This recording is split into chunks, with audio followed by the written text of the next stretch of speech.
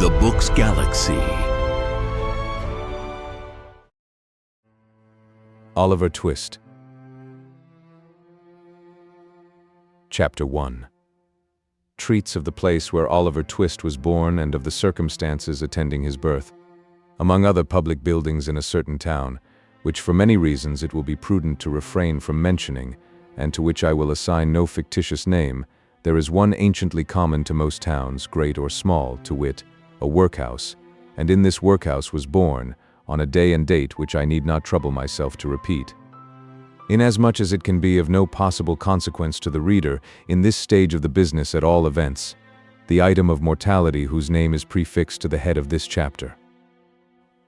For a long time after it was ushered into this world of sorrow and trouble, by the parish surgeon, it remained a matter of considerable doubt whether the child would survive to bear any name at all, in which case it is somewhat more than probable that these memoirs would never have appeared, or if they had, that being comprised within a couple of pages, they would have possessed the inestimable merit of being the most concise and faithful specimen of biography extant in the literature of any age or country. Although I am not disposed to maintain that being born in a workhouse is in itself the most fortunate and enviable circumstance that can possibly befall a human being, I do mean to say that in this particular instance, it was the best thing for Oliver Twist that could by possibility have occurred. The fact is that there was considerable difficulty in inducing Oliver to take upon himself the office of respiration, a troublesome practice, but one which custom has rendered necessary to our easy existence, and for some time he lay gasping on a little flock mattress, rather unequally poised between this world and the next, the balance being decidedly in favor of the latter. Now, if, during this brief period, Oliver had been surrounded by careful grandmothers, anxious aunts, experienced nurses, and doctors of profound wisdom, he would most inevitably and indubitably have been killed in no time.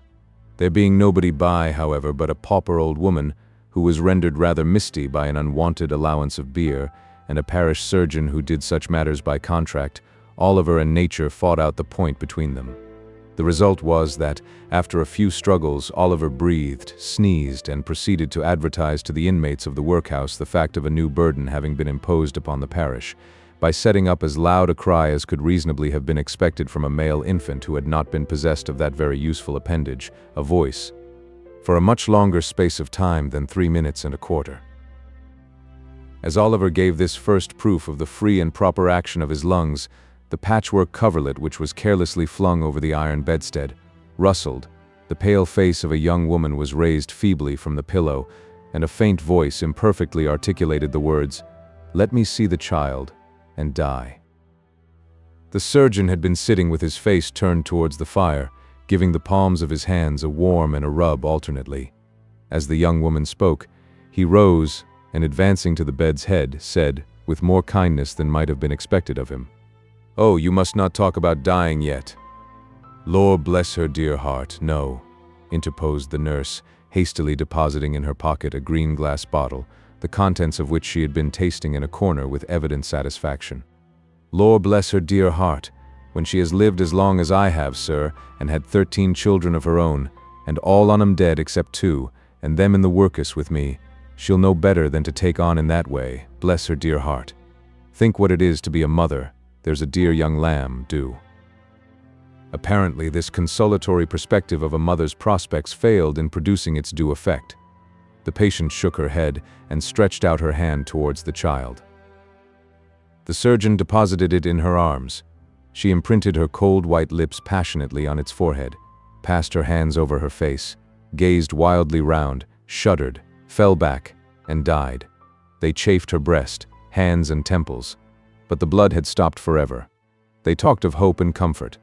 They had been strangers too long. "It's all over, Mrs. Thingamy," said the surgeon at last. "Ah, poor dear, so it is," said the nurse, picking up the cork of the green bottle which had fallen out on the pillow as she stooped to take up the child. "Poor dear. You needn't mind sending up to me if the child cries, nurse," said the surgeon, putting on his gloves with great deliberation. "It's very likely it will be troublesome. Give it a little gruel if it is." He put on his hat, and pausing by the bedside on his way to the door, added, "She was a good-looking girl, too. Where did she come from?"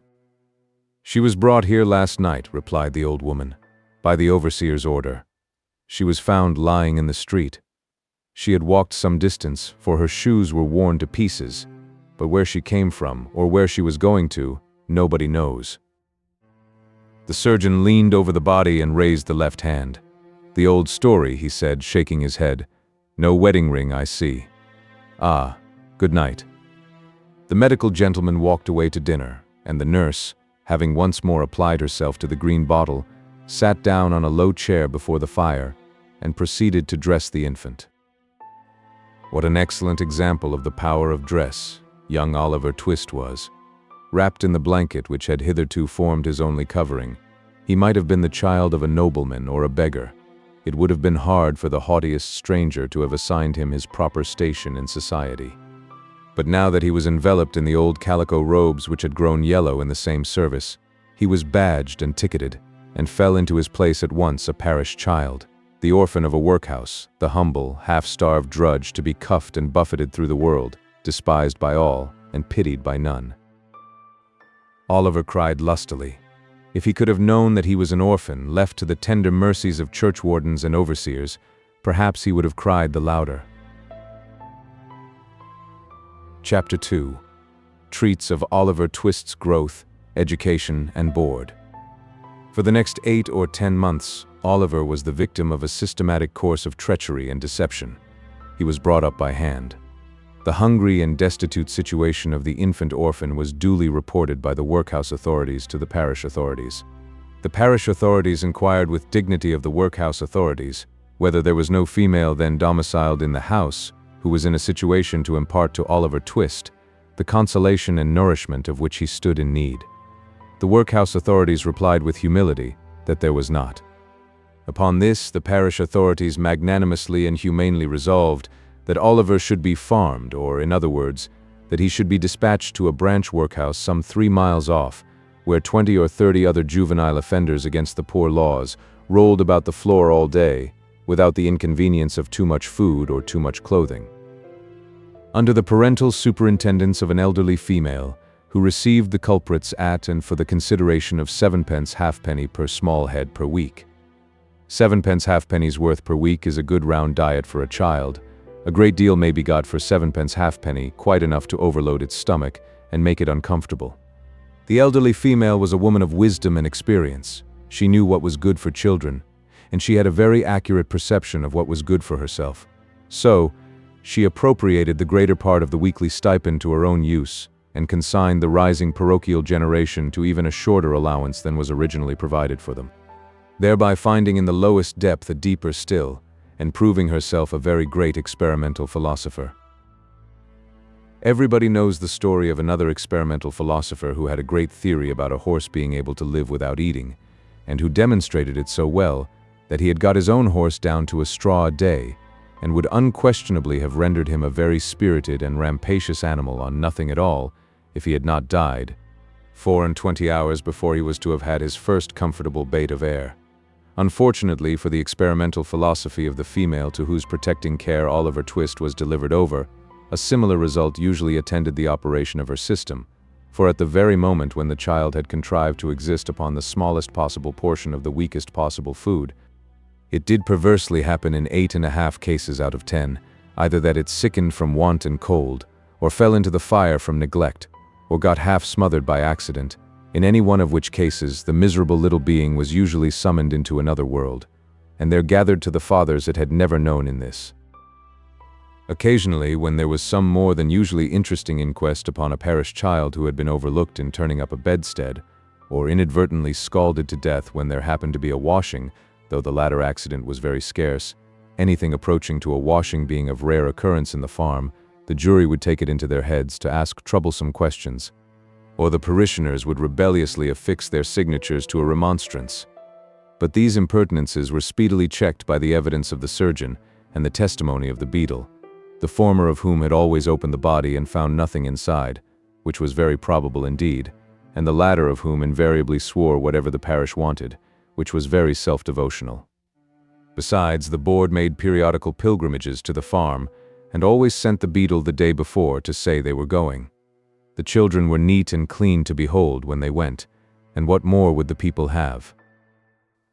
It cannot be expected that this system of farming would produce any very extraordinary or luxuriant crop. Oliver Twist's 9th birthday found him a pale, thin child, somewhat diminutive in stature, and decidedly small in circumference. But nature or inheritance had implanted a good sturdy spirit in Oliver's breast. It had had plenty of room to expand, thanks to the spare diet of the establishment, and perhaps to this circumstance may be attributed his having any 9th birthday at all. Be this as it may, however, it was his 9th birthday, and he was keeping it in the coal cellar with a select party of 2 other young gentlemen who, after participating with him in a sound thrashing, had been locked up for atrociously presuming to be hungry, when Mrs. Mann, the good lady of the house, was unexpectedly startled by the apparition of Mr. Bumble, the beadle, striving to undo the wicket of the garden gate. "Goodness gracious! Is that you, Mr. Bumble, sir?" said Mrs. Mann, thrusting her head out of the window in well-affected ecstasies of joy. "Susan, take Oliver and them 2 brats upstairs, and wash 'em directly. My heart alive! Mr. Bumble, how glad I am to see you, surely." Now, Mr. Bumble was a fat man and a choleric, so instead of responding to this open-hearted salutation in a kindred spirit, he gave the little wicket a tremendous shake, and then bestowed upon it a kick which could have emanated from no leg but a beadle's. "Lor, only think," said Mrs. Mann, running out, for the 3 boys had been removed by this time. "Only think of that I should have forgotten that the gate was bolted on the inside, on account of them dear children. Walk in, sir. Walk in, pray, Mr. Bumble, do, sir." Although this invitation was accompanied with a curtsy that might have softened the heart of a churchwarden, it by no means mollified the beadle. "Do you think this respectful or proper conduct, Mrs. Mann?" inquired Mr. Bumble, grasping his cane, "to keep the parish officers awaiting at your garden gate, when they come here upon parochial business with the parochial orphans? Are you aware, Mrs. Mann, that you are, as I may say, a parochial delegate and a stipendiary?" "I'm sure, Mr. Bumble, that I was only a-telling 1 or 2 of the dear children as is so fond of you, that it was you a-coming," replied Mrs. Mann with great humility. Mr. Bumble had a great idea of his oratorical powers and his importance. He had displayed the one and vindicated the other. He relaxed. "Well, well, Mrs. Mann," he replied in a calmer tone. "It may be as you say, it may be. Lead the way in, Mrs. Mann, for I come on business, and have something to say." Mrs. Mann ushered the beadle into a small parlor with a brick floor, placed a seat for him, and officiously deposited his cocked hat and cane on the table before him. Mr. Bumble wiped from his forehead the perspiration which his walk had engendered, glanced complacently at the cocked hat, and smiled. Yes, he smiled. Beadles are but men, and Mr. Bumble smiled. "Now don't you be offended at what I am a-going to say," observed Mrs. Mann, with captivating sweetness. "You've had a long walk, you know, or I wouldn't mention it. Now, will you take a little drop of somethink, Mr. Bumble?" "Not a drop, nor a drop," said Mr. Bumble, waving his right hand in a dignified but placid manner. "I think you will," said Mrs. Mann, who had noticed the tone of the refusal and the gesture that had accompanied it. "Just a leetle drop, with a little cold water and a lump of sugar." Mr. Bumble coughed. "Now, just a leetle drop," said Mrs. Mann persuasively. "What is it?" inquired the beadle. "Why, it's what I'm obliged to keep a little of in the house, to put into the blessed infant's daffy when they ain't well, Mr. Bumble," replied Mrs. Mann as she opened a corner cupboard and took down a bottle and glass. "It's gin. I'll not deceive you, Mr. B. It's gin." "Do you give the children daffy, Mrs. Mann?" inquired Bumble, following with his eyes the interesting process of mixing. "Ah, bless 'em that I do, dear as it is," replied the nurse. "I couldn't see 'em suffer before my very eyes, you know, sir." "No," said Mr. Bumble approvingly. "No, you could not. You are a humane woman, Mrs. Mann." Here she set down the glass. "I shall take an early opportunity of mentioning it to the board, Mrs. Mann." He drew it towards him. "You feel as a mother, Mrs. Mann." He stirred the gin and water. I drink your health with cheerfulness, Mrs. Mann," and he swallowed half of it.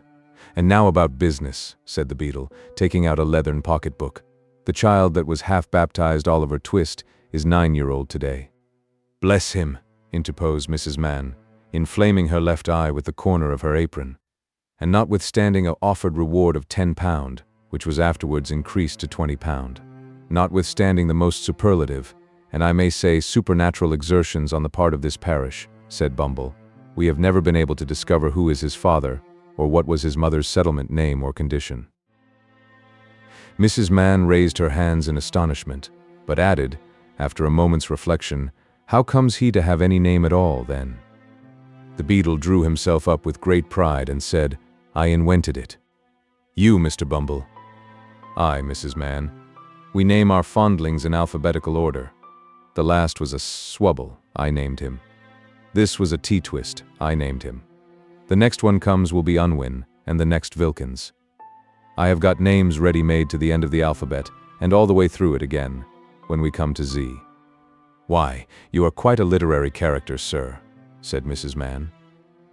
Well, well, said the beadle, evidently gratified with the compliment. Perhaps I may be, Mrs. Mann. He finished the gin and water and added, Oliver being now too old to remain here, the board have determined to have him back into the house. I have come out myself to take him there. So let me see him at once. I'll fetch him directly, said Mrs. Mann, leaving the room for that purpose. Oliver, having had by this time as much of the outer coat of dirt which encrusted his face and hands, removed, as could be scrubbed off in one washing, was led into the room by his benevolent protectress. Make a bow to the gentleman, Oliver, said Mrs. Mann. Oliver made a bow which was divided between the beadle on the chair and the cocked hat on the table. Will you go along with me, Oliver? Said Mr. Bumble in a majestic voice. Oliver was about to say that he would go along with anybody with great readiness when, glancing upward, he caught sight of Mrs. Mann, who had got behind the beadle's chair and was shaking her fist at him with a furious countenance. He took the hint at once, for the fist had been too often impressed upon his body not to be deeply impressed upon his recollection. Will she go with me? Inquired poor Oliver. No, she can't, replied Mr. Bumble. But she'll come and see you sometimes. This was no very great consolation to the child. Young as he was, however, he had sense enough to make a feint of feeling great regret at going away. It was no very difficult matter for the boy to call tears into his eyes. Hunger and recent ill usage are great assistants if you want to cry, and Oliver cried very naturally indeed. Mrs. Mann gave him 1,000 embraces, and what Oliver wanted a great deal more, a piece of bread and butter, lest he should seem too hungry when he got to the workhouse. With the slice of bread in his hand and the little brown cloth parish cap on his head, Oliver was then led away by Mr. Bumble from the wretched home where one kind word or look had never lighted the gloom of his infant years. And yet he burst into an agony of childish grief as the cottage gate closed after him. Wretched as were the little companions in misery he was leaving behind, they were the only friends he had ever known, and a sense of his loneliness in the great wide world sank into the child's heart for the first time. Mr. Bumble walked on with long strides. Little Oliver, firmly grasping his gold-laced cuff, trotted beside him, inquiring at the end of every quarter of a mile whether they were nearly there. To these interrogations Mr. Bumble returned very brief and snappish replies, for the temporary blandness which gin and water awakens in some bosoms had by this time evaporated, and he was once again a beadle. Oliver had not been within the walls of the workhouse a quarter of an hour, and had scarcely completed the demolition of a second slice of bread when Mr. Bumble, who had handed him over to the care of an old woman, returned, and telling him it was a board night, informed him that the board had said he was to appear before it forthwith. Not having a very clearly defined notion of what a live board was, Oliver was rather astounded by this intelligence, and was not quite certain whether he ought to laugh or cry. He had no time to think about the matter, however, for Mr. Bumble gave him a tap on the head with his cane to wake him up, and another on the back to make him lively, and bidding him to follow, conducted him into a large whitewashed room, where 8 or 10 fat gentlemen were sitting round a table. At the top of the table, seated in an armchair rather higher than the rest, was a particularly fat gentleman with a very round red face. "Bow to the board," said Bumble. Oliver brushed away 2 or 3 tears that were lingering in his eyes, and seeing no board but the table, fortunately bowed to that. "What's your name, boy?" said the gentleman in the high chair. Oliver was frightened at the sight of so many gentlemen, which made him tremble, and the beadle gave him another tap behind, which made him cry. These two causes made him answer in a very low and hesitating voice, whereupon a gentleman in a white waistcoat said he was a fool, which was a capital way of raising his spirits and putting him quite at his ease. "Boy," said the gentleman in the high chair, "listen to me. You know you're an orphan, I suppose?" "What's that, sir?" inquired poor Oliver. "The boy is a fool, I thought he was," said the gentleman in the white waistcoat. "Hush," said the gentleman who had spoken first. "You know you've got no father or mother, and that you were brought up by the parish, don't you?" "Yes, sir," replied Oliver, weeping bitterly. "What are you crying for?" inquired the gentleman in the white waistcoat. And to be sure, it was very extraordinary. What could the boy be crying for? "I hope you say your prayers every night," said another gentleman in a gruff voice, "and pray for the people who feed you and take care of you like a Christian." "Yes, sir," stammered the boy. The gentleman who spoke last was unconsciously right. It would have been very like a Christian, and a marvelously good Christian too, if Oliver had prayed for the people who fed and took care of him. But he hadn't, because nobody had taught him. "Well, you have come here to be educated and taught a useful trade," said the red-faced gentleman in the high chair. "So you'll begin to pick oakum tomorrow morning at 6 o'clock, added the surly one in the white waistcoat. For the combination of both these blessings in the one simple process of picking oakum, Oliver bowed low by the direction of the beadle, and was then hurried away to a large ward, where on a rough, hard bed he sobbed himself to sleep. What a novel illustration of the tender laws of England. They let the paupers go to sleep. Poor Oliver! He little thought, as he lay sleeping in happy unconsciousness of all around him, that the board had that very day arrived at a decision which would exercise the most material influence over all his future fortunes. But they had, and this was it. The members of this board were very sage, deep, philosophical men, and when they came to turn their attention to the workhouse, they found out at once, what ordinary folks would never have discovered: the poor people liked it. It was a regular place of public entertainment for the poorer classes, a tavern where there was nothing to pay, a public breakfast, dinner, tea, and supper all the year round, a brick-and-mortar Elysium, where it was all play and no work. "Oh ho," said the board, looking very knowing, "we are the fellows to set this to rights. We'll stop it all in no time." So they established the rule that all poor people should have the alternative, for they would compel nobody, not they, of being starved by a gradual process in the house, or by a quick one out of it. With this view, they contracted with the waterworks to lay on an unlimited supply of water, and with a corn factory to supply periodically small quantities of oatmeal, and issued 3 meals of thin gruel a day, with an onion twice a week, and half a roll of Sundays. They made a great many other wise and humane regulations, having reference to the ladies which it is not necessary to repeat, kindly undertook to divorce poor married people in consequence of the great expense of a suit in Doctors' Commons, and, instead of compelling a man to support his family, as they had theretofore done, took his family away from him and made him a bachelor. There is no saying how many applicants for relief, under these last two heads, might have started up in all classes of society, if it had not been coupled with the workhouse, but the board were long-headed men and had provided for this difficulty. The relief was inseparable from the workhouse and the gruel, and that frightened people. For the first 6 months after Oliver Twist was removed, the system was in full operation. It was rather expensive at first, in consequence of the increase in the undertaker's bill, and the necessity of taking in the clothes of all the paupers, which fluttered loosely on their wasted, shrunken forms after a week or two's gruel. But the number of workhouse inmates got thin as well as the paupers, and the board were in ecstasies. The room in which the boys were fed was a large stone hall, with a copper at one end, out of which the master, dressed in an apron for the purpose, and assisted by 1 or 2 women, ladled the gruel at mealtimes. Of this festive composition each boy had 1 porringer, and no more except on occasions of great public rejoicing, when he had 2 ounces and a quarter of bread besides. The bowls never wanted washing. The boys polished them with their spoons till they shone again, and when they had performed this operation, which never took very long, the spoons being nearly as large as the bowls, they would sit staring at the copper, with such eager eyes, as if they could have devoured the very bricks of which it was composed, employing themselves, meanwhile, in sucking their fingers most assiduously, with the view of catching up any stray splashes of gruel that might have been cast thereon. Boys have generally excellent appetites. Oliver Twist and his companions suffered the tortures of slow starvation for 3 months. At last they got so voracious and wild with hunger that one boy, who was tall for his age and hadn't been used to that sort of thing, for his father had kept a small cookshop, hinted darkly to his companions that unless he had another basin of gruel per diem, he was afraid he might some night happen to eat the boy who slept next him, who happened to be a weakly youth of tender age. He had a wild, hungry eye, and they implicitly believed him. A council was held.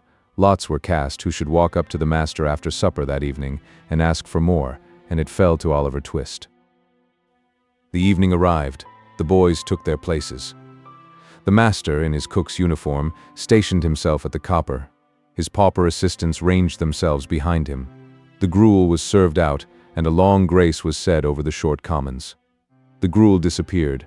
The boys whispered each other and winked at Oliver, while his next neighbors nudged him. Child as he was desperate with hunger and reckless with misery. He rose from the table, and advancing to the master, basin and spoon in hand, said, somewhat alarmed at his own temerity, "Please, sir, I want some more." The master was a fat, healthy man, but he turned very pale.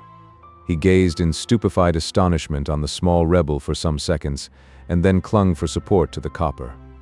The assistants were paralyzed with wonder, the boys with fear. "What?" said the master at length in a faint voice. "Please, sir," replied Oliver, "I want some more."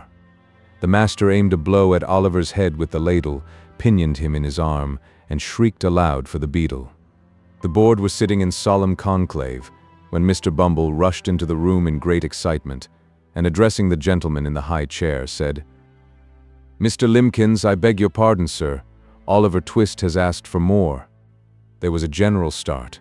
Horror was depicted on every countenance. "For more," said Mr. Limkins. "Compose yourself, Bumble, and answer me distinctly. Do I understand that he asked for more after he had eaten the supper allotted by the dietary?"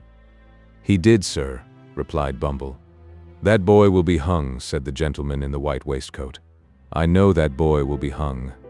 Nobody controverted the prophetic gentleman's opinion. An animated discussion took place. Oliver was ordered into instant confinement, and a bill was next morning pasted on the outside of the gate, offering a reward of £5 to anybody who would take Oliver Twist off the hands of the parish. In other words, £5 and Oliver Twist were offered to any man or woman who wanted an apprentice to any trade, business, or calling. "I never was more convinced of anything in my life," said the gentleman in the white waistcoat, as he knocked at the gate and read the bill next morning. "I never was more convinced of anything in my life than I am that that boy will come to be hung." As I purpose to show in the sequel whether the white waistcoated gentleman was right or not, I should perhaps mar the interest of this narrative, supposing it to possess any at all, if I ventured to hint just yet whether the life of Oliver Twist had this violent termination or no. Chapter 3 relates how Oliver Twist was very near getting a place which would not have been a sinecure. For a week after the commission of the impious and profane offense of asking for more, Oliver remained a close prisoner in the dark and solitary room to which he had been consigned by the wisdom and mercy of the board. It appears at first sight not unreasonable to suppose that, if he had entertained a becoming feeling of respect for the prediction of the gentleman in the white waistcoat, he would have established that sage individual's prophetic character, once and forever, by tying one end of his pocket handkerchief to a hook in the wall and attaching himself to the other. To the performance of this feat, however, there was one obstacle, namely, that pocket handkerchiefs, being decided articles of luxury, had been, for all future times and ages, removed from the noses of paupers by the express order of the board, in council assembled, solemnly given and pronounced under their hands and seals. There was a still greater obstacle in Oliver's youth and childishness. He only cried bitterly all day, and, when the long, dismal night came on, spread his little hands before his eyes to shut out the darkness, and crouching in the corner, tried to sleep, ever and anon waking with a start and tremble, and drawing himself closer and closer to the wall, as if to feel even its cold, hard surface were a protection in the gloom and loneliness which surrounded him. Let it not be supposed by the enemies of the system that, during the period of his solitary incarceration, Oliver was denied the benefit of exercise, the pleasure of society, or the advantages of religious consolation. As for exercise, it was nice cold weather, and he was allowed to perform his ablutions every morning under the pump, in a stone yard in the presence of Mr. Bumble, who prevented his catching cold and caused a tingling sensation to pervade his frame by repeated applications of the cane. As for society, he was carried every other day into the hall where the boys dined, and there sociably flogged as a public warning and example. And so far from being denied the advantages of religious consolation, he was kicked into the same apartment every evening at prayer time, and there permitted to listen to, and console his mind with, a general supplication of the boys, containing a special clause, therein inserted by authority of the board, in which they entreated to be made good, virtuous, contented, and obedient, and to be guarded from the sins and vices of Oliver Twist, whom the supplication distinctly set forth to be under the exclusive patronage and protection of the powers of wickedness, and an article direct from the manufactory of the very devil himself. It chanced one morning, while Oliver's affairs were in this auspicious and comfortable state, that Mr. Gamfield, chimney sweep, went his way down the High Street, deeply cogitating in his mind his ways and means of paying certain arrears of rent, for which his landlord had become rather pressing. Mr. Gamfield's most sanguine estimate of his finances could not raise them within full £5 of the desired amount, and, in a species of arithmetical desperation, he was alternately cudgelling his brains and his donkey, when passing the workhouse, his eyes encountered the bill on the gate. "Whoa? Oh," said Mr. Gamfield to the donkey. The donkey was in a state of profound abstraction, wondering, probably, whether he was destined to be regaled with a cabbage stalk or two when he had disposed of the 2 sacks of soot with which the little cart was laden. So, without noticing the word of command, he jogged onward.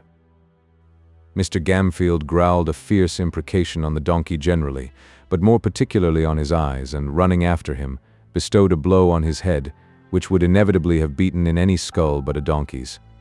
Then, catching hold of the bridle, he gave his jaw a sharp wrench, by way of gentle reminder that he was not his own master, and by these means turned him round.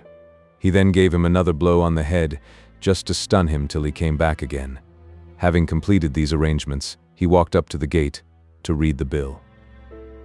The gentleman with the white waistcoat was standing at the gate with his hands behind him, after having delivered himself of some profound sentiments in the boardroom.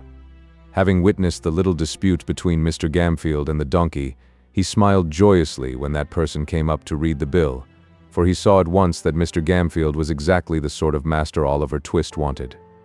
Mr. Gamfield smiled too as he perused the document, for £5 was just the sum he had been wishing for, and, as to the boy with which it was encumbered, Mr. Gamfield, knowing what the dietary of the workhouse was, well knew he would be a nice small pattern, just the very thing for register stoves.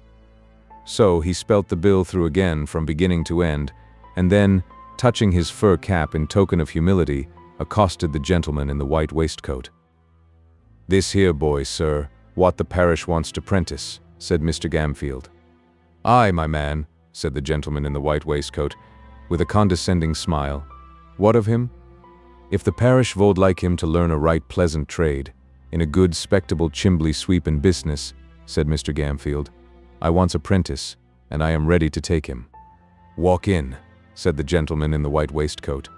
Mr. Gamfield, having lingered behind, to give the donkey another blow on the head, and another wrench of the jaw, as a caution not to run away in his absence, followed the gentleman with the white waistcoat into the room where Oliver had first seen him. "It's a nasty trade," said Mr. Limpkins, when Gamfield had again stated his wish. "Young boys have been smothered in chimneys before now," said another gentleman. "That's a cause they damped the straw afore they lit it in the chimbley to make 'em come down again," said Gamfield. "That's all smoke, and no blaze. Very's smoke ain't o' no use at all in making a boy come down, for it only sends him to sleep, and that's what he likes. Boys is wery obstinate, and wery lazy, gentlemen, and there's nothink like a good hot blaze to make 'em come down with a run. It's humane too, gentlemen, a cause, even if they've stuck in the chimbley, roasting their feet makes 'em struggle to hextricate theirselves." The gentleman in the white waistcoat appeared very much amused by this explanation, but his mirth was speedily checked by a look from Mr. Limpkins. The board then proceeded to converse among themselves for a few minutes, but in so low a tone that the words saving of expenditure looked well in the accounts, have a printed report published, were alone audible. These only chanced to be heard, indeed, on account of their being very frequently repeated with great emphasis. At length the whispering ceased, and the members of the board, having resumed their seats and their solemnity, Mr. Limbkins said, "We have considered your proposition, and we don't approve of it." "Not at all," said the gentleman in the white waistcoat. "Decidedly not," added the other members. As Mr. Gamfield did happen to labor under the slight imputation of having bruised 3 or 4 boys to death already, it occurred to him that the board had, perhaps in some unaccountable freak, taken it into their heads that this extraneous circumstance ought to influence their proceedings. It was very unlike their general mode of doing business, if they had, but still, as he had no particular wish to revive the rumor, he twisted his cap in his hands and walked slowly from the table. "So you won't let me have him, gentlemen?" said Mr. Gamfield, pausing near the door. "No," replied Mr. Limbkins. "At least, as it's a nasty business, we think you ought to take something less than the premium we offered." Mr. Gamfield's countenance brightened as, with a quick step, he returned to the table and said, "What'll you give, gentlemen? Come, don't be too hard on a poor man. What'll you give?" "I should say £3.10 was plenty," said Mr. Limbkins. "10 shillings too much," said the gentleman in the white waistcoat. "Come," said Gamfield, "say £4, gentlemen, say £4, and you've got rid of him for good and all, there." £3.10, repeated Mr. Limbkins firmly. "Come, I'll split the difference, gentlemen," urged Gamfield. £3.15. "Not a farthing more," was the firm reply of Mr. Limbkins. "You're desperate hard upon me, gentlemen," said Gamfield, wavering. "Pooh, pooh, nonsense," said the gentleman in the white waistcoat. "He'd be cheap with nothing at all as a premium. Take him, you silly fellow. He's just the boy for you. He wants the stick, now and then. It'll do him good, and his board needn't come very expensive, for he hasn't been overfed since he was born. Ha, ha, ha." Mr. Gamfield gave an arch look at the faces round the table, and, observing a smile on all of them, gradually broke into a smile himself. The bargain was made. Mr. Bumble was at once instructed that Oliver Twist and his indentures were to be conveyed before the magistrate, for signature and approval, that very afternoon. In pursuance of this determination, little Oliver, to his excessive astonishment, was released from bondage, and ordered to put himself into a clean shirt. He had hardly achieved this very unusual gymnastic performance, when Mr. Bumble brought him, with his own hands, a basin of gruel, and the holiday allowance of 2 ounces and a quarter of bread. At this tremendous sight, Oliver began to cry very piteously, thinking, not unnaturally, that the board must have determined to kill him for some useful purpose, or they never would have begun to fatten him up in that way. "Don't make your eyes red, Oliver, but eat your food and be thankful," said Mr. Bumble in a tone of impressive pomposity. "You're going to be made apprentice of, Oliver." "Apprentice, sir," said the child, trembling. "Yes, Oliver," said Mr. Bumble. "The kind and blessed gentleman which is so many parents to you, Oliver, when you have none of your own, are going to prentice you, and to set you up in life, and make a man of you, although the expense to the parish is £3.10. £3.10. Oliver, 70 shillings 146 pences, and all for a naughty orphan which nobody can't love." As Mr. Bumble paused to take breath, after delivering this address in an awful voice, the tears rolled down the poor child's face, and he sobbed bitterly. "Come," said Mr. Bumble, somewhat less pompously, for it was gratifying to his feelings to observe the effect his eloquence had produced. "Come, Oliver, wipe your eyes with the cuffs of your jacket, and don't cry into your gruel. That's a very foolish action, Oliver." It certainly was, for there was quite enough water in it already. On their way to the magistrate, Mr. Bumble instructed Oliver that all he would have to do would be to look very happy and say, when the gentleman asked him if he wanted to be apprenticed, that he should like it very much indeed, both of which injunctions Oliver promised to obey, the rather as Mr. Bumble threw in a gentle hint that if he failed in either particular, there was no telling what would be done to him. When they arrived at the office, he was shut up in a little room by himself, and admonished by Mr. Bumble to stay there until he came back to fetch him. There the boy remained, with a palpitating heart, for half an hour, at the expiration of which time Mr. Bumble thrust in his head, unadorned with the cocked hat, and said aloud, "Now, Oliver, my dear, come to the gentleman." As Mr. Bumble said this, he put on a grim and threatening look, and added in a low voice, "Mind what I told you, you young rascal." Oliver stared innocently in Mr. Bumble's face at this somewhat contradictory style of address, but that gentleman prevented his offering any remark thereupon by leading him at once into an adjoining room, the door of which was open. It was a large room with a great window. Behind a desk sat two old gentlemen with powdered heads, one of whom was reading the newspaper, while the other was perusing, with the aid of a pair of tortoise-shell spectacles, a small piece of parchment which lay before him. Mr. Limbkins was standing in front of the desk on one side, and Mr. Gamfield, with a partially washed face, on the other, while 2 or 3 bluff-looking men in top boots were lounging about. The old gentleman with the spectacles gradually dozed off over the little bit of parchment, and there was a short pause after Oliver had been stationed by Mr. Bumble in front of the desk. "This is the boy, your worship," said Mr. Bumble. The old gentleman who was reading the newspaper raised his head for a moment and pulled the other old gentleman by the sleeve, whereupon the last-mentioned old gentleman woke up. "Oh, is this the boy?" said the old gentleman. "This is him, sir," replied Mr. Bumble. "Bow to the magistrate, my dear." Oliver roused himself and made his best obeisance. He had been wondering, with his eyes fixed on the magistrate's powder, whether all boards were born with that white stuff on their heads, and were boards from thenceforth on that account. "Well," said the old gentleman, "I suppose he's fond of chimney-sweeping?" "He dotes on it, your worship," replied Bumble, giving Oliver a sly pinch to intimate that he had better not say he didn't. "And he will be a sweep, will he?" inquired the old gentleman. "If we was to bind him to any other trade tomorrow, he'd run away simultaneous, your worship," replied Bumble. "And this man that's to be his master, you'll treat him well, and feed him, and do all that sort of thing, will you?" said the old gentleman. "When I says I will, I means I will," replied Mr. Gamfield doggedly. "You are a rough speaker, my friend, but you look an honest, open-hearted man," said the old gentleman, turning his spectacles in the direction of the candidate for Oliver's premium, whose villainous countenance was a regular stamped receipt for cruelty. But the magistrate was half blind and half childish, so he couldn't reasonably be expected to discern what other people did. "I hope I am, sir," said Mr. Gamfield, with an ugly leer.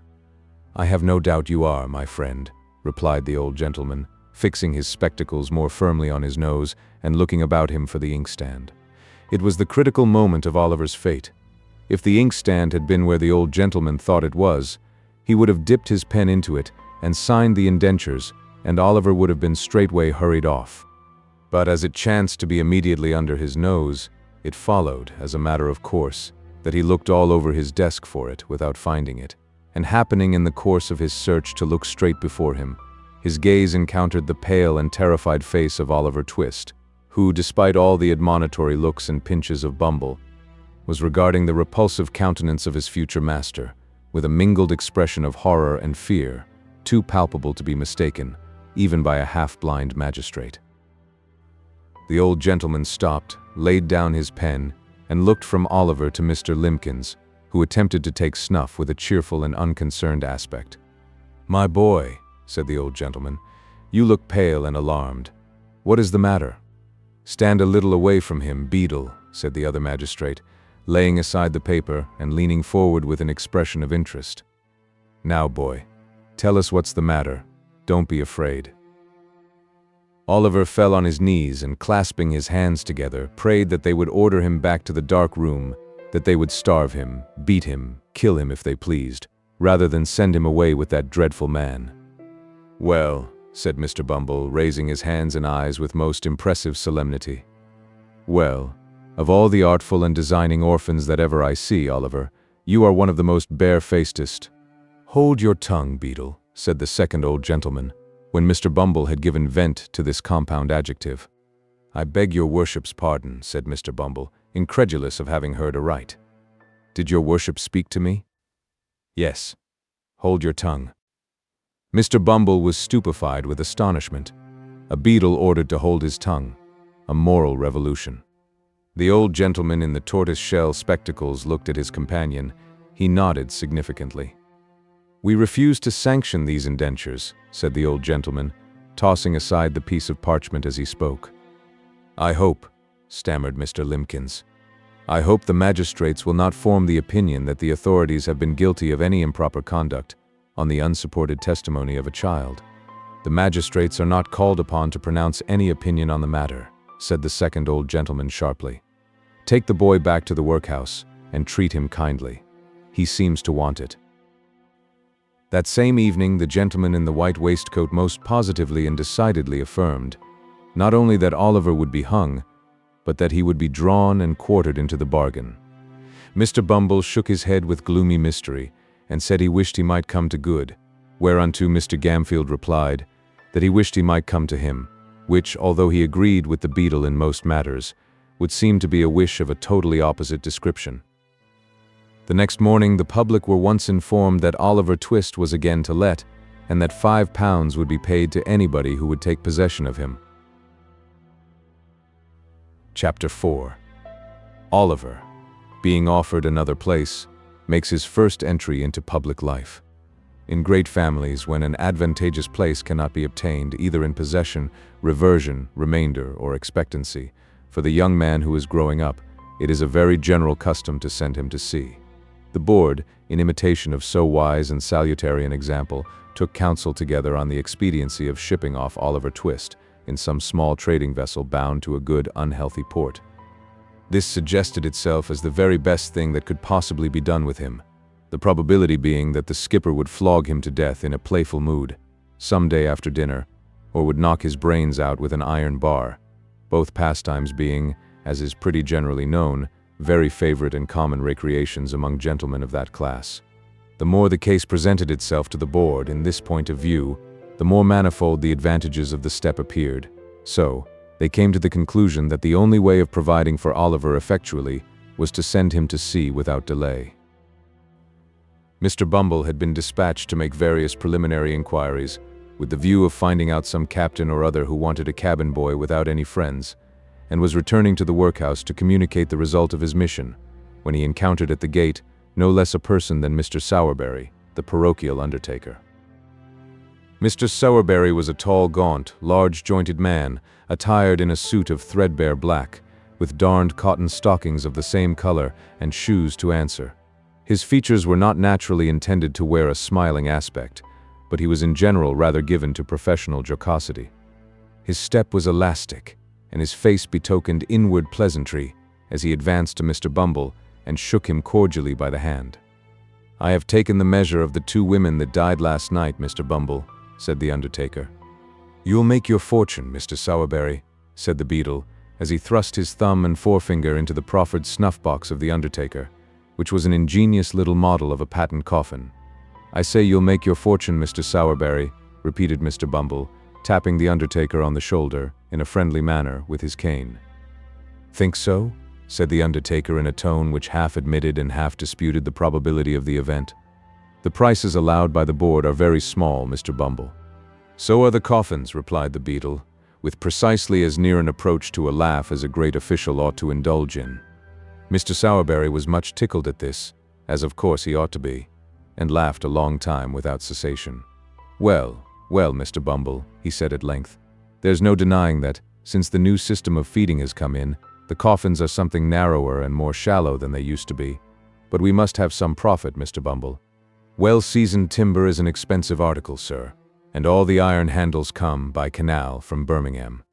"Well, well," said Mr. Bumble, "every trade has its drawbacks. A fair profit is, of course, allowable." Of course," replied the undertaker. "And if I don't get a profit upon this or that particular article, why, I make it up in the long run. You see, he. "Just so," said Mr. Bumble. "Though I must say," continued the undertaker, resuming the current of observations which the beadle had interrupted, "though I must say, Mr. Bumble, that I have to contend against one very great disadvantage, which is, that all the stout people go off the quickest. The people who have been better off, and have paid rates for many years, are the first to sink when they come into the house. And let me tell you, Mr. Bumble, that 3 or 4 inches over one's calculation makes a great hole in one's profits, especially when one has a family to provide for, sir." As Mr. Sowerberry said this with the becoming indignation of an ill-used man, and as Mr. Bumble felt that it rather tended to convey a reflection on the honor of the parish, the latter gentleman thought it advisable to change the subject. Oliver Twist being uppermost in his mind, he made him his theme. "By the by," said Mr. Bumble, "you don't know anybody who wants a boy, do you? A parochial prentice, who is at present a dead weight, a millstone, as I may say, round the parochial throat? Liberal terms, Mr. Sowerberry, liberal terms?" As Mr. Bumble spoke, he raised his cane to the bill above him and gave 3 distinct raps upon the words £5, which were printed thereon in Roman capitals of gigantic size. "Gadso," said the undertaker, taking Mr. Bumble by the gilt-edged lapel of his official coat.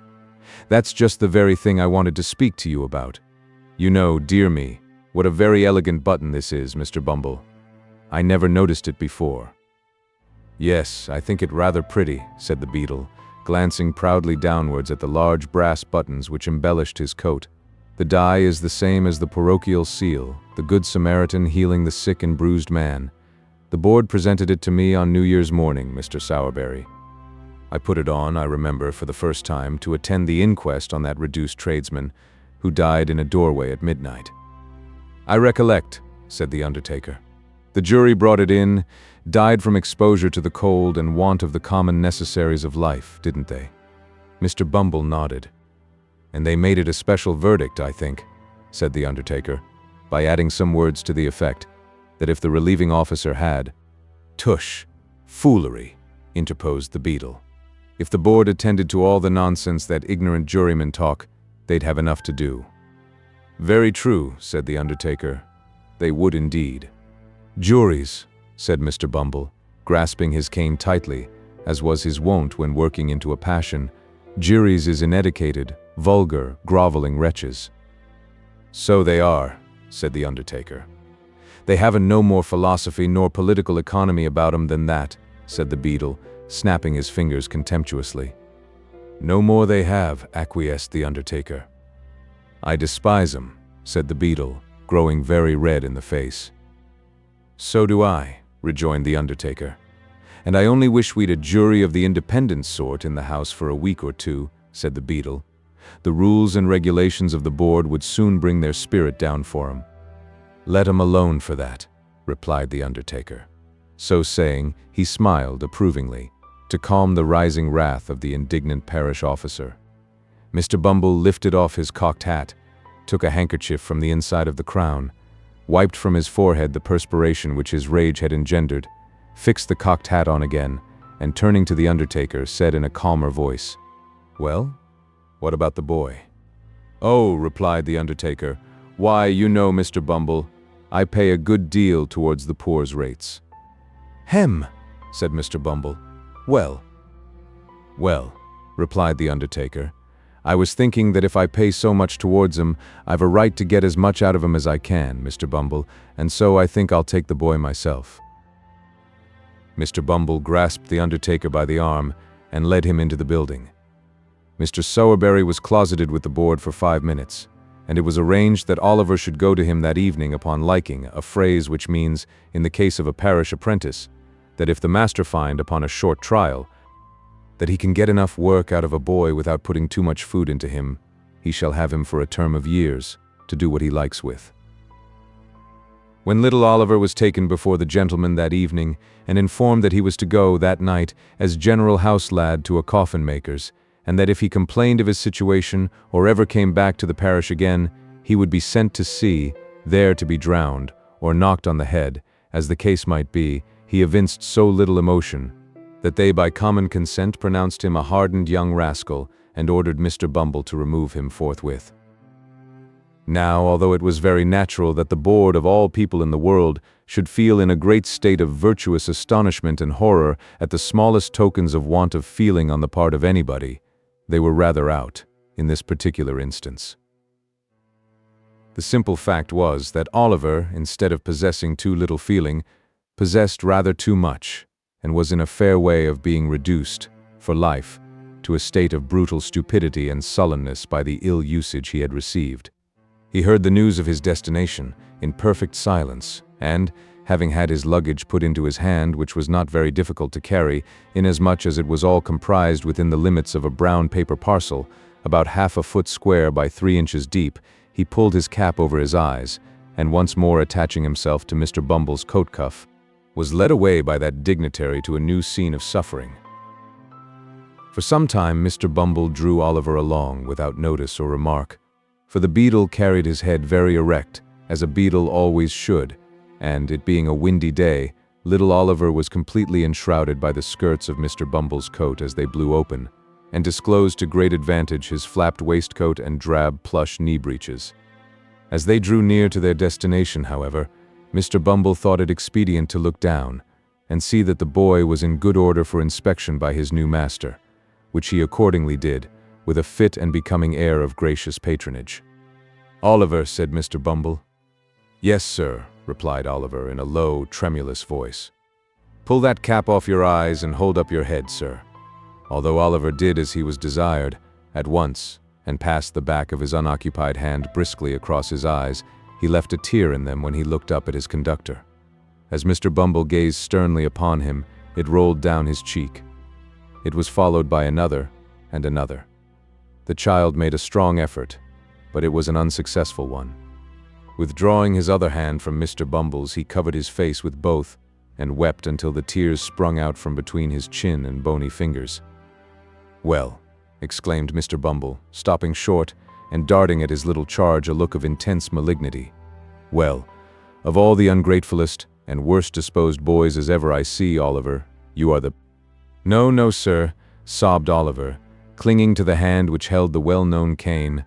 "No, no, sir, I will be good indeed, indeed, indeed I will, sir. I am a very little boy, sir, and it is so— "So what?" inquired Mr. Bumble in amazement. "So lonely, sir. So very lonely," cried the child. "Everybody hates me.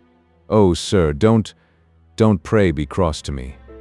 The child beat his hand upon his heart and looked in his companion's face with tears of real agony.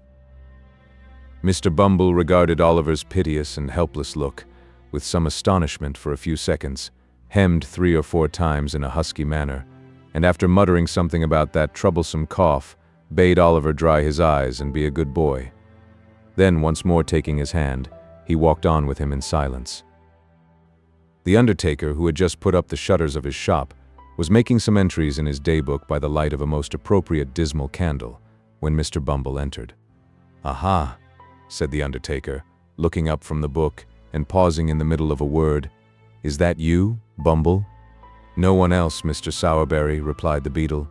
"Here, I've brought the boy." Oliver made a bow. "Oh, that's the boy, is it?"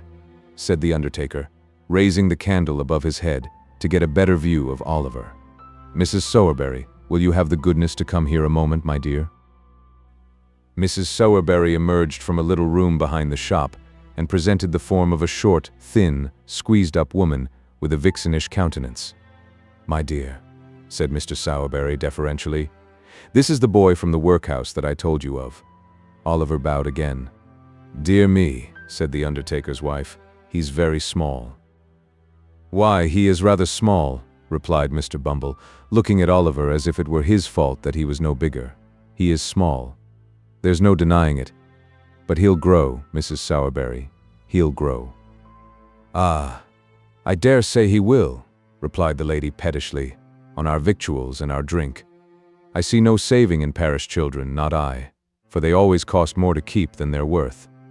However, men always think they know best. There. Get downstairs, little bag o' bones." With this, the undertaker's wife opened a side door and pushed Oliver down a steep flight of stairs into a stone cell, damp and dark, forming the anteroom to the coal cellar and denominated kitchen, wherein sat a slatternly girl, in shoes down at heel, and blue worsted stockings very much out of repair. "Here, Charlotte," said Mr. Sowerberry, who had followed Oliver down, "give this boy some of the cold bits that were put by for Trip. He hasn't come home since the morning, so he may go without 'em. I dare say the boy isn't too dainty to eat 'em, are you, boy?" Oliver, whose eyes had glistened at the mention of meat, and who was trembling with eagerness to devour it, replied in the negative, and a plateful of coarse broken victuals was set before him. I wish some well-fed philosopher, whose meat and drink turn to gall within him, whose blood is ice, whose heart is iron, could have seen Oliver Twist clutching at the dainty viands that the dog had neglected. I wish he could have witnessed the horrible avidity with which Oliver tore the bits asunder with all the ferocity of famine. There is only one thing I should like better, and that would be to see the philosopher making the same sort of meal himself, with the same relish. "Well," said the undertaker's wife, when Oliver had finished his supper, which she had regarded in silent horror, and with fearful auguries of his future appetite, "have you done?" There being nothing eatable within his reach, Oliver replied in the affirmative. "Then come with me," said Mrs. Sowerberry, taking up a dim and dirty lamp, and leading the way upstairs. "Your bed's under the counter. You don't mind sleeping among the coffins, I suppose? But it doesn't much matter whether you do or don't, for you can't sleep anywhere else. Come, don't keep me here all night." Oliver lingered no longer, but meekly followed his new mistress. Chapter 5. Oliver mingles with new associates. Going to a funeral for the first time, he forms an unfavorable notion of his master's business. Oliver, being left to himself in the undertaker's shop, set the lamp down on a workman's bench and gazed timidly about him with a feeling of awe and dread, which many people a good deal older than he will be at no loss to understand. An unfinished coffin on black trestles, which stood in the middle of the shop, looked so gloomy and deathlike that a cold tremble came over him every time his eyes wandered in the direction of the dismal object, from which he almost expected to see some frightful form slowly rear its head, to drive him mad with terror. Against the wall were ranged, in regular array, a long row of elm boards cut in the same shape, looking in the dim light like high-shouldered ghosts with their hands in their breeches pockets. Coffin plates, elm chips, bright-headed nails, and shreds of black cloth lay scattered on the floor, and the wall behind the counter was ornamented with a lively representation of two mutes in very stiff neckcloths, on duty at a large private door, with a hearse drawn by 4 black steeds approaching in the distance. The shop was close and hot. The atmosphere seemed tainted with the smell of coffins. The recess beneath the counter in which his flock mattress was thrust looked like a grave. Nor were these the only dismal feelings which depressed Oliver. He was alone in a strange place, and we all know how chilled and desolate the best of us will sometimes feel in such a situation. The boy had no friends to care for, or to care for him. The regret of no recent separation was fresh in his mind. The absence of no loved and well-remembered face sank heavily into his heart. But his heart was heavy, notwithstanding, and he wished, as he crept into his narrow bed, that that were his coffin, and that he could be lain in a calm and lasting sleep in the churchyard ground, with the tall grass waving gently above his head, and the sound of the old deep bell to soothe him in his sleep. Oliver was awakened in the morning by a loud kicking at the outside of the shop door, which, before he could huddle on his clothes, was repeated in an angry and impetuous manner about 25 times. When he began to undo the chain, the legs desisted, and a voice began. "Open the door, will yer?" cried the voice which belonged to the legs which had kicked at the door. "I will directly, sir," replied Oliver, undoing the chain and turning the key. "I suppose yer the new boy, ain't yer?" said the voice through the keyhole. "Yes, sir," replied Oliver. "How old are yer?" inquired the voice. "10, sir," replied Oliver. "Then I'll whop yer when I get in," said the voice. "You just see if I don't, that's all, my workus brat." And having made this obliging promise, the voice began to whistle. Oliver had been too often subjected to the process to which the very expressive monosyllable just recorded bears reference, to entertain the smallest doubt that the owner of the voice, whoever he might be, would redeem his pledge most honorably. He drew back the bolts with a trembling hand and opened the door. For a second or two, Oliver glanced up the street and down the street and over the way, impressed with the belief that the unknown, who had addressed him through the keyhole, had walked a few paces off to warm himself, for nobody did he see but a big charity boy sitting on a post in front of the house, eating a slice of bread and butter, which he cut into wedges the size of his mouth with a clasp knife, and then consumed with great dexterity. "I beg your pardon, sir," said Oliver at length, seeing that no other visitor made his appearance. "Did you knock?" "I kicked," replied the charity boy. "Did you want a coffin, sir?" inquired Oliver innocently. At this, the charity boy looked monstrous fierce, and said that Oliver would want one before long if he cut jokes with his superiors in that way. "Yer don't know who I am, I suppose, workus?" said the charity boy in continuation, descending from the top of the post, meanwhile, with edifying gravity. "No, sir," rejoined Oliver. "I'm Mr. Noah Claypole," said the charity boy, "and you're under me. Take down the shutters, you idle young ruffian." With this, Mr. Claypole administered a kick to Oliver and entered the shop with a dignified air which did him great credit. It is difficult for a large-headed, small-eyed youth of lumbering make and heavy countenance to look dignified under any circumstances, but it is more especially so when superadded to these personal attractions are a red nose and yellow smalls. Oliver, having taken down the shutters and broken a pane of glass in his effort to stagger away beneath the weight of the first one to a small court at the side of the house in which they were kept during the day, was graciously assisted by Noah, who, having consoled him with the assurance that he'd catch it, condescended to help him. Mr. Sowerberry came down soon after. Shortly afterwards, Mrs. Sowerberry appeared. Oliver, having caught it, in fulfillment of Noah's prediction, followed that young gentleman down the stairs to breakfast. "Come near the fire, Noah," said Charlotte. "I saved a nice little bit of bacon for you from Master's breakfast. Oliver, shut that door at Mr. Noah's back, and take them bits that I've put out on the cover of the bread pan. There's your tea. Take it away to that box and drink it there, and make haste, for they'll want you to mind the shop. Do you hear?" "Do you hear, workus?" said Noah Claypole. "Lor, Noah," said Charlotte, "what a rum creature you are. Why don't you let the boy alone?" "Let him alone," said Noah. "Why, everybody lets him alone enough, for the matter of that. Neither his father nor his mother will ever interfere with him. All his relations let him have his own way pretty well. Eh, Charlotte? He. "Oh, you queer soul," said Charlotte, bursting into a hearty laugh, in which she was joined by Noah, after which they both looked scornfully at poor Oliver Twist, as he sat shivering on the box in the coldest corner of the room and ate the stale pieces which had been specially reserved for him. Noah was a charity boy, but not a workhouse orphan. No chance child was he, for he could trace his genealogy all the way back to his parents, who lived hard by, his mother being a washerwoman, and his father a drunken soldier, discharged with a wooden leg, and a diurnal pension of 2 halfpenny and an unstatable fraction. The shop boys in the neighborhood had long been in the habit of branding Noah in the public streets, with the ignominious epithets of leathers, charity, and the like, and Noah had borne them without reply. But, now that fortune had cast in his way a nameless orphan, at whom even the meanest could point the finger of scorn, he retorted on him with interest. This affords charming food for contemplation. It shows us what a beautiful thing human nature may be made to be, and how impartially the same amiable qualities are developed in the finest lord and the dirtiest charity boy. Oliver had been sojourning at the undertaker's some 3 weeks or a month.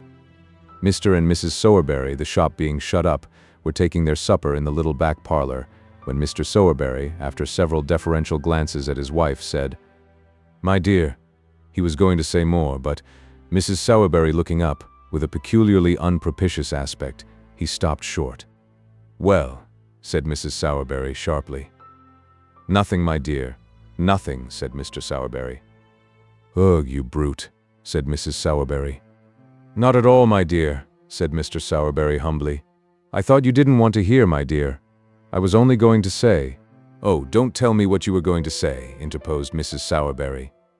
"I am nobody. Don't consult me, pray. I don't want to intrude upon your secrets."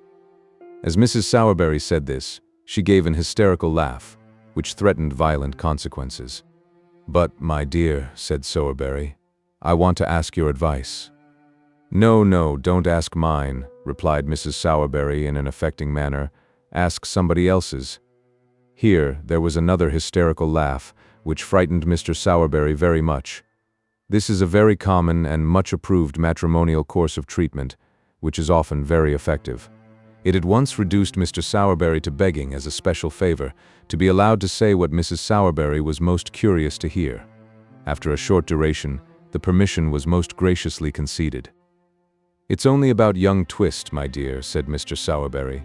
"A very good-looking boy, that, my dear." "He need be, for he eats enough," observed the lady.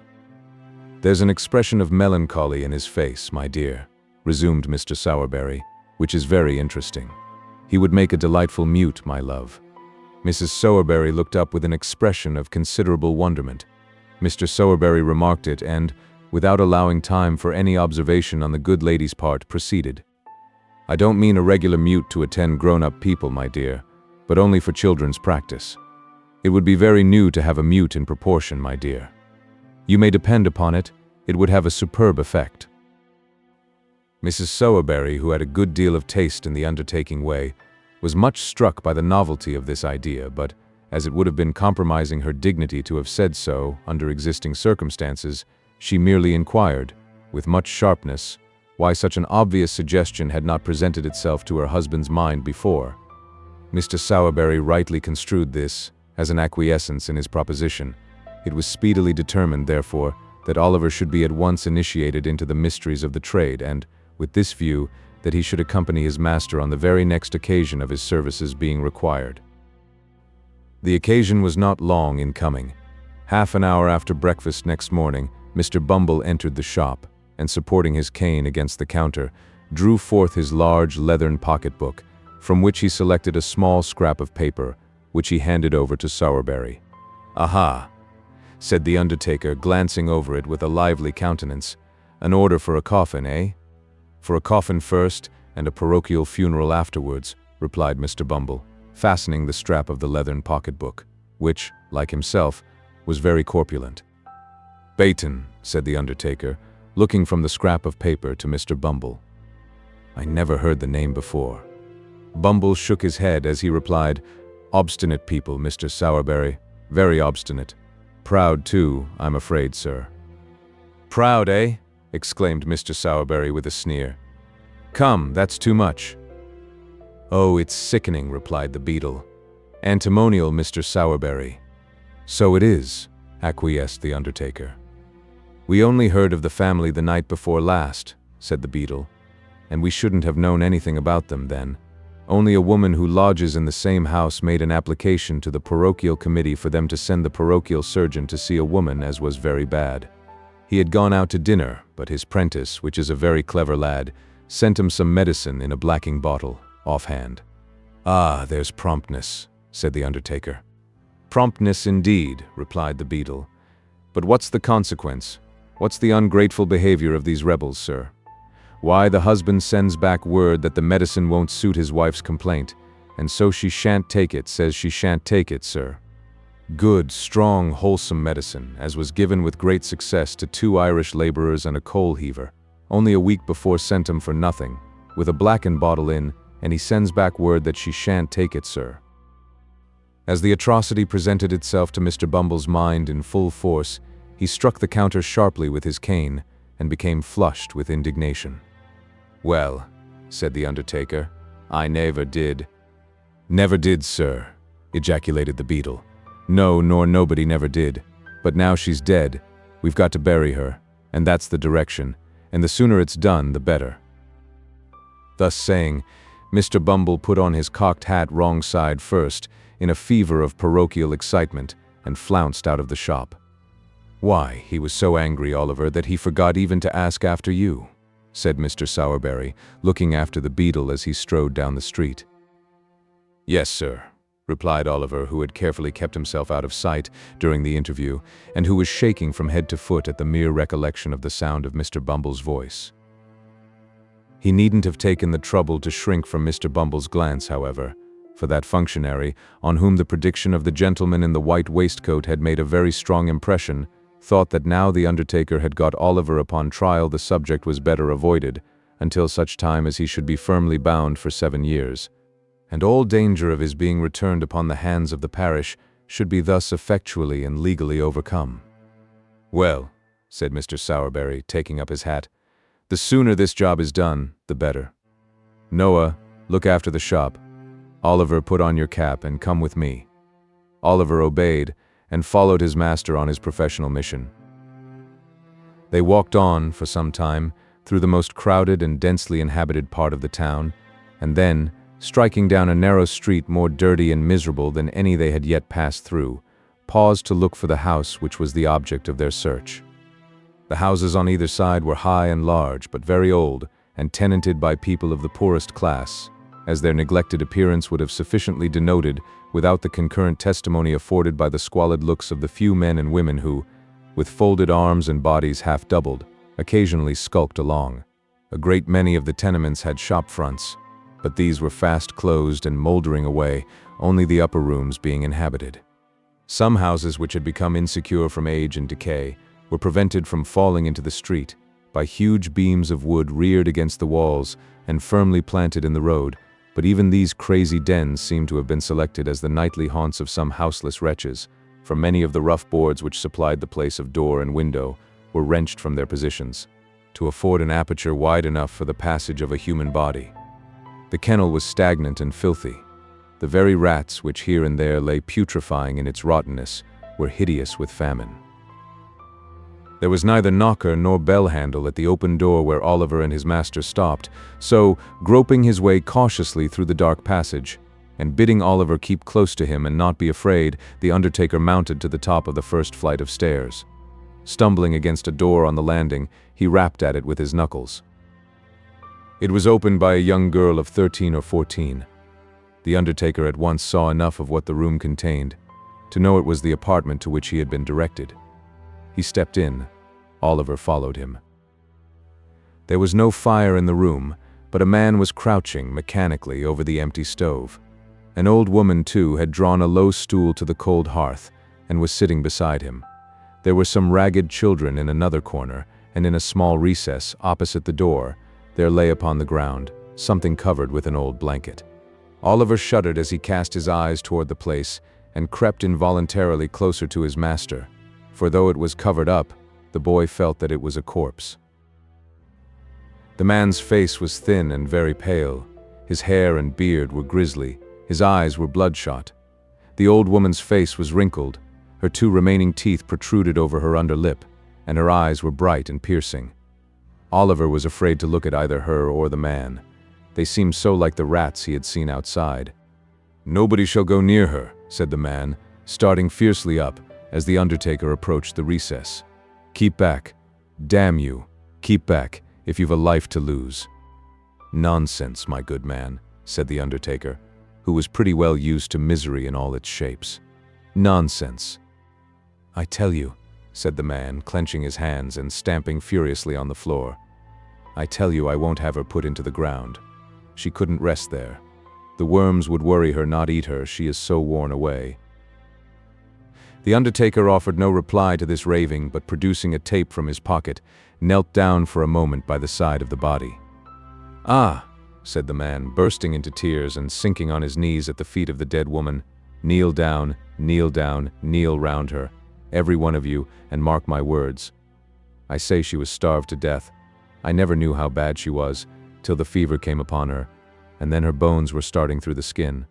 There was neither fire nor candle. She died in the dark. She couldn't even see her children's faces, though we heard her gasping out their names. I begged for her in the streets, and they sent me to prison. When I came back, she was dying, and all the blood in my heart has dried up, for they starved her to death. I swear it before the God that saw it. They starved her." He twined his hands in his hair and, with a loud scream, rolled groveling upon the floor, his eyes fixed, and the foam covering his lips. The terrified children cried bitterly, but the old woman, who had hitherto remained as quiet as if she had been wholly deaf to all that passed, menaced them into silence. Having unloosened the cravat of the man who still remained extended on the ground, she tottered towards the undertaker. "She was my daughter," said the old woman, nodding her head in the direction of the corpse, and speaking with an idiotic leer, more ghastly than even the presence of death in such a place. "Lord, Lord, well, it is strange that I who gave birth to her, and was a woman then, should be alive and merry now, and she lying there, so cold and stiff. Lord, Lord, to think of it! It's as good as a play, as good as a play." As the wretched creature mumbled and chuckled in her hideous merriment, the undertaker turned to go away. "Stop! Stop!" said the old woman in a loud whisper. "Will she be buried tomorrow, or next day, or tonight? I laid her out, and I must walk, you know. Send me a large cloak, a good warm one, for it is bitter cold. We should have cake and wine, too, before we go. Never mind, send some bread, only a loaf of bread and a cup of water." "Shall we have some bread, dear?" she said eagerly, catching at the undertaker's coat as he once more moved towards the door. "Yes, yes," said the undertaker, "of course, anything you like." He disengaged himself from the old woman's grasp, and drawing Oliver after him, hurried away. The next day, the family, having been meanwhile relieved with a half-quartern loaf and a piece of cheese left with them by Mr. Bumble himself, Oliver and his master returned to the miserable abode where Mr. Bumble had already arrived, accompanied by 4 men from the workhouse who were to act as bearers. An old black cloak had been thrown over the rags of the old woman and the man, and the bare coffin, having been screwed down, was hoisted on the shoulders of the bearers and carried into the street. "Now you must put your best leg foremost, old lady," whispered Sowerberry in the old woman's ear. "We are rather late, and it won't do to keep the clergyman waiting. Move on, my men, as quick as you like." Thus directed, the bearers trotted on under their light burden, and the 2 mourners kept as near them as they could.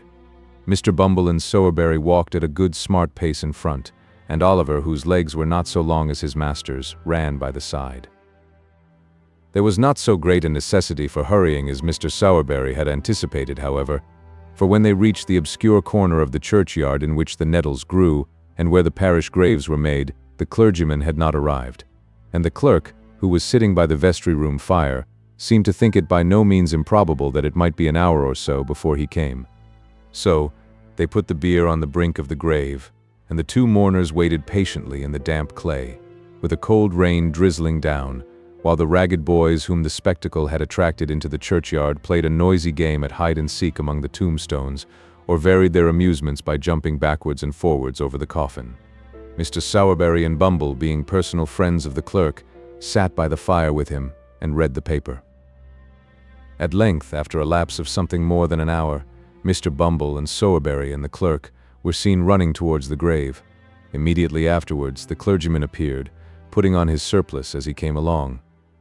Mr. Bumble then thrashed a boy or 2 to keep up appearances, and the reverend gentleman, having read as much of the burial service as could be compressed into 4 minutes, gave his surplice to the clerk and walked away again. "Now, Bill," said Sowerberry to the grave-digger, "fill up."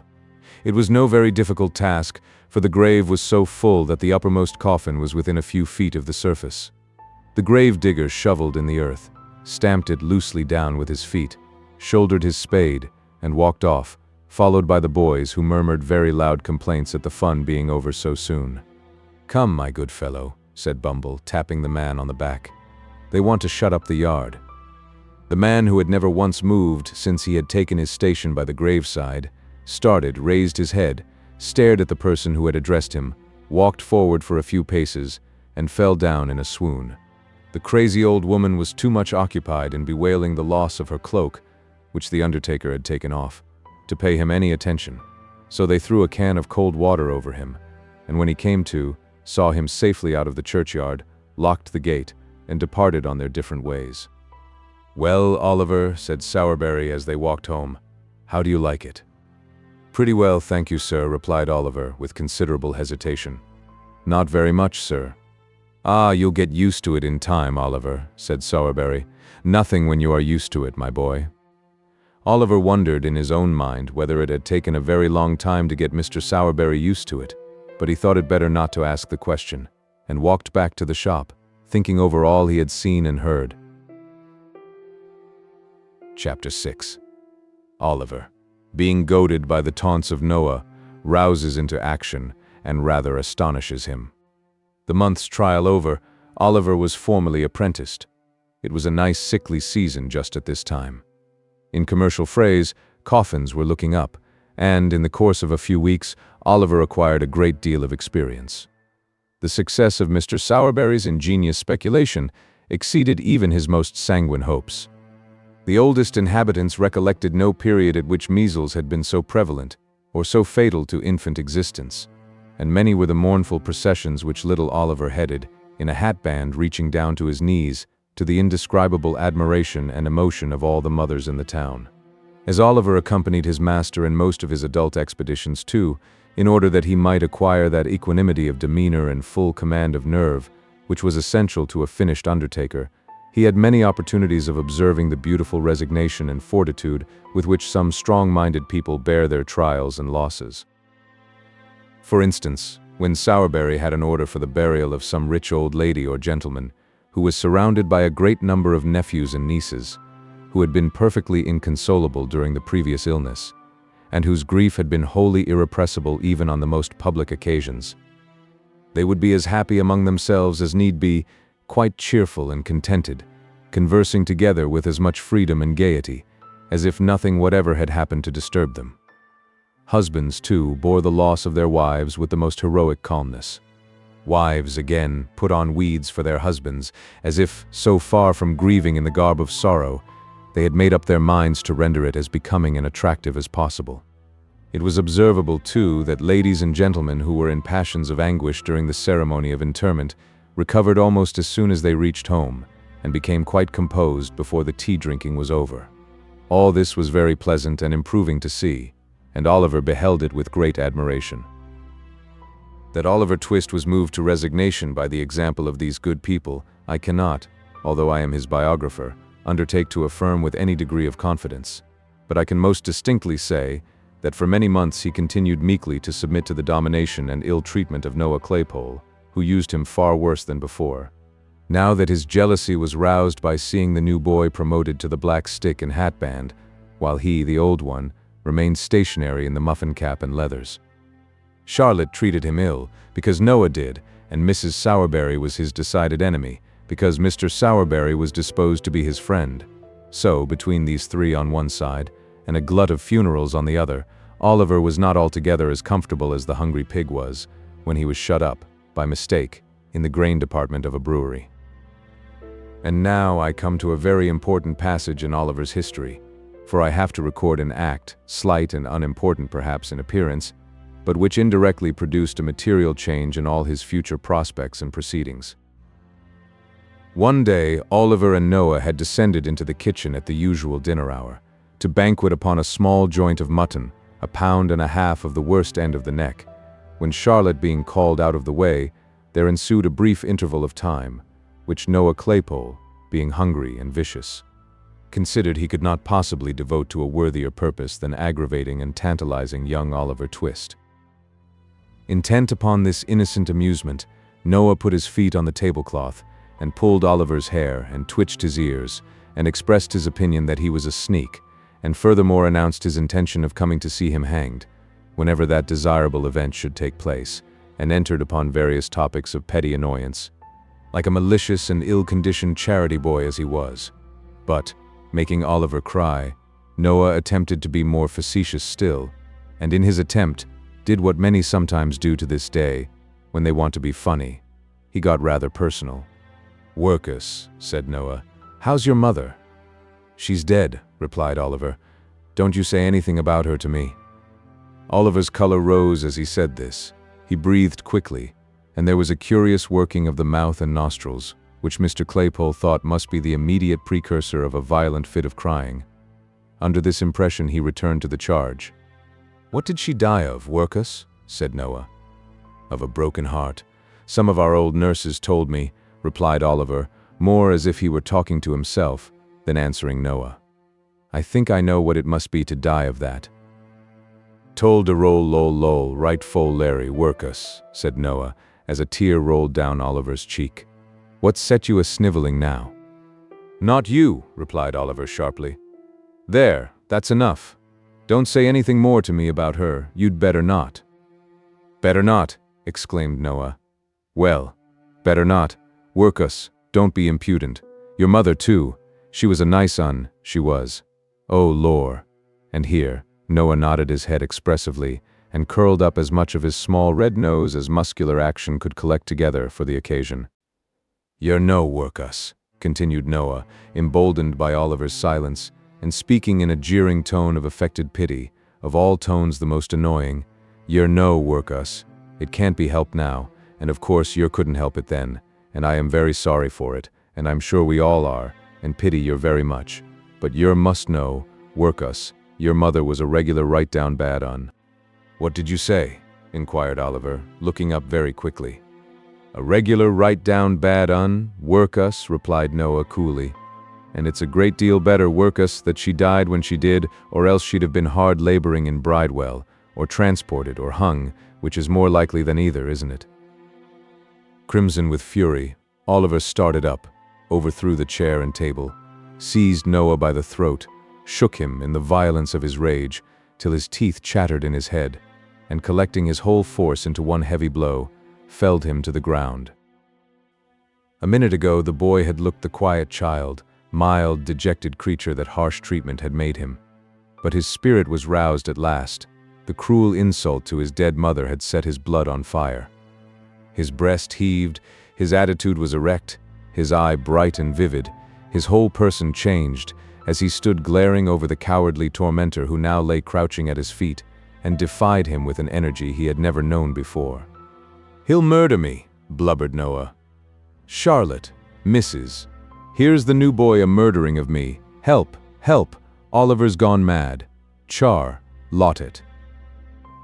Noah's shouts were responded to by a loud scream from Charlotte and a louder from Mrs. Sowerberry, the former of whom rushed into the kitchen by a side door, while the latter paused on the staircase till she was quite certain that it was consistent with the preservation of human life, to come further down.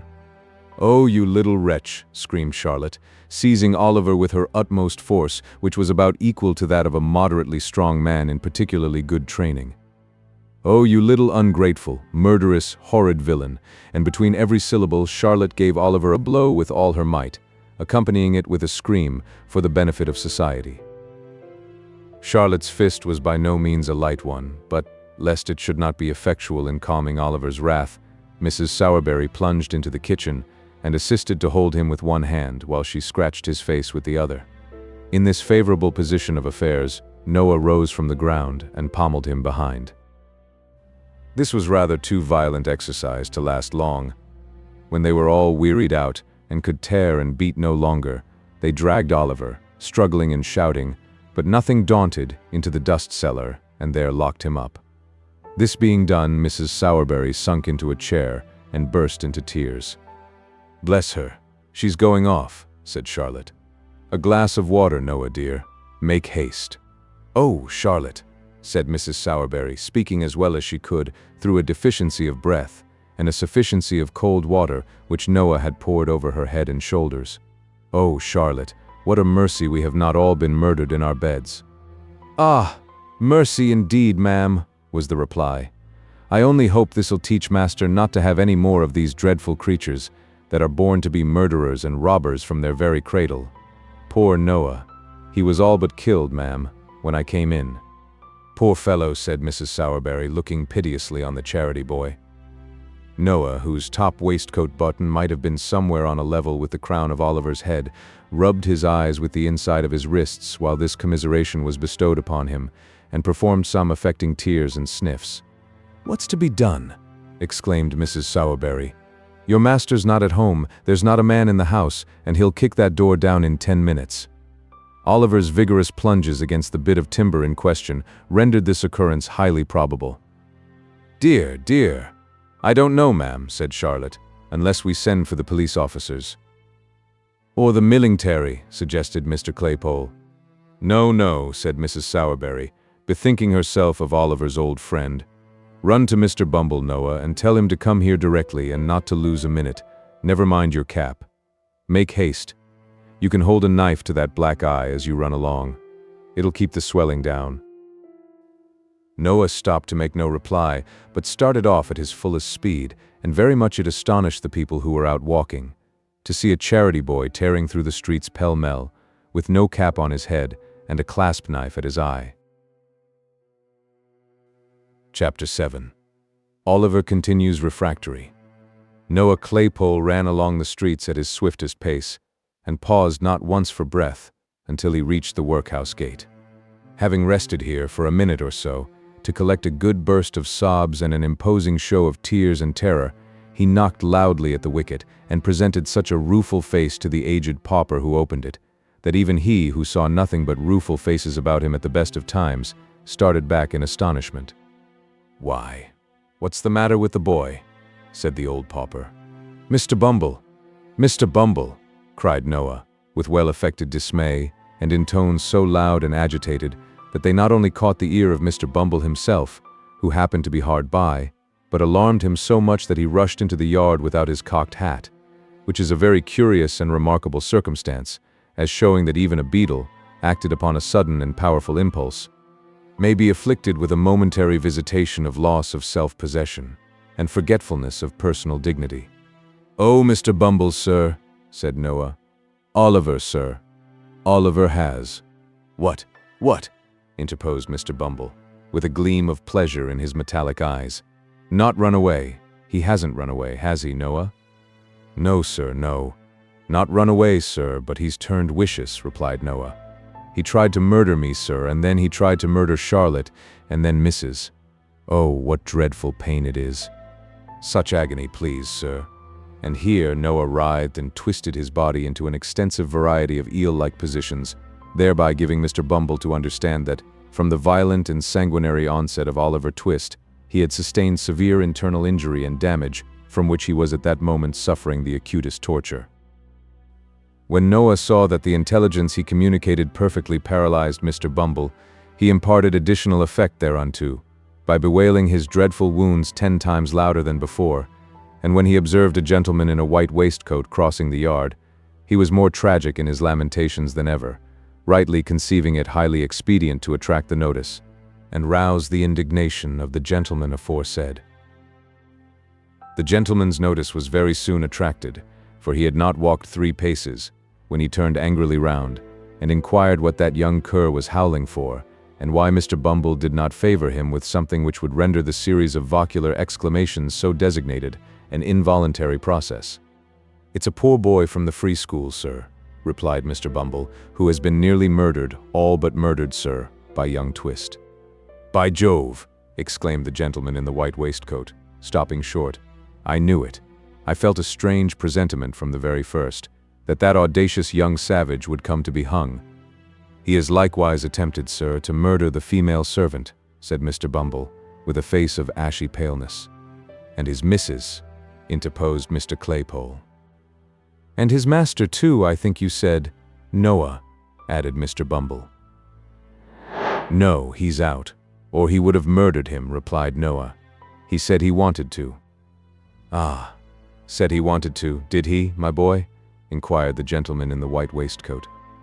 "Yes, sir," replied Noah. "And please, sir, Mrs. wants to know whether Mr. Bumble can spare time to step up there, directly, and flog him, 'cause master's out." "Certainly, my boy, certainly," said the gentleman in the white waistcoat, smiling benignly and patting Noah's head, which was about 3 inches higher than his own. "You're a good boy, a very good boy. Here's a penny for you. Bumble, just step up to Sowerberry's with your cane, and see what's best to be done. Don't spare him, Bumble." "No, I will not, sir," replied the beetle. And the cocked hat and cane having been, by this time, adjusted to their owner's satisfaction, Mr. Bumble and Noah Claypole betook themselves with all speed to the undertaker's shop. Here the position of affairs had not at all improved. Sowerberry had not yet returned, and Oliver continued to kick, with undiminished vigor, at the cellar door.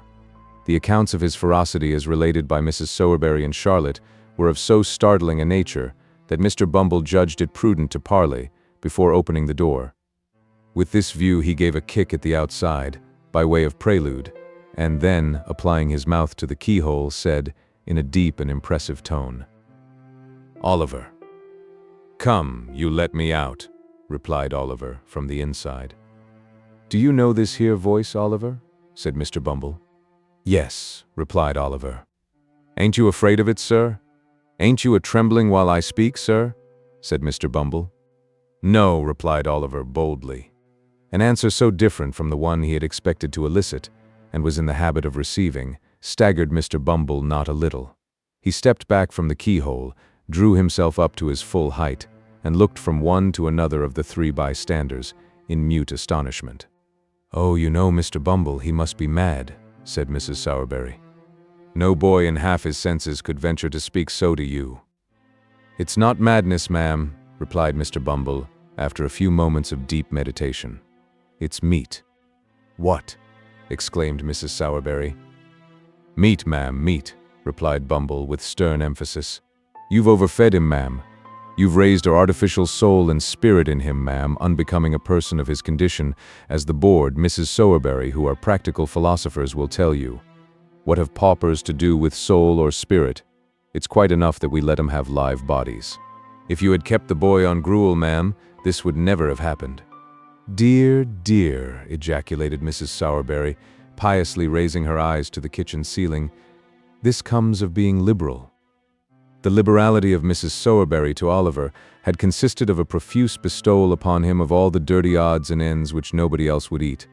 So there was a great deal of meekness and self-devotion in her voluntarily remaining under Mr. Bumble's heavy accusation, of which, to do her justice, she was wholly innocent, in thought, word, or deed. "Ah," said Mr. Bumble, when the lady brought her eyes down to earth again, "the only thing that can be done now, that I know of, is to leave him in the cellar for a day or so, till he's a little starved down, and then to take him out, and keep him on gruel all through the apprenticeship. He comes of a bad family. Excitable natures, Mrs. Sowerberry. Both the nurse and doctor said that mother of his made her way here, against difficulties and pain that would have killed any well-disposed woman weeks before." At this point of Mr. Bumble's discourse, Oliver, just hearing enough to know that some allusion was being made to his mother, recommenced kicking, with a violence that rendered every other sound inaudible. Sowerberry returned at this juncture. Oliver's offense having been explained to him, with such exaggerations as the ladies thought best calculated to rouse his ire, he unlocked the cellar door in a twinkling and dragged his rebellious apprentice out by the collar. Oliver's clothes had been torn in the beating he had received, his face was bruised and scratched, and his hair scattered over his forehead. The angry flush had not disappeared, however, and when he was pulled out of his prison, he scowled boldly on Noah and looked quite undismayed. "Now, you are a nice young fellow, ain't you?" said Sowerberry, giving Oliver a shake and a box on the ear. "He called my mother names," replied Oliver. "Well, and what if he did, you little ungrateful wretch?" said Mrs. Sowerberry. "She deserved what he said, and worse." "She didn't," said Oliver. "She did," said Mrs. Sowerberry. "It's a lie," said Oliver. Mrs. Sowerberry burst into a flood of tears. This flood of tears left Mr. Sowerberry no alternative.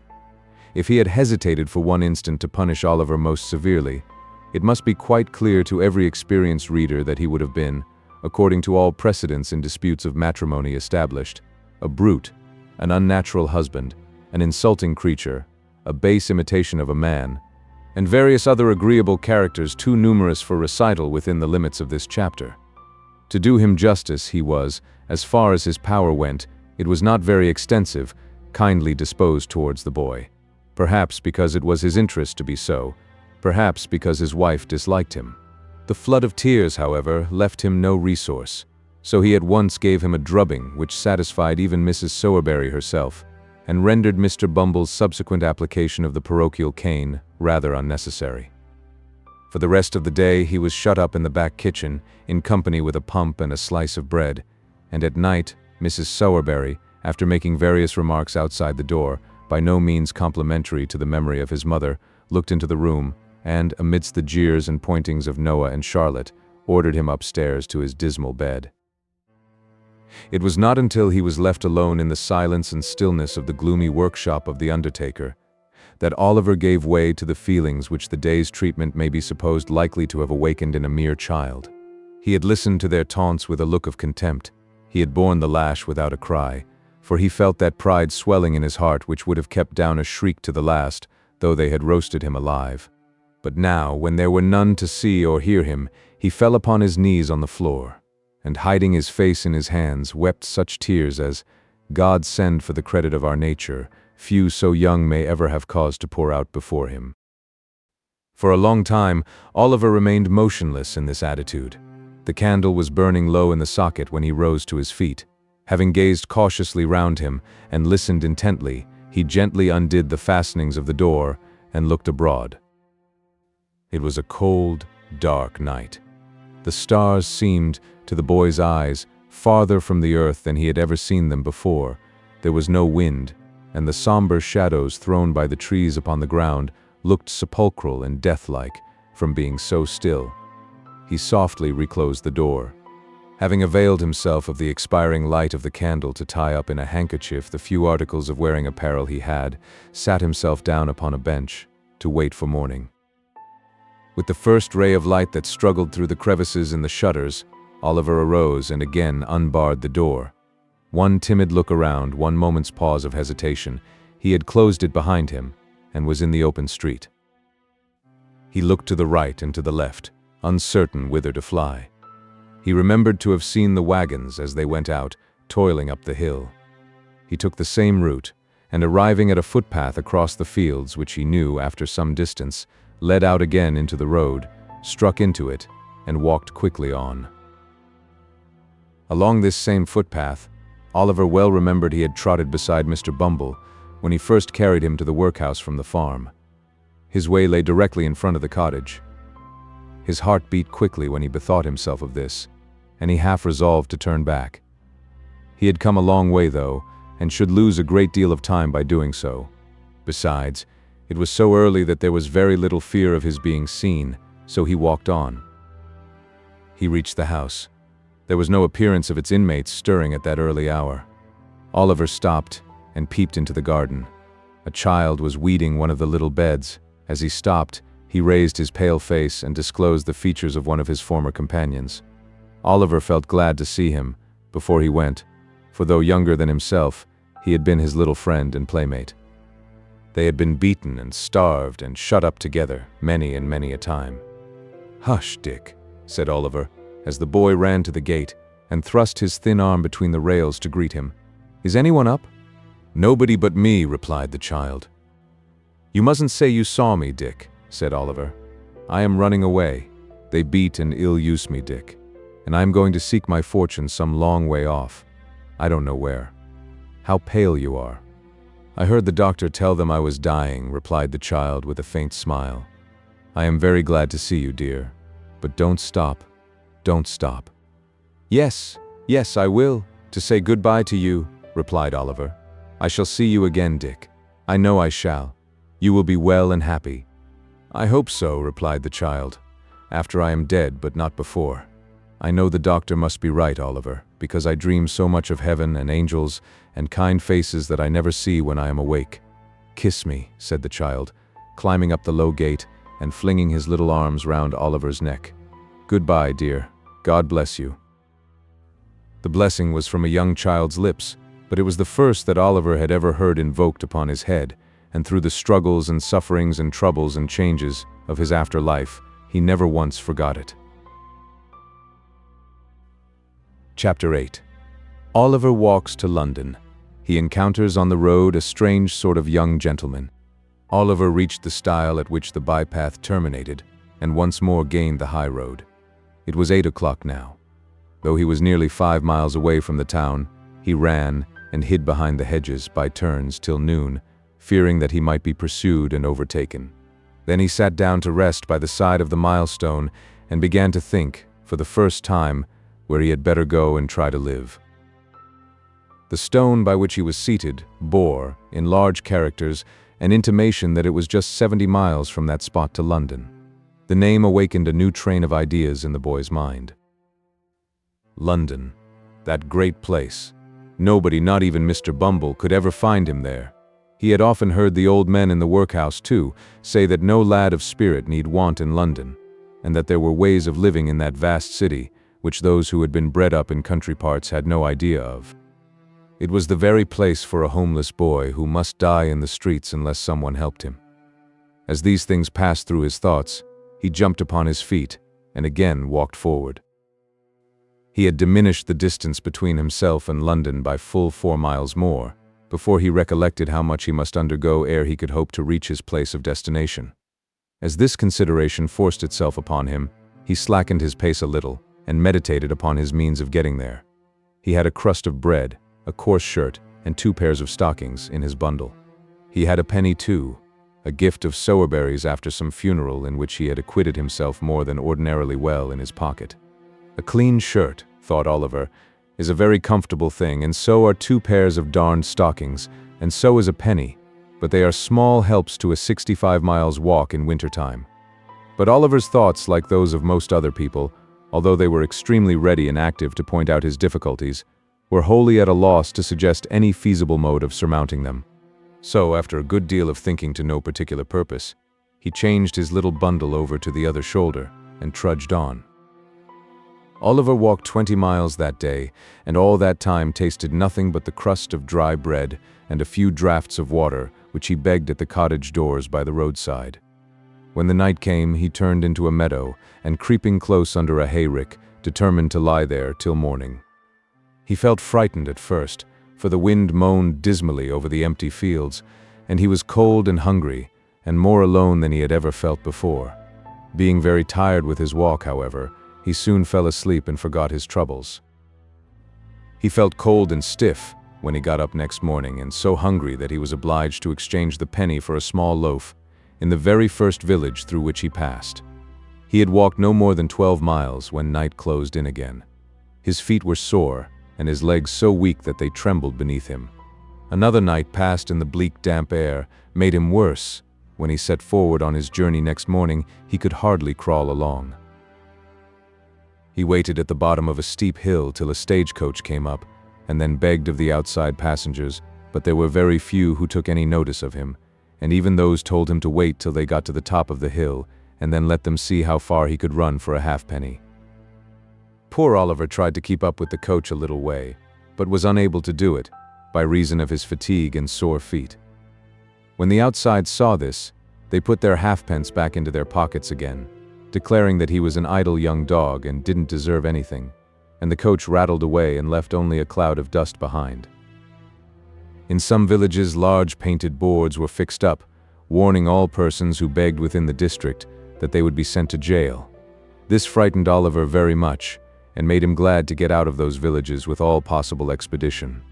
In others, he would stand about the inn-yards and look mournfully at everyone who passed, a proceeding which generally terminated in the landlady's ordering one of the postboys who were lounging about to drive that strange boy out of the place, for she was sure he had come to steal something. If he begged at a farmer's house, 10 to 1, but they threatened to set the dog on him, and when he showed his nose in a shop, they talked about the beetle which brought Oliver's heart into his mouth, very often the only thing he had there, for many hours together. In fact, if it had not been for a good-hearted turnpike man and a benevolent old lady, Oliver's troubles would have been shortened by the very same process which had put an end to his mother's. In other words, he would most assuredly have fallen dead upon the king's highway.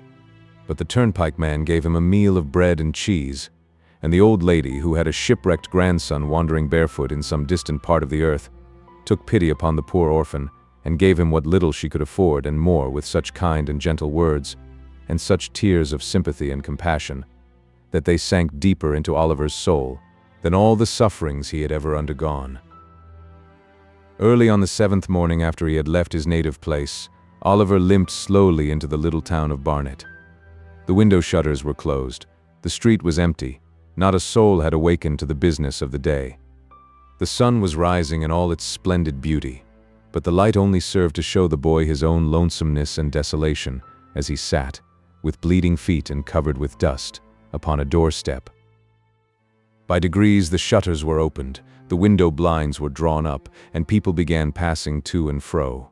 Some few stopped to gaze at Oliver for a moment or two, or turned round to stare at him as they hurried by, but none relieved him, or troubled themselves to inquire how he came there. He had no heart to beg, and there he sat. He had been crouching on the step for some time, wondering at the great number of public houses.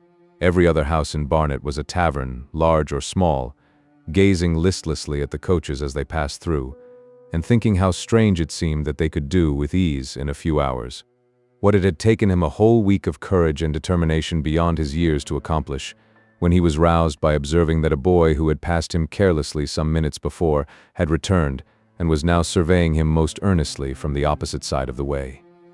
He took little heed of this at first, But the boy remained in the same attitude of close observation so long that Oliver raised his head and returned his steady look. Upon this, the boy crossed over, and walking close up to Oliver said, "Hello, my covey. What's the row?"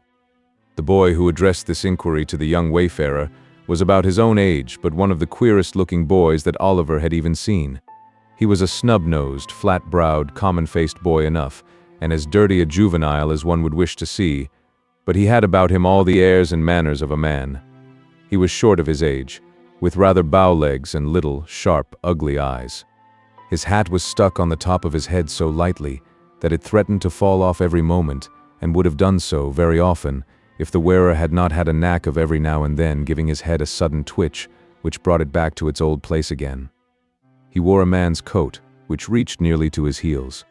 He had turned the cuffs back, halfway up his arm, to get his hands out of the sleeves, apparently with the ultimate view of thrusting them into the pockets of his corduroy trousers, for there he kept them. He was, altogether, as roistering and swaggering a young gentleman as ever stood 4'6", or something less, in the bleachers. "Hello, my covey. What's the row?" said this strange young gentleman to Oliver. "I am very hungry and tired," replied Oliver, the tears standing in his eyes as he spoke. "I have walked a long way. I have been walking these 7 days." "Walking for 7 days," said the young gentleman. "Oh, I see. Beak's order, eh? But," he added, noticing Oliver's look of surprise, "I suppose you don't know what a beak is, my flash companion." Oliver mildly replied that he had always heard a bird's mouth described by the term in question. "My eyes, how green!" exclaimed the young gentleman. "Why, a beak's a magistrate, and when you walk by a beak's order, it's not straightforward, but always a going up, and niver a coming down again. Was you never on the mill?" "What mill?" inquired Oliver. "What mill? Why, the mill. The mill as takes up so little room that it'll work inside a stone jug, and always goes better when the wind's low with people than when it's high, echoes then they can't get workmen. But come," said the young gentleman, "you want grub, and you shall have it. I'm at low water mark myself, only 1 bob and a magpie, but as far as it goes, I'll fork out and stump. Up with you on your pins. There.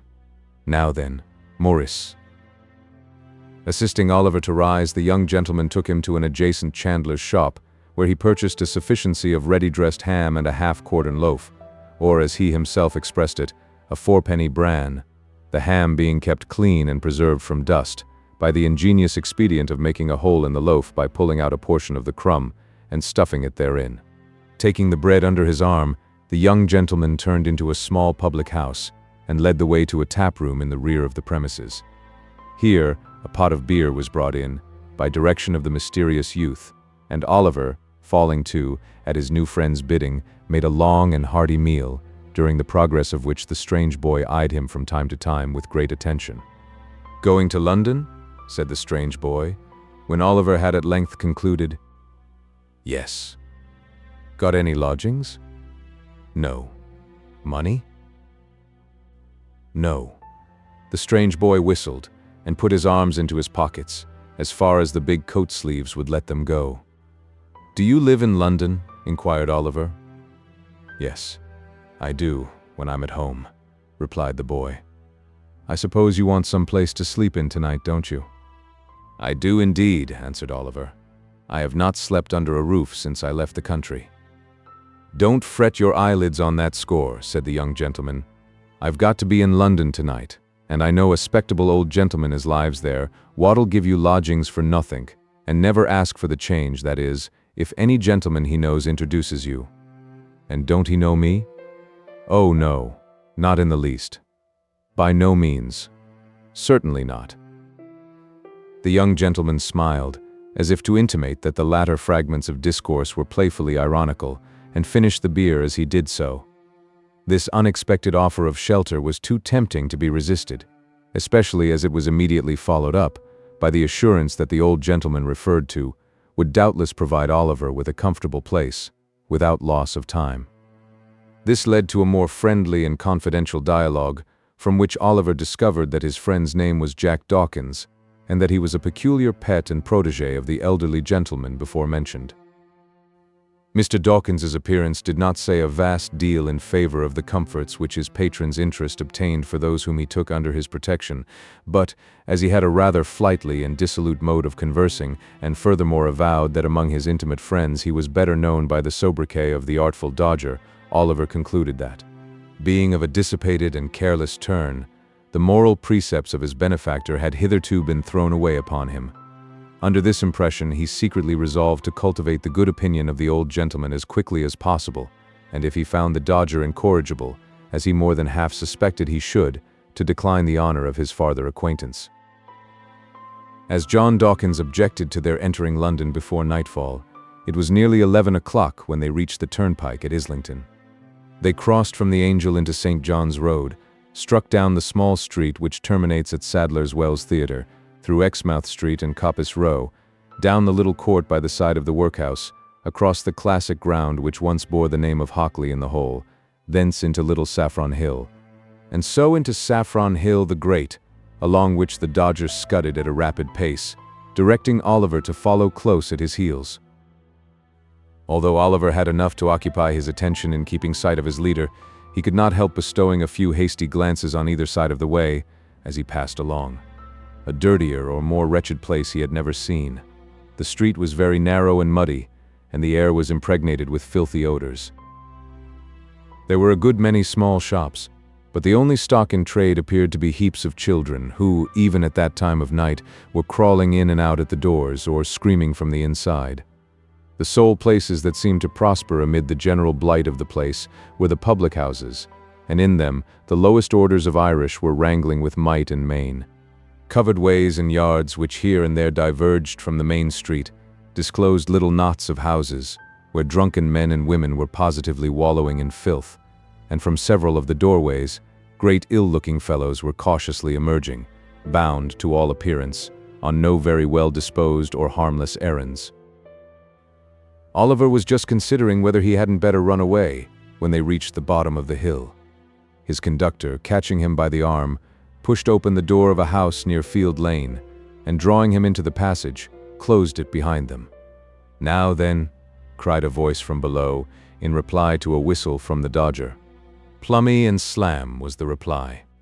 This seemed to be some watchword or signal that all was right, for the light of a feeble candle gleamed on the wall at the remote end of the passage, and a man's face peeped out from where a balustrade of the old kitchen staircase had been broken away.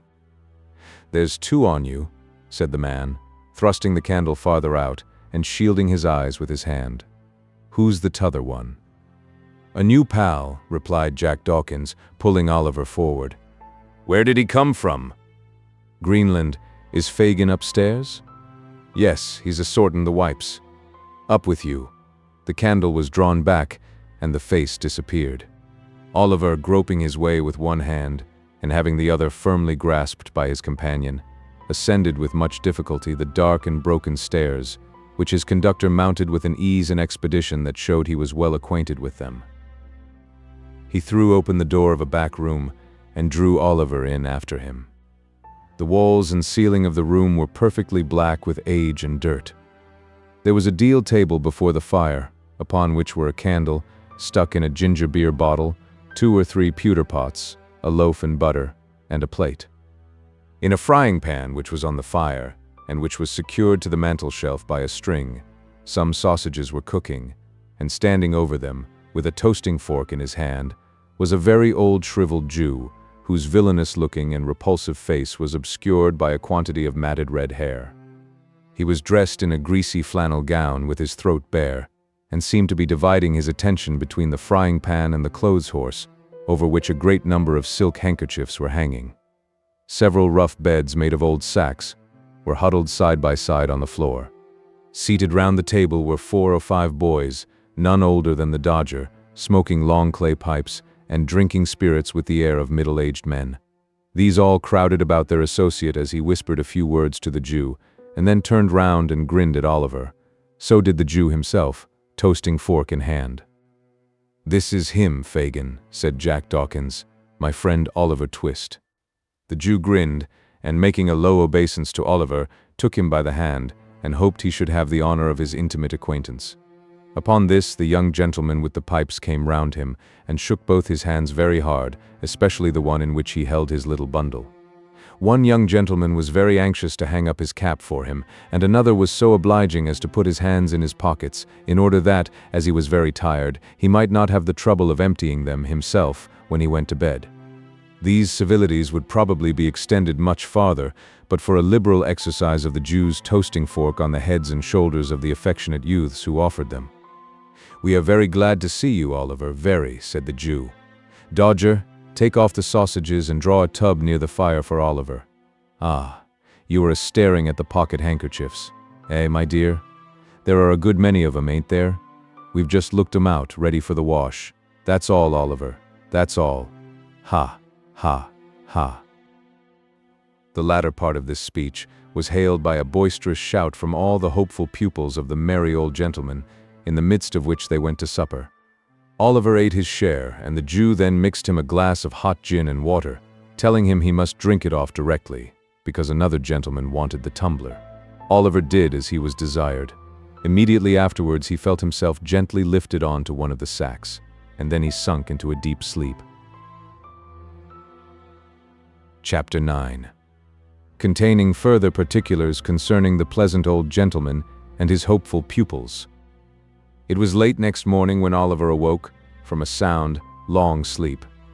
There was no other person in the room but the old Jew, who was boiling some coffee in a saucepan for breakfast, and whistling softly to himself as he stirred it round and round with an iron spoon. He would stop every now and then to listen when there was the least noise below, and when he had satisfied himself, he would go on whistling and stirring again as before. Although Oliver had roused himself from sleep, he was not thoroughly awake. There is a drowsy state, between sleeping and waking, when you dream more in 5 minutes with your eyes half open and yourself half conscious of everything that is passing around you, than you would in 5 nights with your eyes fast closed and your senses wrapped in perfect unconsciousness. At such time, a mortal knows just enough of what his mind is doing to form some glimmering conception of its mighty powers, its bounding from earth and spurning time and space, when freed from the restraint of its corporeal associate. Oliver was precisely in this condition. He saw the Jew with his half-closed eyes, heard his low whistling, and recognized the sound of the spoon grating against the saucepan's sides, and yet the self-same senses were mentally engaged, at the same time, in busy action with almost everybody he had ever known. When the coffee was done, the Jew drew the saucepan to the hob. Standing, then in an irresolute attitude for a few minutes, as if he did not well know how to employ himself, he turned round and looked at Oliver, and called him by his name. He did not answer, and was to all appearances asleep. After satisfying himself upon this head, the Jew stepped gently to the door, which he fastened. He then drew forth, as it seemed to Oliver from some trap in the floor, a small box which he placed carefully on the table. His eyes glistened as he raised the lid and looked in. Dragging an old chair to the table, he sat down and took from it a magnificent gold watch, sparkling with jewels. "Aha!" said the Jew, shrugging up his shoulders and distorting every feature with a hideous grin. Clever dogs, staunch to the last, never told the old parson where they were, never poached upon old Fagin. And why should they? It wouldn't have loosened the knot or kept the drop up a minute longer. No, fine fellows, fine fellows. With these and other muttered reflections of the like nature, the Jew once more deposited the watch in its place of safety. At least half a dozen more were severally drawn forth from the same box and surveyed with equal pleasure, besides rings, brooches, bracelets, and other articles of jewelry of such magnificent materials and costly workmanship that Oliver had no idea even of their names. Having replaced these trinkets, the Jew took out another, so small that it lay in the palm of his hand. There seemed to be some very minute inscription on it, for the Jew laid it flat upon the table, and shading it with his hand, pored over it, long and earnestly. At length he put it down, as if despairing of success, and leaning back in his chair, muttered, "What a fine thing capital punishment is! Dead men never repent. Dead men never bring awkward stories to light. Ah, it's a fine thing for the trade. 5 of 'em strung up in a row, and none left to play booty, or turn white-livered. As the Jew uttered these words, his bright, dark eyes, which had been staring vacantly before him, fell on Oliver's face. The boy's eyes were fixed on his in mute curiosity, and although the recognition was only for an instant, for the briefest space of time that can possibly be conceived, it was enough to show the old man that he had been observed. He closed the lid of the box with a loud crash, and laying his hand on a bread knife which was on the table, started furiously up. He trembled very much though, for even in his terror, Oliver could see that the knife quivered in the air. "What's that?" said the Jew. "What do you watch me for? Why are you awake? What have you seen? Speak out, boy. Quick, quick, for your life." "I wasn't able to sleep any longer, sir," replied Oliver meekly. "I am very sorry if I have disturbed you, sir." "You were not awake an hour ago?" said the Jew, scowling fiercely on the boy. "No, no indeed," replied Oliver. "Are you sure?" cried the Jew, with a still fiercer look than before and a threatening attitude. "Upon my word I was not, sir," replied Oliver earnestly. "I was not indeed, sir." "Tush, tush, my dear," said the Jew, abruptly resuming his old manner, and playing with the knife a little before he laid it down, as if to induce the belief that he had caught it up in mere sport. "Of course I know that, my dear. I only tried to frighten you. You're a brave boy." "Ha ha! You're a brave boy, Oliver."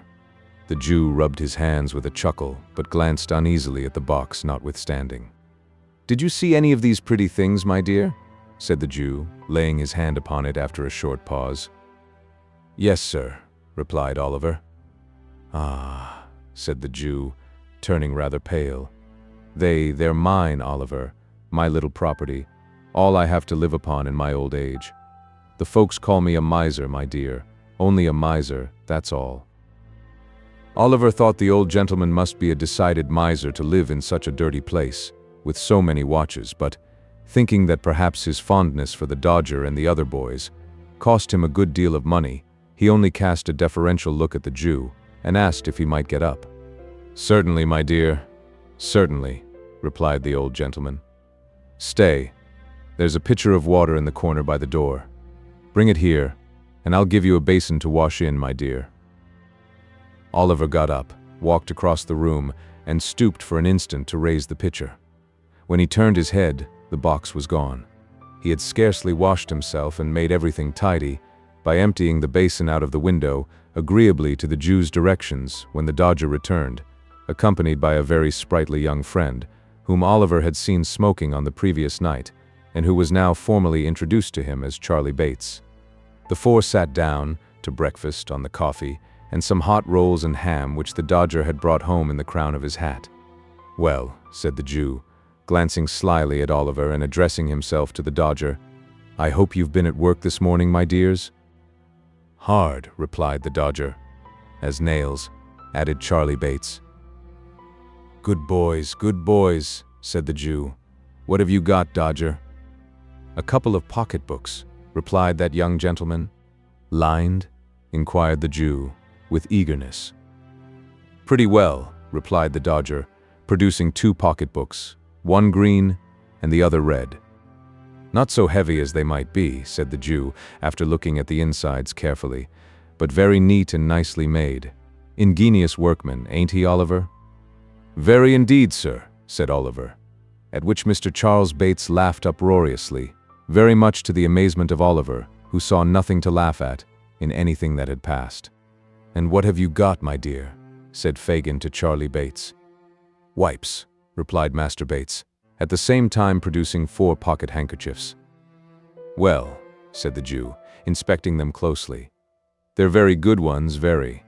You haven't marked them well, though, Charlie, so the marks shall be picked out with a needle, and we'll teach Oliver how to do it. Shall us, Oliver, eh? Ha, ha, ha, ha." "If you please, sir," said Oliver. "You'd like to be able to make pocket handkerchiefs as easy as Charlie Bates, wouldn't you, my dear?" said the Jew. "Very much indeed, if you'll teach me, sir," replied Oliver. Master Bates saw something so exquisitely ludicrous in this reply that he burst into another laugh, which laugh, meeting the coffee he was drinking, and carrying it down some wrong channel, very nearly terminated in his premature suffocation. "He is so jolly green," said Charlie when he recovered, as an apology to the company for his unpolite behavior. The Dodger said nothing, but he smoothed Oliver's hair over his eyes and said he'd know better by and by, upon which the old gentleman, observing Oliver's color mounting, changed the subject by asking whether there had been much of a crowd at the execution that morning. This made him wonder more and more, for it was plain from the replies of the two boys that they had both been there, and Oliver naturally wondered how they could possibly have found time to be so very industrious. When the breakfast was cleared away, the merry old gentleman and the two boys played at a very curious and uncommon game, which was performed in this way. The merry old gentleman, placing a snuff-box in one pocket of his trousers, a note-case in the other, and a watch in his waistcoat pocket, with a guard chain round his neck, and sticking a mock diamond pin in his shirt, buttoned his coat tight round him, and putting his spectacle case and handkerchief in his pockets, trotted up and down the room with a stick. In imitation of the manner in which old gentlemen walk about the streets any hour in the day, sometimes he stopped at the fireplace, and sometimes at the door, making believe that he was staring with all his might into shop windows. At such times he would look constantly round him, for fear of thieves, and would keep slapping all his pockets in turn, to see that he hadn't lost anything, in such a very funny and natural manner, that Oliver laughed till the tears ran down his face. All this time the two boys followed him closely about, getting out of his sight, so nimbly, every time he turned round, that it was impossible to follow their motions. At last, the Dodger trod upon his toes, or ran upon his boot accidentally, while Charlie Bates stumbled up against him behind, and in that one moment they took from him, with the most extraordinary rapidity, snuff-box, note-case, watch-guard, chain, shirt-pin, pocket-handkerchief, even the spectacle case. If the old gentleman felt a hand in any one of his pockets, he cried out where it was, and then the game began all over again. When this game had been played a great many times, a couple of young ladies called to see the young gentleman, one of whom was named Bet, and the other Nancy. They wore a good deal of hair, not very neatly turned up behind, and were rather untidy about the shoes and stockings. They were not exactly pretty, perhaps, but they had a great deal of color in their faces and looked quite stout and hearty. Being remarkably free and agreeable in their manners, Oliver thought them very nice girls indeed, as there is no doubt they were. The visitors stopped a long time. Spirits were produced, in consequence of one of the young ladies complaining of a coldness in her inside, and the conversation took a very convivial and improving turn. At length, Charlie Bates expressed his opinion that it was time to pad the hoof. This, it occurred to Oliver, must be French for going out, for directly afterwards the Dodger and Charlie and the two young ladies went away together, having been kindly furnished by the amiable old Jew with money to spend. "There, my dear," said Fagin. "That's a pleasant life, isn't it? They have gone out for the day." "Have they done work, sir?" inquired Oliver. "Yes," said the Jew. "That is, unless they should unexpectedly come across any when they are out, and they won't neglect it. If they do, my dear, depend upon it. Make 'em your models, my dear. Make 'em your models," tapping the fire shovel on the hearth to add force to his words. "Do everything they bid you, and take their advice in all matters, especially the Dodger's, my dear. He'll be a great man himself, and will make you one too, if you take pattern by him. Is my handkerchief hanging out of my pocket, my dear?" said the Jew, stopping short. "Yes, sir," said Oliver. "See if you can take it out, without my feeling it, as you saw them do when we were at play this morning." Oliver held up the bottom of the pocket with one hand, as he had seen the Dodger hold it, and drew the handkerchief lightly out of it with the other. "Is it gone?" cried the Jew. "Here it is, sir," said Oliver, showing it in his hand. "You're a clever boy, my dear," said the playful old gentleman, patting Oliver on the head approvingly. "I never saw a sharper lad. Here's a shilling for you. If you go on in this way, you'll be the greatest man of the time. And now come here, and I'll show you how to take the marks out of the handkerchiefs." Oliver wondered what picking the old gentleman's pocket in play had to do with his chances of being a great man. But, thinking that the Jew, being so much his senior, must know best, he followed him quietly to the table, and was soon deeply involved in his new study. Chapter 10. Oliver becomes better acquainted with the characters of his new associates, and purchases experience at a high price, being a short but very important chapter in this history. For many days, Oliver remained in the Jew's room, picking the marks out of the pocket handkerchief, of which a great number were brought home, and sometimes taking part in the game already described, which the two boys and the Jew played regularly every morning. At length, he began to languish for fresh air, and took many occasions of earnestly entreating the old gentleman to allow him to go out to work with his two companions. Oliver was rendered the more anxious to be actively employed by what he had seen of the stern morality of the old gentleman's character. Whenever the Dodger or Charlie Bates came home at night, empty-handed, he would expatiate with great vehemence on the misery of idle and lazy habits, and would enforce upon them the necessity of an active life by sending them supperless to bed. On one occasion, indeed, he even went so far as to knock them both down a flight of stairs, but this was carrying out his virtuous precepts to an unusual extent.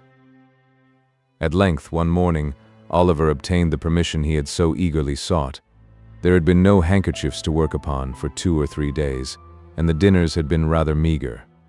Perhaps these were reasons for the old gentleman's giving his assent, but whether they were or no, he told Oliver he might go, and placed him under the joint guardianship of Charlie Bates and his friend the Dodger.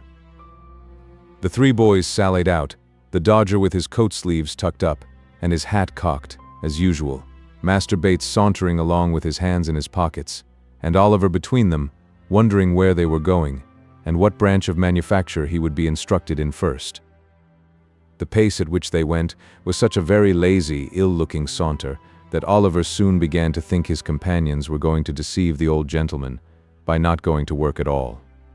The Dodger had a vicious propensity, too, of pulling the caps from the heads of small boys and tossing them down areas, while Charlie Bates exhibited some very loose notions concerning the rights of property by pilfering divers apples and onions from the stalls at the kennel sides and thrusting them into pockets which were so surprisingly capacious that they seemed to undermine his whole suit of clothes in every direction. These things looked so bad that Oliver was on the point of declaring his intention of seeking his way back, in the best way he could, when his thoughts were suddenly directed into another channel by a very mysterious change of behavior on the part of the Dodger. They were just emerging from a narrow court not far from the open square in Clerkenwell, which is yet called, by some strange perversion of terms, the Green, when the Dodger made a sudden stop, and, laying his finger on his lip, drew his companions back again, with the greatest caution and circumspection. "What's the matter?" demanded Oliver. "Hush," replied the Dodger. "Do you see that old cove at the bookstall?" "The old gentleman over the way?" said Oliver. "Yes, I see him." "He'll do," said the Dodger. "A prime plant," observed Master Charlie Bates. Oliver looked from one to the other, with the greatest surprise, but he was not permitted to make any inquiries, for the 2 boys walked stealthily across the road and slunk close behind the old gentleman towards whom his attention had been directed. Oliver walked a few paces after them, and, not knowing whether to advance or retire, stood looking on in silent amazement. The old gentleman was a very respectable-looking personage, with a powdered head and gold spectacles. He was dressed in a bottle-green coat with a black velvet collar, wore white trousers, and carried a smart bamboo cane under his arm. He had taken up a book from the stall, and there he stood, reading away, as hard as if he were in his elbow chair, in his own study. It is very possible that he fancied himself there indeed, for it was plain from his abstraction that he saw not the bookstall, nor the street, nor the boys, nor, in short, anything but the book itself, which he was reading straight through, turning over the leaf when he got to the bottom of a page, beginning at the top line of the next one, and going regularly on, with the greatest interest and eagerness. What was Oliver's horror and alarm as he stood a few paces off, looking on with his eyelids as wide open as they would possibly go, to see the Dodger plunge his hand into the old gentleman's pocket and draw from thence a handkerchief, to see him hand the same to Charlie Bates, and finally to behold them, both running away round the corner at full speed. In an instant the whole mystery of the handkerchiefs, and the watches and the jewels and the Jew, rushed upon the boy's mind. He stood, for a moment, with the blood so tingling through all his veins from terror, that he felt as if he were in a burning fire. Then, confused and frightened, he took to his heels and, not knowing what he did, made off as fast as he could lay his feet to the ground. This was all done in a minute's space. In the very instant when Oliver began to run, the old gentleman, putting his hand to his pocket and missing his handkerchief, turned sharp round. Seeing the boy scudding away at such a rapid pace, he very naturally concluded him to be the depredator, and shouting, "Stop thief!" with all his might, made off after him, book in hand. But the old gentleman was not the only person who raised the hue and cry. The Dodger and Master Bates, unwilling to attract public attention by running down the open street, had merely retired into the very first doorway round the corner. They no sooner heard the cry and saw Oliver running than, guessing exactly how the matter stood, they issued forth with great promptitude and, shouting "Stop thief!" too, joined in the pursuit like good citizens. Although Oliver had been brought up by philosophers, he was not theoretically acquainted with the beautiful axiom that self-preservation is the first law of nature. If he had been, perhaps he would have been prepared for this. Not being prepared, however, it alarmed him the more. So away he went like the wind, with the old gentleman and the two boys roaring and shouting behind him. "Stop thief! Stop thief!" There is a magic in the sound. The tradesman leaves his counter, and the carman his wagon. The butcher throws down his tray, the baker his basket, the milkman his pail, the errand boy his parcels, the schoolboy his marbles, the pavior his pickaxe, the child his battledore. Away they run, pell-mell, helter-skelter, slapdash, tearing, yelling, screaming, knocking down the passengers as they turn the corners, rousing up the dogs, and astonishing the fowls, and streets, squares, and courts re-echo with the sound. "Stop thief! Stop thief!" The cry is taken up by 100 voices, and the crowd accumulate at every turning. Away they fly, splashing through the mud, and rattling along the pavements. Up go the windows, outrun the people, onward bear the mob, a whole audience Desert Punch in the very thickest of the plot, and joining the rushing throng, swell the shout, and lend fresh vigor to the cry. "Stop thief! Stop thief! Stop thief! Stop thief!" There is a passion for hunting something deeply implanted in the human breast. One wretched, breathless child, panting with exhaustion, terror in his looks, agony in his eyes, large drops of perspiration streaming down his face, strains every nerve to make head upon his pursuers, and as they follow on his track and gain upon him every instant, they hail his decreasing strength with joy. Stop thief! Aye, stop him for God's sake, were it only in mercy. Stopped at last. A clever blow. He is down upon the pavement, and the crowd eagerly gather round him, each newcomer jostling and struggling with the others to catch a glimpse. Stand aside. Give him a little air. Nonsense. He don't deserve it. Where's the gentleman? Here he is, coming down the street. Make room there for the gentleman. Is this the boy, sir? Yes. Oliver lay, covered with mud and dust, and bleeding from the mouth, looking wildly round upon the heap of faces that surrounded him, when the old gentleman was officiously dragged and pushed into the circle by the foremost of the pursuers. "Yes," said the gentleman, "I am afraid it is the boy."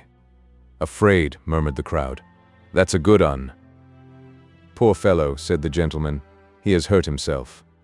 "I did that, sir," said a great lubberly fellow, stepping forward, "and preciously I cut my knuckle agin his mouth. I stopped him, sir."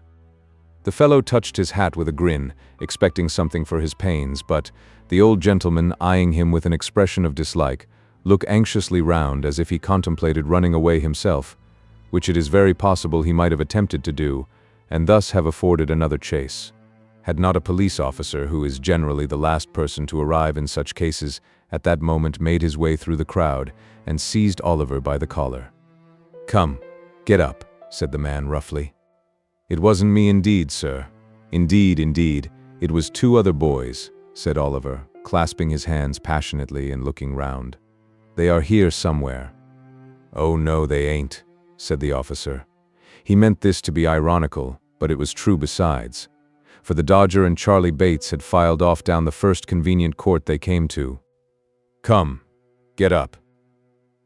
"Don't hurt him," said the old gentleman, compassionately. "Oh no, I won't hurt him," replied the officer, tearing his jacket half off his back, in proof thereof. "Come, I know you, it won't do. Will you stand upon your legs, you young devil?"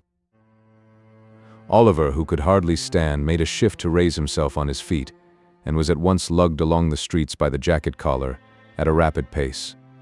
The gentleman walked on with them by the officer's side, and as many of the crowd as could achieve the feat got a little ahead and stared back at Oliver from time to time. The boys shouted in triumph, and on they went. Chapter 11. Treats of Mr. Fang, the police magistrate, and furnishes a slight specimen of his mode of administering justice. The offense had been committed within the district, and indeed in the immediate neighborhood of a very notorious metropolitan police office.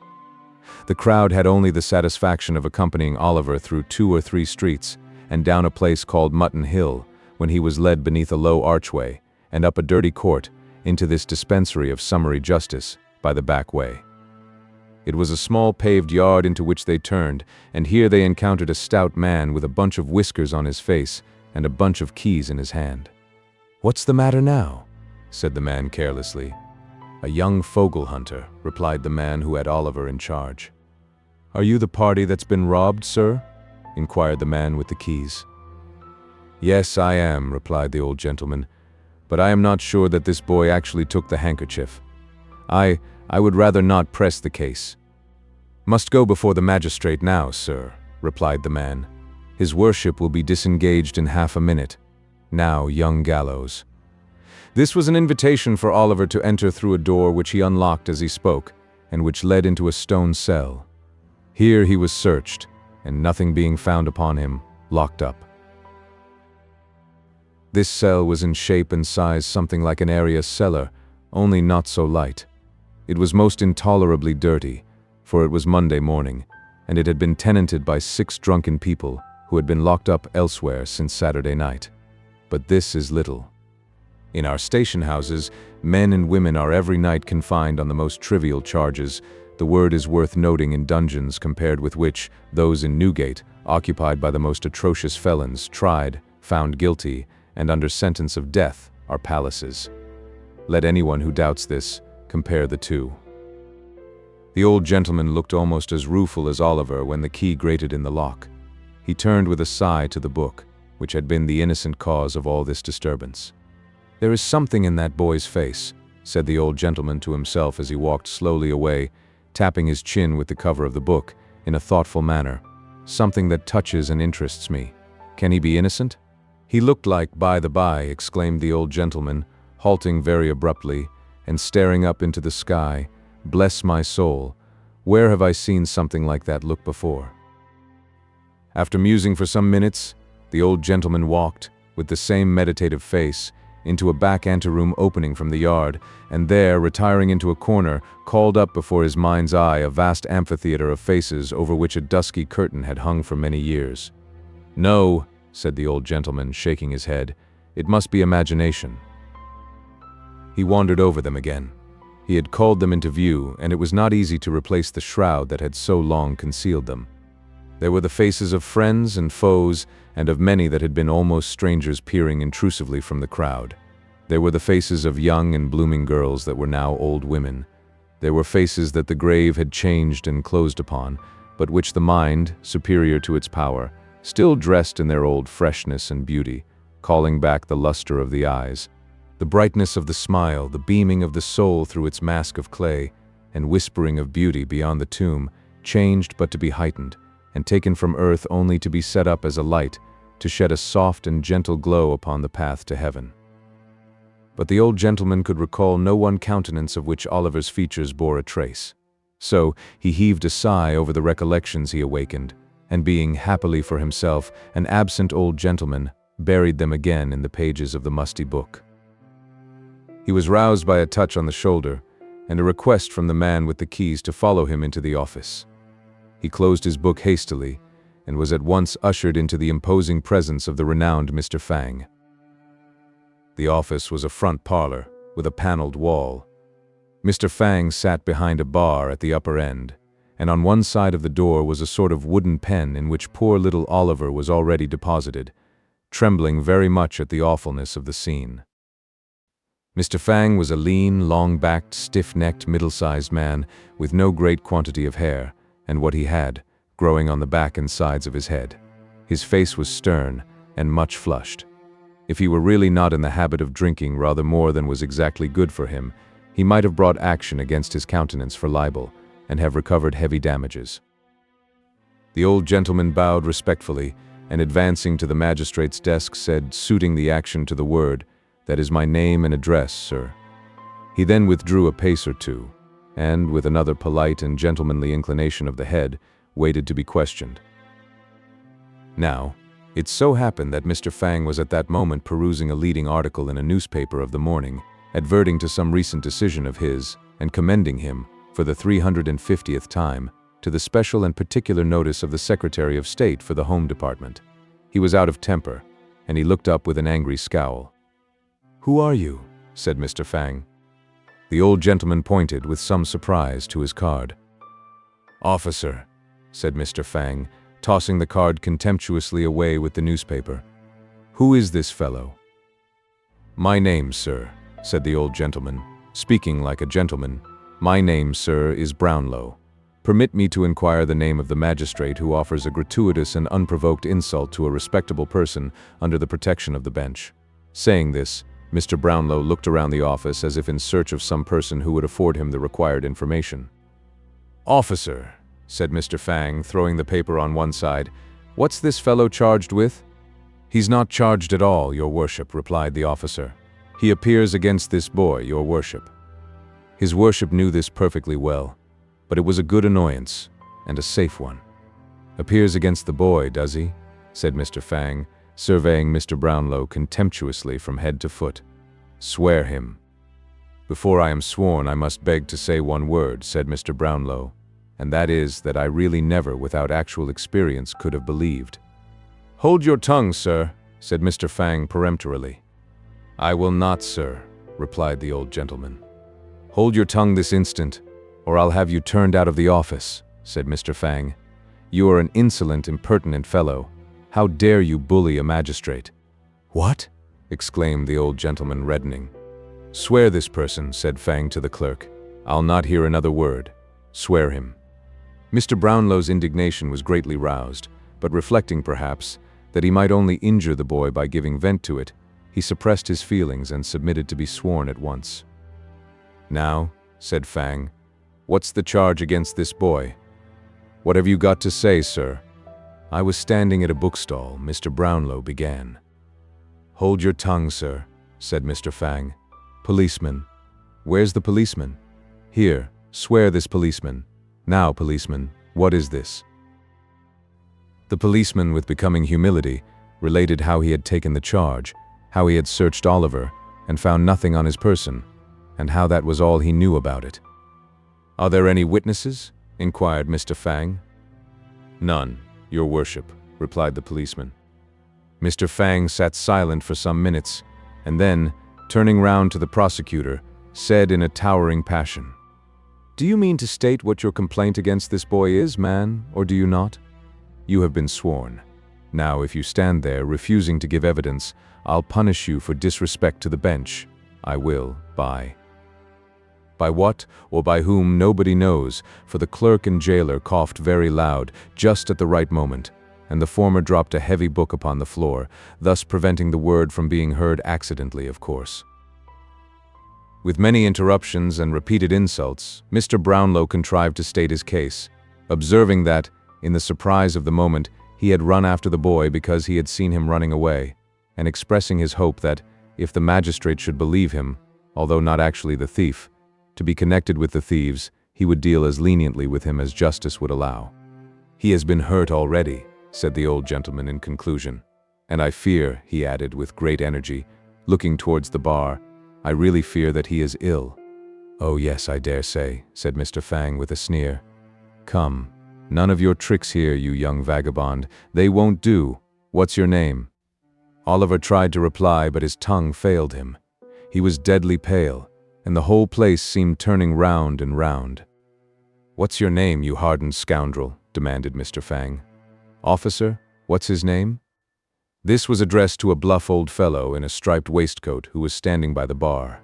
He bent over Oliver and repeated the inquiry, but finding him really incapable of understanding the question, and knowing that his not replying would only infuriate the magistrate the more, and add to the severity of his sentence, he hazarded a guess.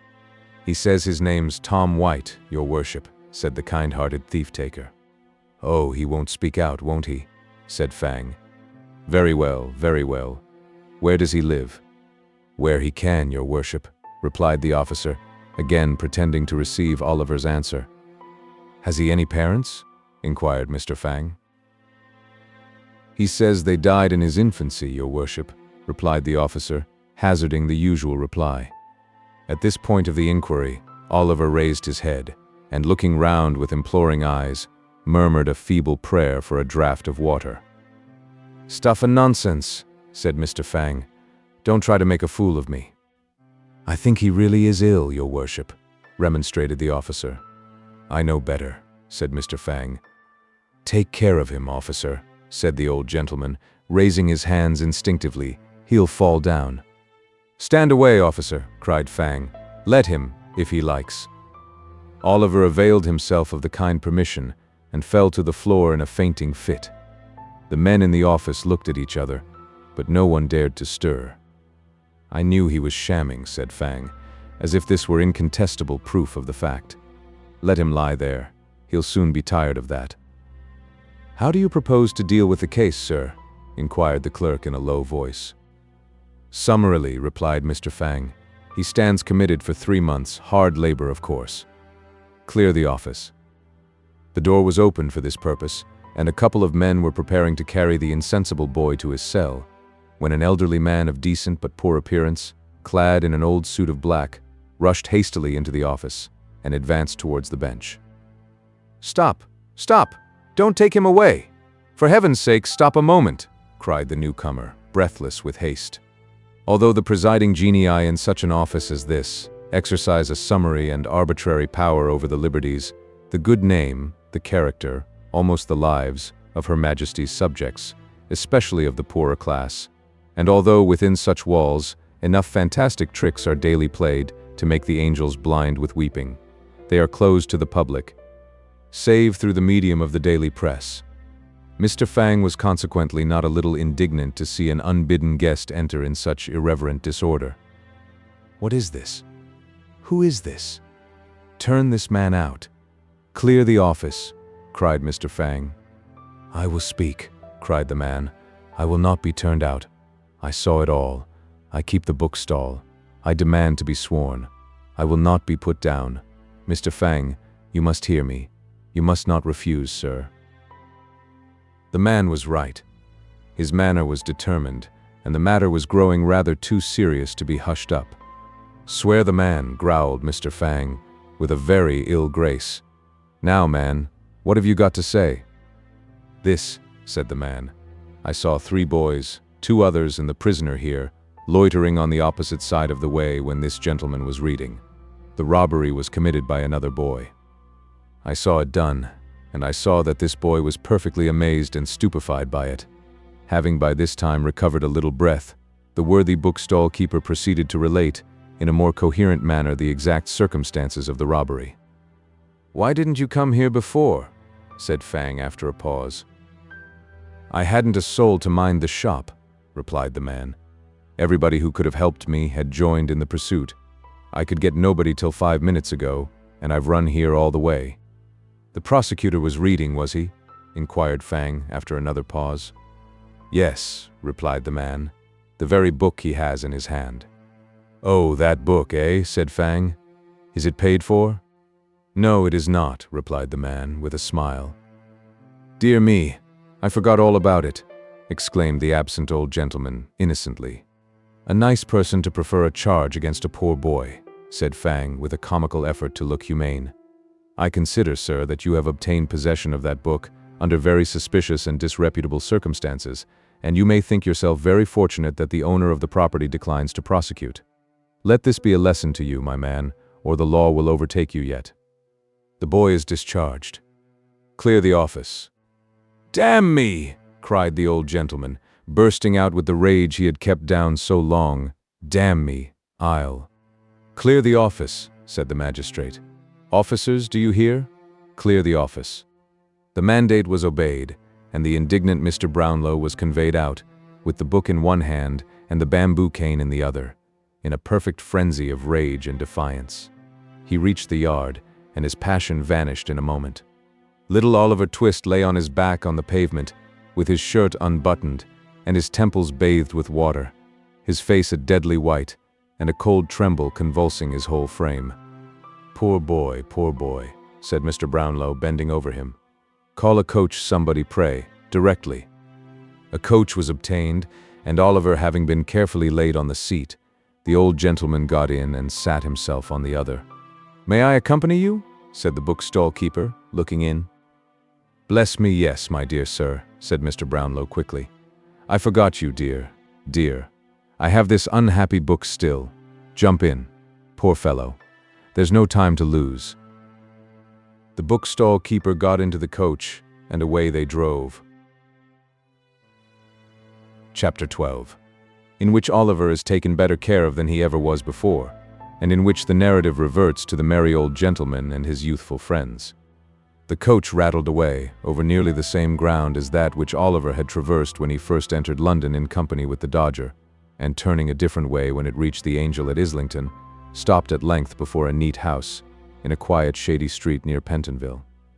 Here a bed was prepared without loss of time, in which Mr. Brownlow saw his young charge carefully and comfortably deposited, and here he was tended with a kindness and solicitude that knew no bounds.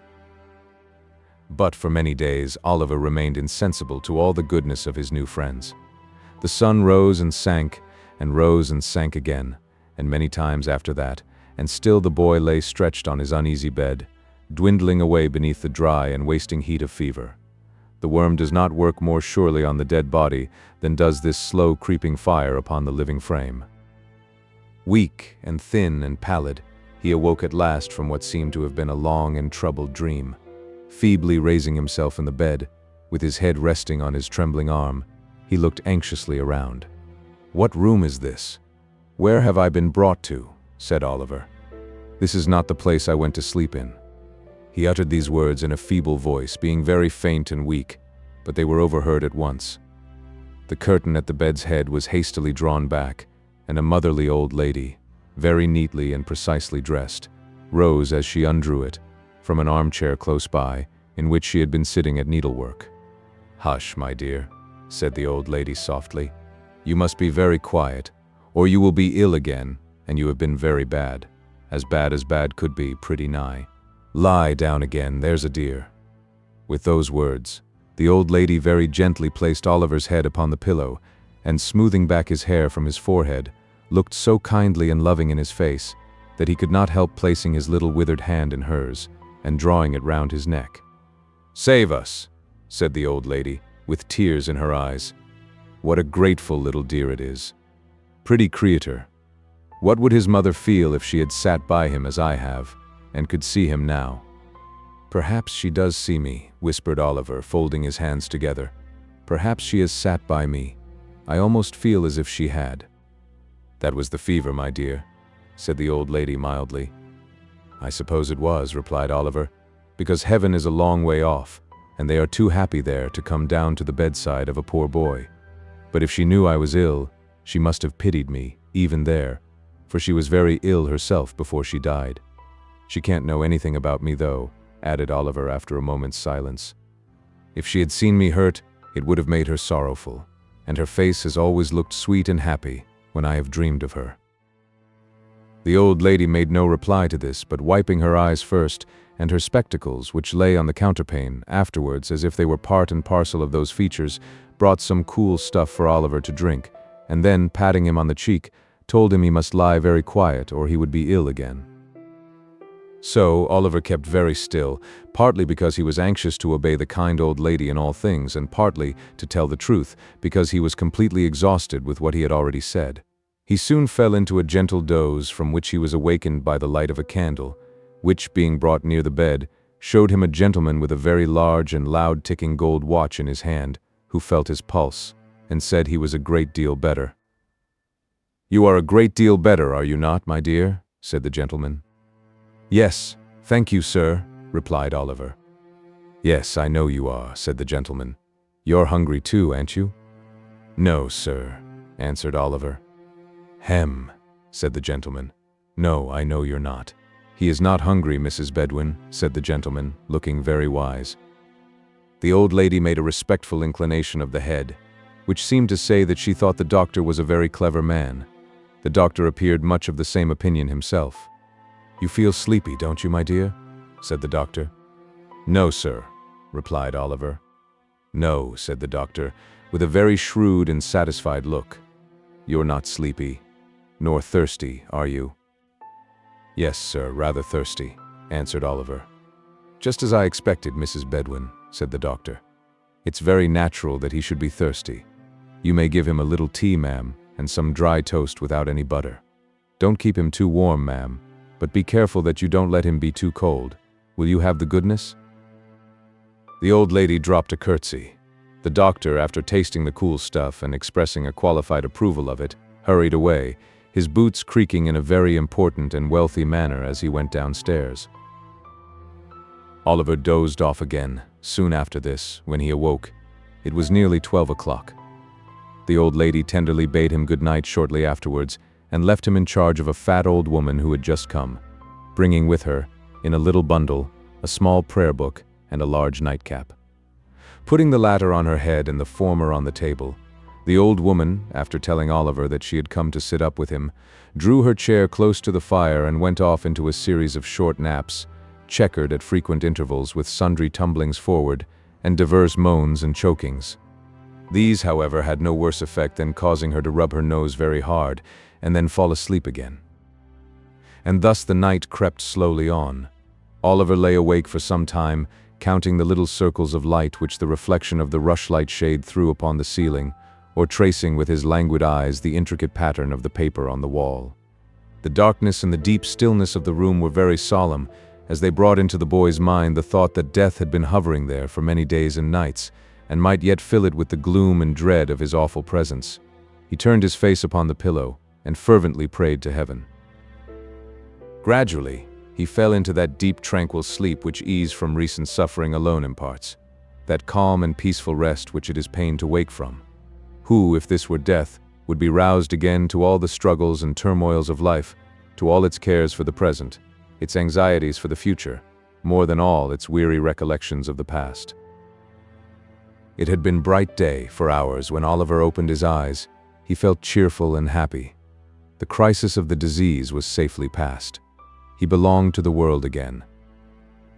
In 3 days' time he was able to sit in an easy chair, well propped up with pillows, and as he was still too weak to walk, Mrs. Bedouin had him carried downstairs into the little housekeeper's room, which belonged to her. Having him set here by the fireside, the good old lady sat herself down too, and being in a state of considerable delight at seeing him so much better, forthwith began to cry most violently. "Never mind me, my dear," said the old lady. "I'm only having a regular good cry. There, it's all over now, and I'm quite comfortable." "You're very, very kind to me, ma'am," said Oliver. "Well, never you mind that, my dear," said the old lady. "That's got nothing to do with your broth, and it's full time you had it. For the doctor says Mr. Brownlow may come in to see you this morning, and we must get up our best looks, because the better we look, the more he'll be pleased."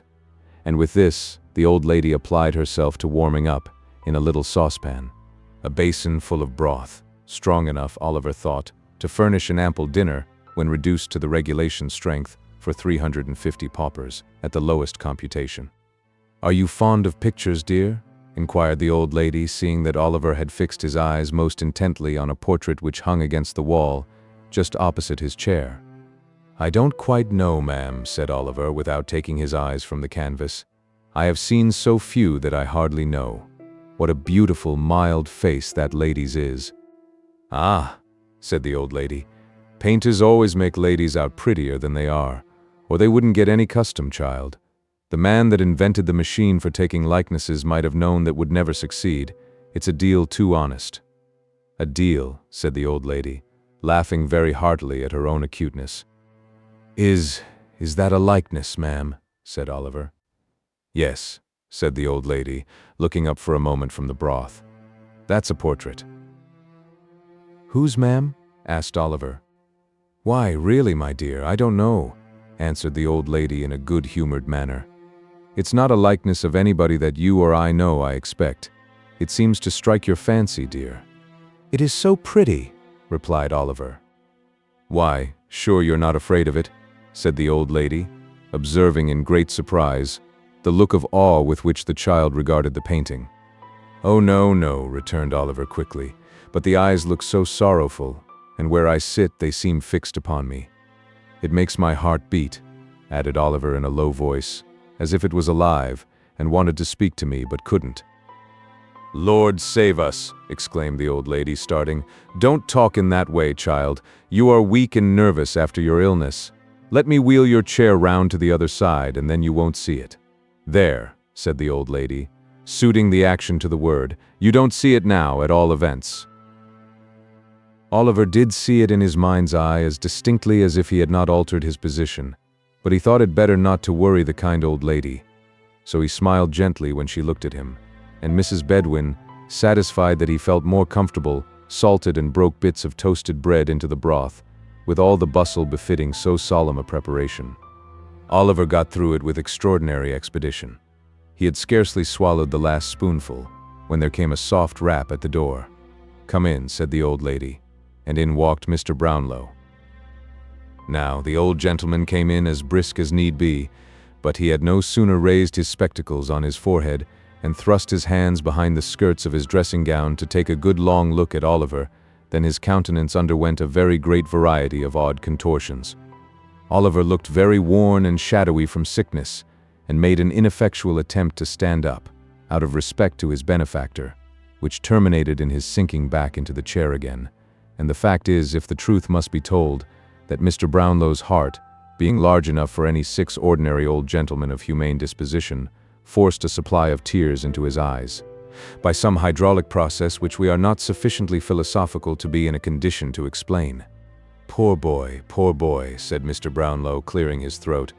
"I'm rather hoarse this morning, Mrs. Bedwin. I'm afraid I have caught cold." "I hope not, sir," said Mrs. Bedwin.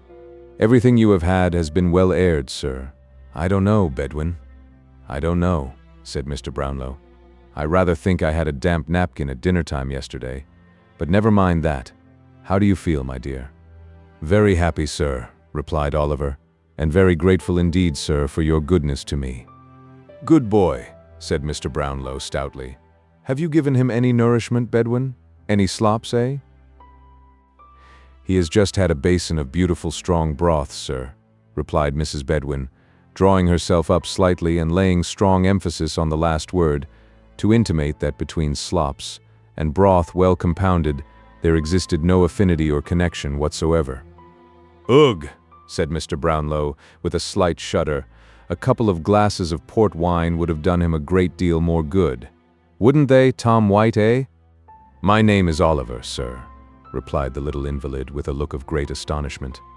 "Oliver," said Mr. Brownlow. "Oliver what? Oliver White, eh?" "No, sir. Twist. Oliver Twist." "Queer name," said the old gentleman. "What made you tell the magistrate your name was White?" "I never told him so, sir," returned Oliver in amazement. This sounded so like a falsehood that the old gentleman looked somewhat sternly in Oliver's face. It was impossible to doubt him. There was truth in every one of its thin and sharpened lineaments. "Some mistake," said Mr. Brownlow. But, although his motive for looking steadily at Oliver no longer existed, the old idea of the resemblance between his features and some familiar face came upon him so strongly that he could not withdraw his gaze. "I hope you are not angry with me, sir," said Oliver, raising his eyes beseechingly. "No, no," replied the old gentleman. "Why? What's this? Bedwin, look there." As he spoke, he pointed hastily to the picture over Oliver's head, and then to the boy's face. There was its living copy. The eyes, the head, the mouth, every feature was the same. The expression was, for the instant, so precisely alike that the minutest lines seemed copied with startling accuracy. Oliver knew not the cause of this sudden exclamation, for, not being strong enough to bear the start it gave him, he fainted away. a weakness on his part, which affords the narrative an opportunity of relieving the reader from suspense in behalf of the two young pupils of the merry old gentleman, and of recording that when the Dodger and his accomplished friend Master Bates joined in the hue and cry which was raised at Oliver's heels in consequence of their executing an illegal conveyance of Mr. Brownlow's personal property, as has been already described, they were actuated by a very laudable and becoming regard for themselves. And forasmuch as the freedom of the subject and the liberty of the individual are among the first and proudest boasts of a true-hearted Englishman, so I need hardly beg the reader to observe that this action should tend to exalt them in the opinion of all public and patriotic men, in almost as great a degree as this strong proof of their anxiety for their own preservation and safety goes to corroborate and confirm the little code of laws which certain profound and sound-judging philosophers have laid down as the mainsprings of all nature's deeds and actions. The said philosophers very wisely reducing the good lady's proceedings to matters of maxim and theory, and, by a very neat and pretty compliment to her exalted wisdom and understanding, putting entirely out of sight any considerations of heart, or generous impulse and feeling.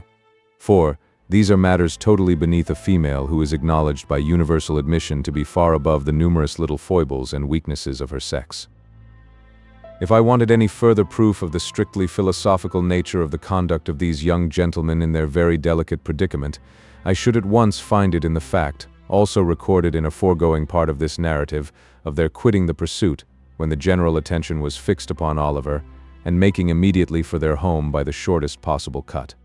Although I do not mean to assert that it is usually the practice of renowned and learned sages to shorten the road to any great conclusion, their course indeed being rather to lengthen the distance, by various circumlocutions and discursive staggerings, like unto those in which drunken men under the pressure of a too mighty flow of ideas are prone to indulge.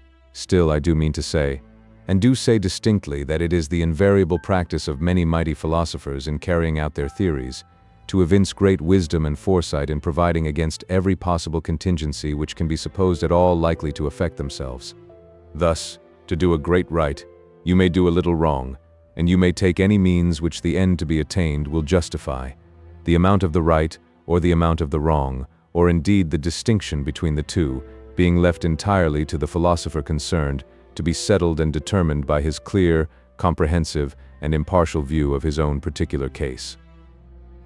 It was not until the two boys had scoured with great rapidity through a most intricate maze of narrow streets and courts that they ventured to halt beneath a low and dark archway. Having remained silent here, just long enough to recover breath to speak, Master Bates uttered an exclamation of amusement and delight, and bursting into an uncontrollable fit of laughter, flung himself upon a doorstep and rolled thereon in a transport of mirth. "What's the matter?" inquired the Dodger. "Ha, ha, ha," roared Charlie Bates. "Hold your noise," remonstrated the Dodger, looking cautiously round. "Do you want to be grabbed, stupid?" "I can't help it," said Charlie. "I can't help it. To see him splitting away at that pace, and cutting round the corners, and knocking up again the posts, and starting on again as if he was made of iron as well as them, and me with the wipe in my pocket, singing out ardour him, oh my eye." The vivid imagination of Master Bates presented the scene before him in too strong colors. As he arrived at this apostrophe, he again rolled upon the doorstep and laughed louder than before. "What'll Fagin say?" inquired the Dodger, taking advantage of the next interval of breathlessness on the part of his friend to propound the question. "What?"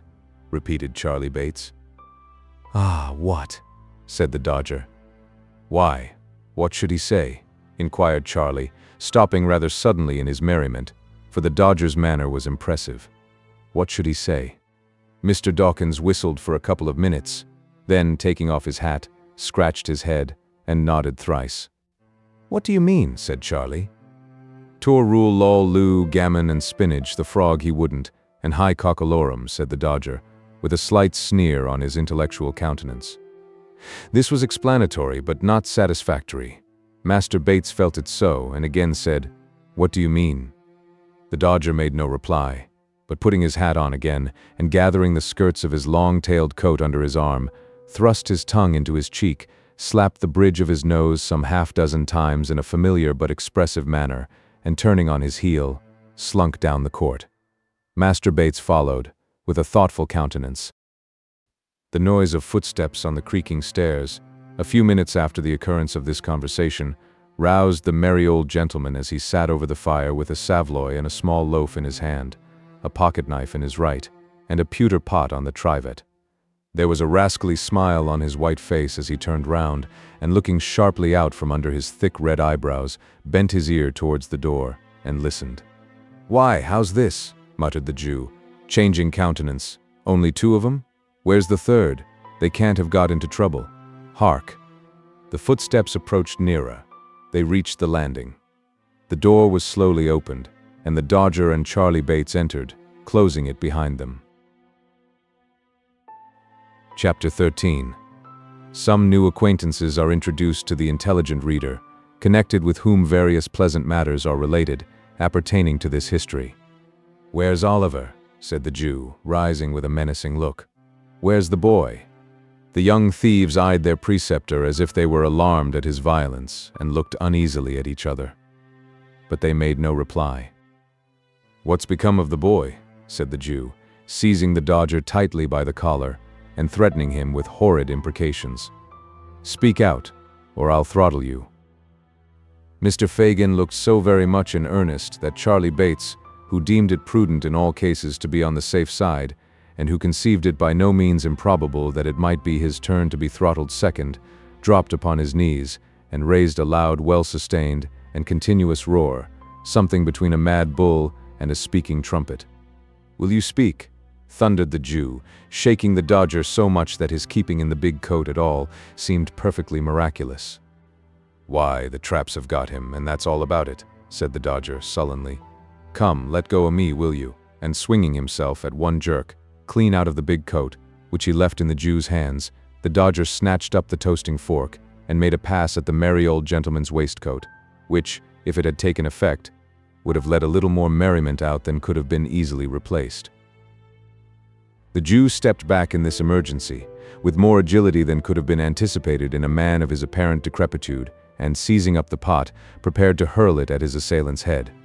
But Charlie Bates, at this moment, calling his attention by a perfectly terrific howl, he suddenly altered its destination, and flung it full at that young gentleman. "Why, what the blazes is in the wind now?" growled a deep voice. "Who pitched that air at me? It's the beer, and not the pot, as hit me, or I'd have settled somebody.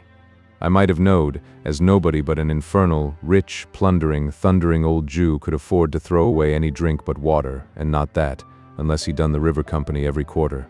What's it all about, Fagin? Damn if my neck-handkercher ain't lined with beer. Come in, you sneaking warmint. What are you stopping outside for, as if you was ashamed of your master? Come in." The man who growled out these words was a stoutly built fellow of about 35 in a black velveteen coat, very soiled drab breeches, lace-up half-boots, and gray cotton stockings which enclosed a bulky pair of legs with large swelling calves, the kind of legs which in such costume always look in an unfinished and incomplete state without a set of feathers to garnish them. He had a brown hat on his head, and a dirty Belcher handkerchief round his neck, with the long frayed ends of which he smeared the beer from his face as he spoke. He disclosed, when he had done so, a broad, heavy countenance with a beard of 3 days' growth, and 2 scowling eyes, one of which displayed various party-colored symptoms of having been recently damaged by a blow. "Come in, d'ye hear?" growled this engaging ruffian. A white, shaggy dog, with his face scratched and torn in 20 different places, skulked into the room. "Why didn't you come in afore?" said the man. "You're getting too proud to own me afore company, are you? Lie down." This command was accompanied with a kick, which sent the animal to the other end of the room. He appeared well used to it, however, for he coiled himself up in a corner very quietly, without uttering a sound, and winking his very ill-looking eyes 20 times in a minute, appeared to occupy himself in taking a survey of the apartment. "What are you up to? Ill-treating the boys, you covetous, avaricious, insatiable old fence," said the man, seating himself deliberately. "I wonder they don't murder you. I would if I was them. If I'd been your prentice, I'd have done it long ago, and no, I couldn't have sold you afterwards, for you're fit for nothing but keeping as a curiosity of ugliness in a glass bottle, and I suppose they don't blow glass bottles large enough." "Hush! Hush! Mr. Sykes," said the Jew, trembling. "Don't speak so loud." "None of your mistering," replied the ruffian. "You always mean mischief when you come that. You know my name. Out with it. I shan't disgrace it when the time comes." "Well, well then, Bill Sikes," said the Jew with abject humility. "You seem out of humor, Bill." "Perhaps I am," replied Sikes. "I should think you was rather out of sorts too, unless you mean as little harm when you throw pewter pots about, as you do when you blab and—" "Are you mad?" said the Jew, catching the man by the sleeve and pointing towards the boys. Mr. Sikes contented himself with tying an imaginary knot under his left ear and jerking his head over on the right shoulder, a piece of dumb show which the Jew appeared to understand perfectly. He then, in cant terms, with which his whole conversation was plentifully besprinkled, but which would be quite unintelligible if they were recorded here, demanded a glass of liquor. "And mind you don't poison it," said Mr. Sikes, laying his hat upon the table. This was said in jest, but if the speaker could have seen the evil leer with which the Jew bit his pale lip as he turned round to the cupboard, he might have thought the caution not wholly unnecessary, or the wish, at all events, to improve upon the distiller's ingenuity not very far from the old gentleman's merry heart. After swallowing 2 of 3 glasses of spirits, Mr. Sikes condescended to take some notice of the young gentleman, which gracious act led to a conversation, in which the cause and manner of Oliver's capture were circumstantially detailed, with such alterations and improvements on the truth, as to the Dodger appeared most advisable under the circumstances. "I'm afraid," said the Jew, "that he may say something which will get us into trouble." "That's very likely," returned Sikes with a malicious grin. "You're blowed upon, Fagin." "And I'm afraid, you see," added the Jew, speaking as if he had not noticed the interruption, and regarding the other closely as he did so, "I'm afraid that if the game was up with us, it might be up with a good many more, and that it would come out rather worse for you than it would for me, my dear." The man started, and turned round upon the Jew.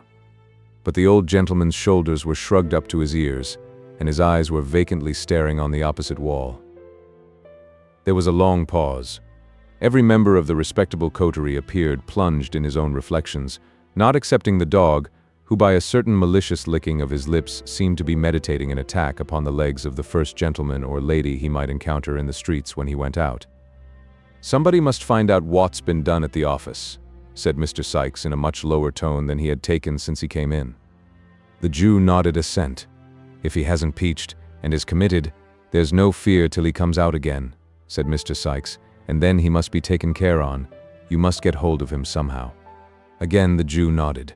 The prudence of this line of action, indeed, was obvious, but unfortunately there was one very strong objection to its being adopted. This was, that the Dodger and Charlie Bates and Fagin and Mr. William Sikes happened, one and all, to entertain a violent and deeply rooted antipathy to going near a police office on any ground or pretext whatever. How long they might have sat and looked at each other, in a state of uncertainty not the most pleasant of its kind, it is difficult to guess. It is not necessary to make any guesses on the subject, however, for the sudden entrance of the 2 young ladies whom Oliver had seen on a former occasion caused the conversation to flow afresh. "The very thing," said the Jew. "Bet we'll go, won't you, my dear?" "Where's?" inquired the young lady. "Only just up to the office, my dear," said the Jew coaxingly. It is due to the young lady to say that she did not positively affirm that she would not, but that she merely expressed an emphatic and earnest desire to be blessed if she would, a polite and delicate evasion of the request, which shows the young lady to have been possessed of that natural good breeding which cannot bear to inflict upon a fellow creature the pain of a direct and pointed refusal. The Jew's countenance fell. He turned from this young lady, who was gaily, not to say gorgeously attired in a red gown, green boots, and yellow curl papers, to the other female. "Nancy, my dear," said the Jew in a soothing manner, "what do you say?" "That it won't do. So it's no use trying it on, Fagin," replied Nancy. "What do you mean by that?" said Mr. Sikes, looking up in a surly manner. "What I say, Bill," replied the lady collectedly. "Why, you're just the very person for it," reasoned Mr. Sikes. "Nobody about here knows anything of you." "And as I don't want 'em to, neither," replied Nancy in the same composed manner. "It's rather more no than yes with me, Bill." "She'll go, Fagin," said Sikes. "No, she won't, Fagin," said Nancy. "Yes, she will, Fagin," said Sykes. And Mr. Sykes was right. By dint of alternate threats, promises, and bribes, the lady in question was ultimately prevailed upon to undertake the commission. She was not, indeed, withheld by the same considerations as her agreeable friend, for, having recently removed into the neighborhood of Field Lane from the remote but genteel suburb of Ratcliffe, she was not under the same apprehension of being recognized by any of her numerous acquaintances. Accordingly, with a clean white apron tied over her gown, and her curl papers tucked up under a straw bonnet, both articles of dress being provided from the Jew's inexhaustible stock, Miss Nancy prepared to issue forth on her errand. "Stop a minute, my dear," said the Jew, producing a little covered basket. "Carry that in one hand. It looks more respectable, my dear." "Give her a door key to carry in her t'other one, Fagin," said Sykes. "It looks real and Genevieve-like." "Yes, yes, my dear, so it does," said the Jew, hanging a large street door key on the forefinger of the young lady's right hand. "There, very good indeed, my dear," said the Jew, rubbing his hands. "Oh, my brother, my poor, dear, sweet, innocent little brother," exclaimed Nancy, bursting into tears, and wringing the little basket and the street door key in an agony of distress. "What has become of him? Where have they taken him to? Oh, do have pity, and tell me what's been done with the dear boy, gentlemen. Do, gentlemen, if you please, gentlemen." Having uttered those words in a most lamentable and heartbroken tone, to the immeasurable delight of her hearers, Miss Nancy paused, winked to the company, nodded smilingly round, and disappeared. "Ah, she's a clever girl, my dears," said the Jew, turning round to his young friends and shaking his head gravely, as if in mute admonition to them to follow the bright example they had just beheld. "She's a honor to her sex," said Mr. Sykes, filling his glass and smiting the table with his enormous fist. "Here's her health, and wishing they was all like her." While these and many other encomiums were being passed on the accomplished Nancy, that young lady made the best of her way to the police office, whither, notwithstanding a little natural timidity consequent upon walking through the streets alone and unprotected, she arrived in perfect safety shortly afterwards. Entering by the back way, she tapped softly with the key at one of the cell doors and listened. There was no sound within, so she coughed and listened again. Still there was no reply, so she spoke. "Nolly, dear," murmured Nancy in a gentle voice. "Nolly?" There was nobody inside but a miserable shoeless criminal, who had been taken up for playing the flute, and who, the offense against society having been clearly proved, had been very properly committed by Mr. Fang to the House of Correction for 1 month, with the appropriate and amusing remark that since he had so much breath to spare, it would be more wholesomely expended on the treadmill than in a musical instrument. He made no answer, being occupied mentally bewailing the loss of the flute, which had been confiscated for the use of the county, so Nancy passed on to the next cell and knocked there. "Well," cried a faint and feeble voice. "Is there a little boy here?" inquired Nancy with a preliminary sob. "No," replied the voice. "God forbid." This was a vagrant of 65 who was going to prison for not playing the flute, or, in other words, for begging in the streets, and doing nothing for his livelihood. In the next cell was another man, who was going to the same prison for hawking tin saucepans without license, thereby doing something for his living, in defiance of the stamp office. But as neither of these criminals answered to the name of Oliver, or knew anything about him, Nancy made straight up to the bluff officer in the striped waistcoat, and with the most piteous wailings and lamentations, rendered more piteous by a prompt and efficient use of the street door key and the little basket, demanded her own dear brother. "I haven't got him, my dear," said the old man. "Where is he?" screamed Nancy in a distracted manner. "Why, the gentleman's got him," replied the officer. "What gentleman? Oh, gracious heavens, what gentleman?" exclaimed Nancy. In reply to this incoherent questioning, the old man informed the deeply affected sister that Oliver had been taken ill in the office, and discharged in consequence of a witness having proved the robbery to have been committed by another boy, not in custody, and that the prosecutor had carried him away, in an insensible condition, to his own residence, of, and concerning which, all the informant knew was, that it was somewhere in Pentonville, he having heard that word mentioned in the directions to the coachman. In a dreadful state of doubt and uncertainty, the agonized young woman staggered to the gate, and then, exchanging her faltering walk for a swift run, returned by the most devious and complicated route she could think of, to the domicile of the Jew. Mr. Bill Sikes no sooner heard the account of the expedition delivered than he very hastily called up the white dog and, putting on his hat, expeditiously departed, without devoting any time to the formality of wishing the company good morning. "We must know where he is, my dears, he must be found," said the Jew, greatly excited. "Charlie, do nothing but skulk about till you bring home some news of him. Nancy, my dear, I must have him found. I trust to you, my dear, to you and the artful for everything." "Stay, stay," added the Jew, unlocking a drawer with a shaking hand. "There's money, my dears. I shall shut up this shop tonight. You'll know where to find me. Don't stop here a minute. Not an instant, my dears." With these words, he pushed them from the room, and carefully double-locking and barring the door behind them, drew from its place of concealment the box which he had unintentionally disclosed to Oliver. Then, he hastily proceeded to dispose the watches and jewelry beneath his clothing. A rap at the door startled him in this occupation. "Who's there?" he cried in a shrill tone. "Me," replied the voice of the Dodger through the keyhole. "What now?" cried the Jew impatiently. "Is he to be kidnapped to the other Ken, Nancy says?" inquired the Dodger. "Yes," replied the Jew, "wherever she lays hands on him. Find him out. That's all. I shall know what to do next, never fear." The boy murmured a reply of intelligence and hurried downstairs after his companions. "He has not peached so far," said the Jew as he pursued his occupation. "If he means to blab us among his new friends, we may stop his mouth yet."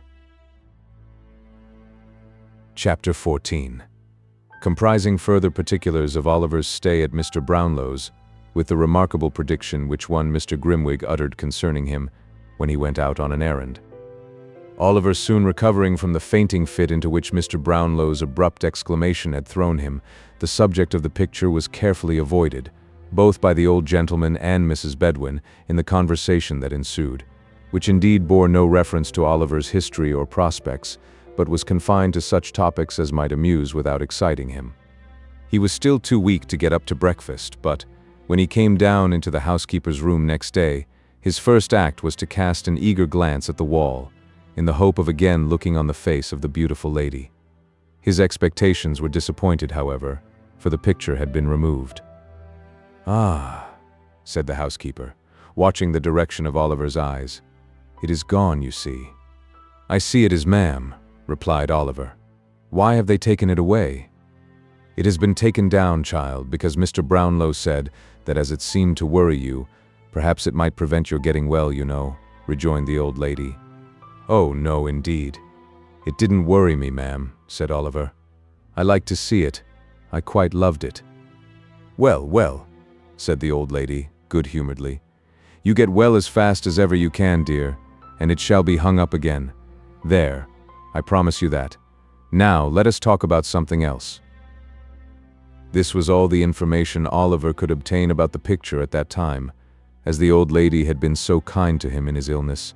He endeavored to think no more of the subject just then, so he listened attentively to a great many stories she told him about an amiable and handsome daughter of hers, who was married to an amiable and handsome man, and lived in the country, and about a son, who was clerk to a merchant in the West Indies, and who was, also, such a good young man, and wrote such dutiful letters home 4 times a year, that it brought the tears into her eyes to talk about them.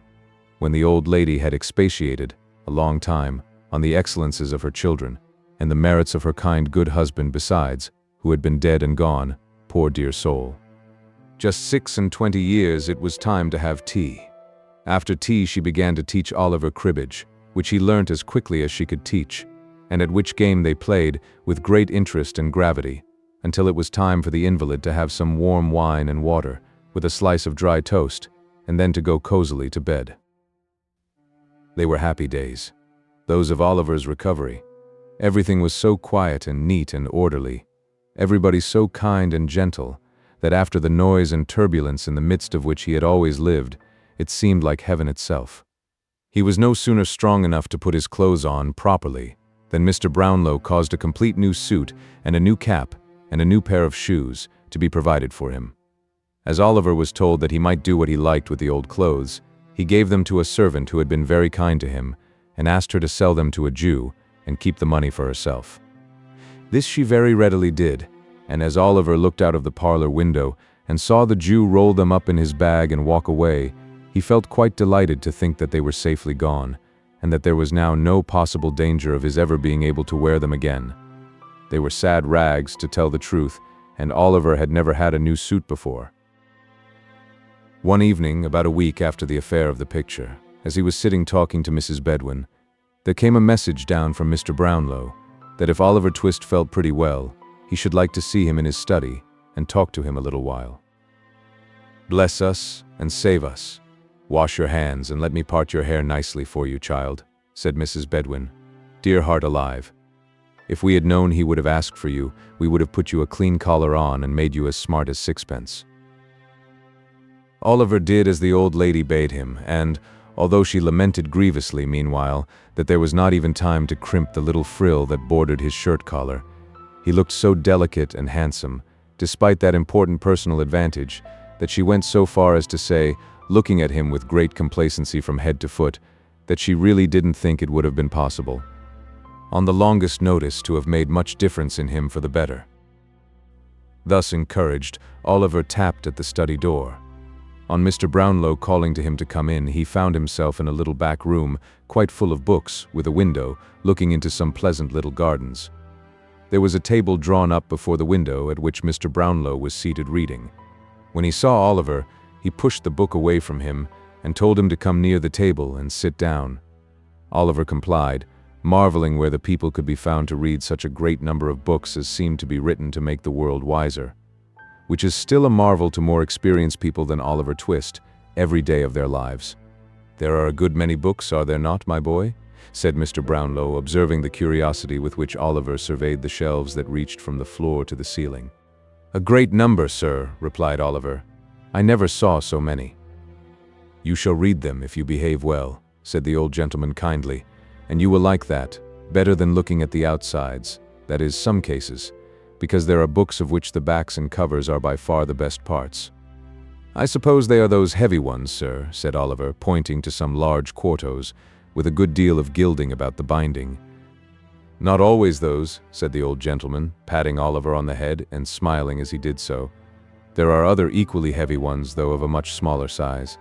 How should you like to grow up a clever man and write books, eh?" "I think I would rather read them, sir," replied Oliver. "What? Wouldn't you like to be a book writer?" said the old gentleman. Oliver considered a little while and at last said he should think it would be a much better thing to be a bookseller, upon which the old gentleman laughed heartily and declared he had said a very good thing, which Oliver felt glad to have done, though he by no means knew what it was. "Well, well," said the old gentleman, composing his features, "don't be afraid. We won't make an author of you, while there's an honest trade to be learnt, or brickmaking to turn to." "Thank you, sir," said Oliver.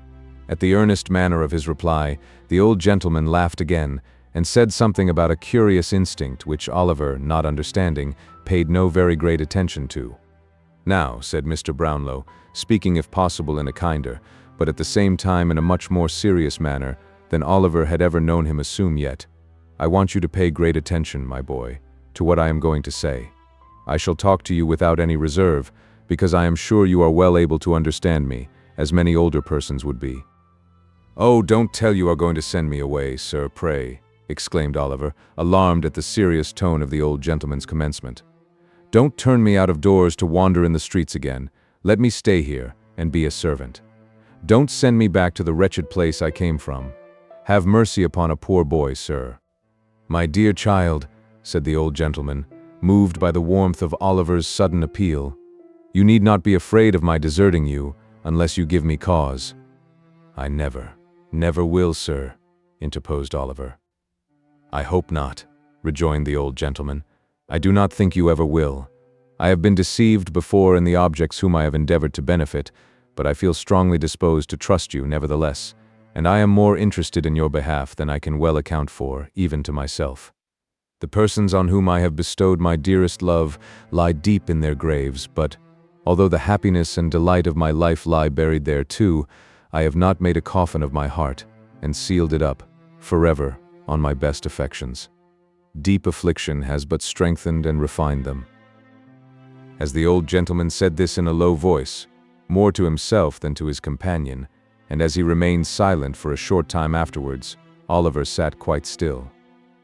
"Well, well," said the old gentleman at length, in a more cheerful tone, "I only say this because you have a young heart, and knowing that I have suffered great pain and sorrow, you will be more careful, perhaps, not to wound me again. You say you are an orphan, without a friend in the world. All the inquiries I have been able to make confirm the statement. Let me hear your story, where you come from, who brought you up, and how you got into the company in which I found you.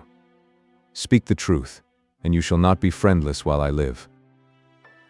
Oliver's sobs checked his utterance for some minutes, when he was on the point of beginning to relate how he had been brought up at the farm and carried to the workhouse by Mr. Bumble. A peculiarly impatient little double knock was heard at the street door, and the servant, running upstairs, announced Mr. Grimwig. "Is he coming up?" inquired Mr. Brownlow. "Yes, sir," replied the servant. "He asked if there were any muffins in the house, and when I told him yes, he said he had come to tea." Mr. Brownlow smiled, and turning to Oliver said that Mr. Grimwig was an old friend of his, and he must not mind his being a little rough in his manners, for he was a worthy creature at bottom, as he had reason to know. "Shall I go downstairs, sir?" inquired Oliver. "No," replied Mr. Brownlow. "I would rather you remained here." At this moment there walked into the room, supporting himself by a thick stick, a stout old gentleman, rather lame in one leg, who was dressed in a blue coat, striped waistcoat, nankeen breeches and gaiters, and a broad-brimmed white hat, with the sides turned up with green.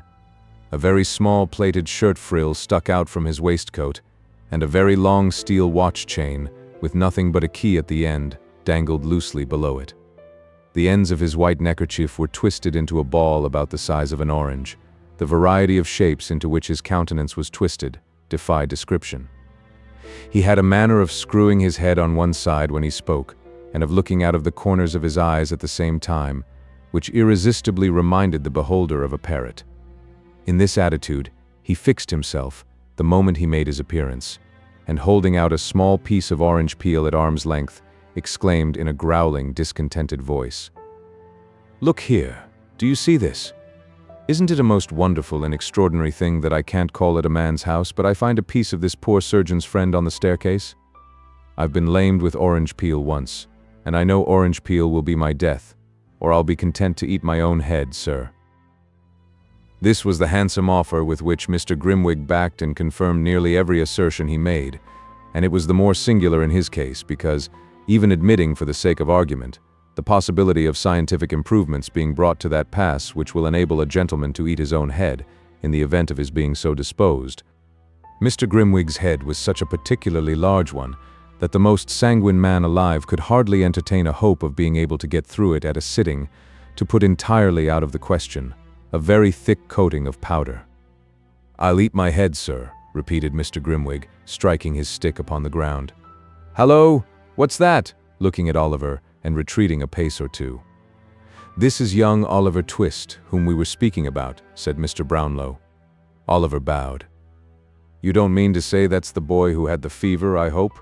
said Mr. Grimwig, recoiling a little more. "Wait a minute. Don't speak. Stop," continued Mr. Grimwig, abruptly, losing all dread of the fever in his triumph at the discovery. "That's the boy who had the orange." "If that's not the boy, sir, who had the orange, and threw this bit of peel upon the staircase, I'll eat my head, and his too." "No, no, he has not had one," said Mr. Brownlow, laughing. "Come, put down your hat, and speak to my young friend." "I feel strongly on this subject, sir," said the irritable old gentleman, drawing off his gloves. "There's always more or less orange peel on the pavement in our street, and I know it's put there by the surgeon's boy at the corner. A young woman stumbled over a bit last night, and fell against my garden railings. Directly she got up, I saw her look towards his infernal red lamp with the pantomime light. 'Don't go to him,' I called out of the window. 'He's an assassin. A man-trap. So he is. If he is not, here the irascible old gentleman gave a great knock on the ground with his stick, which was always understood, by his friends, to imply the customary offer, whenever it was not expressed in words.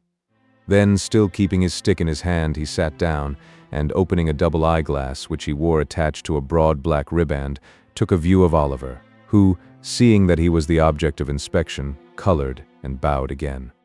"That's the boy, is it?" said Mr. Grimwig, at length. "That's the boy," replied Mr. Brownlow. "How are you, boy?" said Mr. Grimwig. "A great deal better, thank you, sir," replied Oliver. Mr. Brownlow, seeming to apprehend that his singular friend was about to say something disagreeable, asked Oliver to step downstairs and tell Mrs. Bedwin they were ready for tea, which, as he did not half like the visitor's manner, he was very happy to do. "He is a nice-looking boy, is he not?" inquired Mr. Brownlow. "I don't know," replied Mr. Grimwig, pettishly. "Don't know?" "No, I don't know. I never see any difference in boys. I only knew two sort of boys, mealy boys and beef-faced boys." "And which is Oliver?" "Mealy.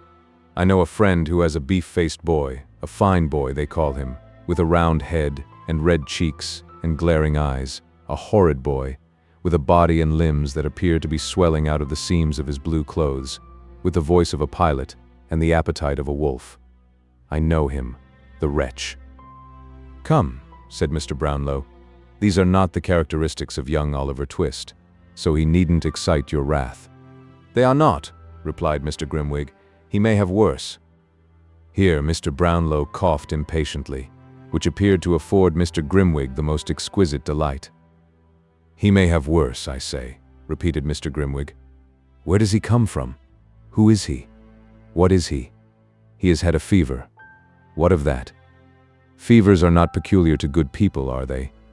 Bad people have fevers sometimes, haven't they, eh? I knew a man who was hung in Jamaica for murdering his master. He had had a fever 6 times. He wasn't recommended to mercy on that account. Pooh, nonsense." Now, the fact was that in the inmost recesses of his own heart, Mr. Grimwig was strongly disposed to admit that Oliver's appearance and manner were unusually prepossessing.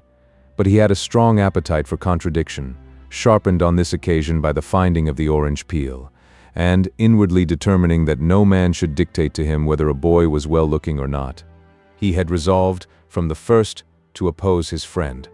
When Mr. Brownlow admitted that on no one point of inquiry could he yet return a satisfactory answer, and that he had postponed any investigation into Oliver's previous history until he thought the boy was strong enough to hear it, Mr. Grimwig chuckled maliciously. And he demanded, with a sneer, whether the housekeeper was in the habit of counting the plate at night, because if she didn't find a tablespoon or two missing some sunshiny morning, why, he would be content to, and so forth. All this Mr. Brownlow, although himself somewhat of an impetuous gentleman, knowing his friend's peculiarities, bore with great good humor, as Mr. Grimwig, at tea, was graciously pleased to express his entire approval of the muffins.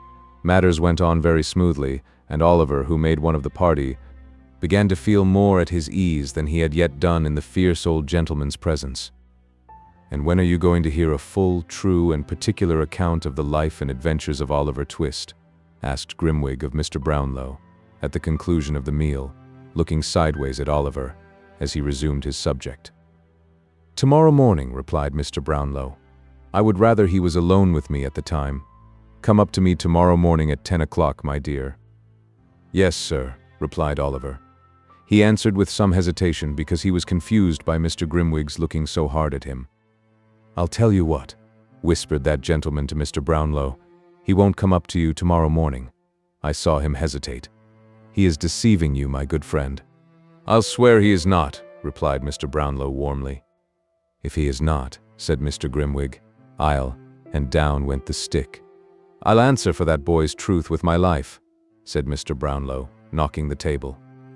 "And I for his falsehood with my head," rejoined Mr. Grimwig, knocking the table also. "We shall see," said Mr. Brownlow, checking his rising anger. "We will," replied Mr. Grimwig, with a provoking smile. "We will." As fate would have it, Mrs. Bedwin chanced to bring in, at this moment, a small parcel of books, which Mr. Brownlow had that morning purchased of the identical bookstall keeper who has already figured in this history. Having laid them on the table, she prepared to leave the room. "Stop the boy, Mrs. Bedwin," said Mr. Brownlow. "There is something to go back." "He is gone, sir," replied Mrs. Bedwin. "Call after him," said Mr. Brownlow. "It's particular. He is a poor man, and they are not paid for. There are some books to be taken back, too." The street door was opened. Oliver ran one way, and the girl ran another, and Mrs. Bedwin stood on the step and screamed for the boy, but there was no boy in sight. Oliver and the girl returned in a breathless state to report that there were no tidings of him. "Dear me, I am very sorry for that," exclaimed Mr. Brownlow. "I particularly wish those books to be returned tonight." "Send Oliver with them," said Mr. Grimwig, with an ironical smile. "He will be sure to deliver them safely, you know." "Yes, do let me take them, if you please, sir," said Oliver. "I'll run all the way, sir." The old gentleman was just going to say that Oliver should not go out on any account, when a most malicious cough from Mr. Grimwig determined him that he should, and that, by his prompt discharge of the commission, he should prove to him the injustice of his suspicions, on this head at least, at once. "You shall go, my dear," said the old gentleman. "The books are on a chair by my table. Fetch them down." Oliver, delighted to be of use, brought down the books under his arm in a great bustle, and waited, cap in hand, to hear what message he was to take.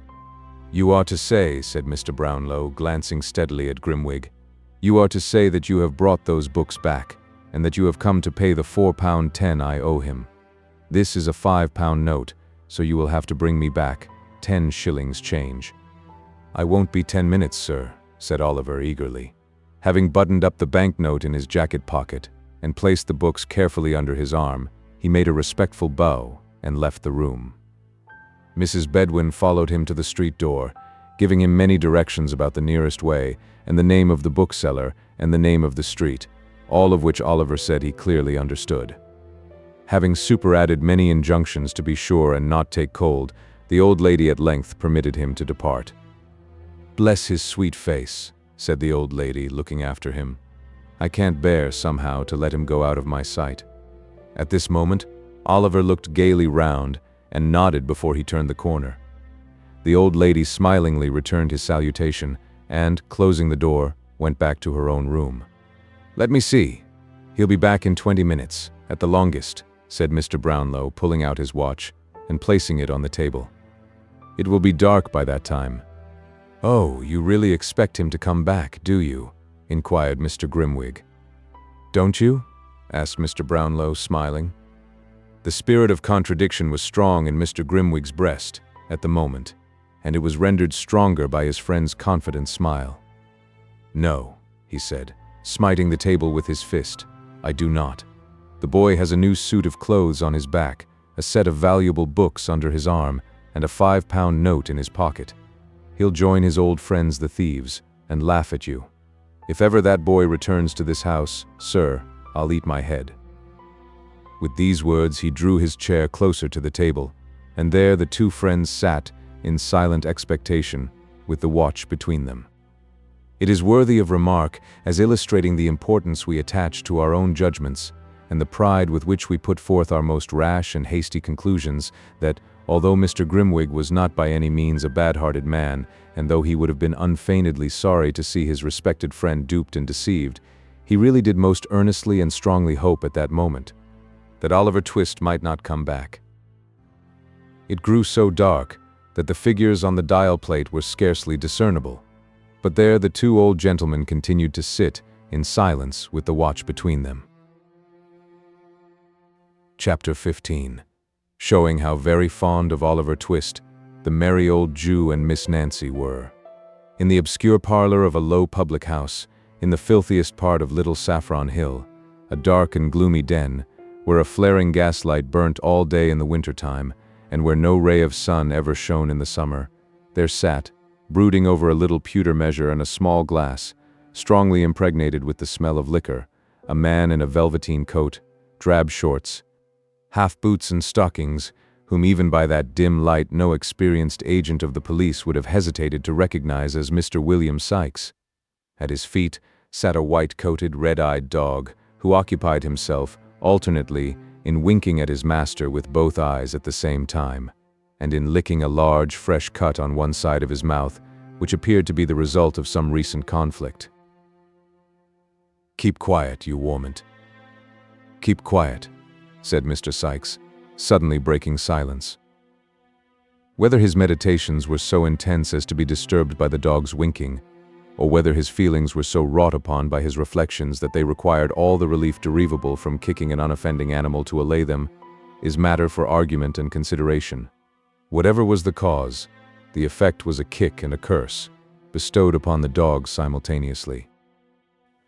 Dogs are not generally apt to revenge injuries inflicted upon them by their masters, but Mr. Sikes's dog, having faults of temper in common with his owner, and laboring, perhaps, at this moment, under a powerful sense of injury, made no more ado but at once fixed his teeth in one of the half-boots. Having given in a hearty shake, he retired, growling, under a form, just escaping the pewter measure which Mr. Sikes leveled at his head. "You would you?" said Sikes, seizing the poker in one hand, and deliberately opening with the other a large clasp knife which he drew from his pocket. "Come here, you born devil. Come here, d'ye hear?"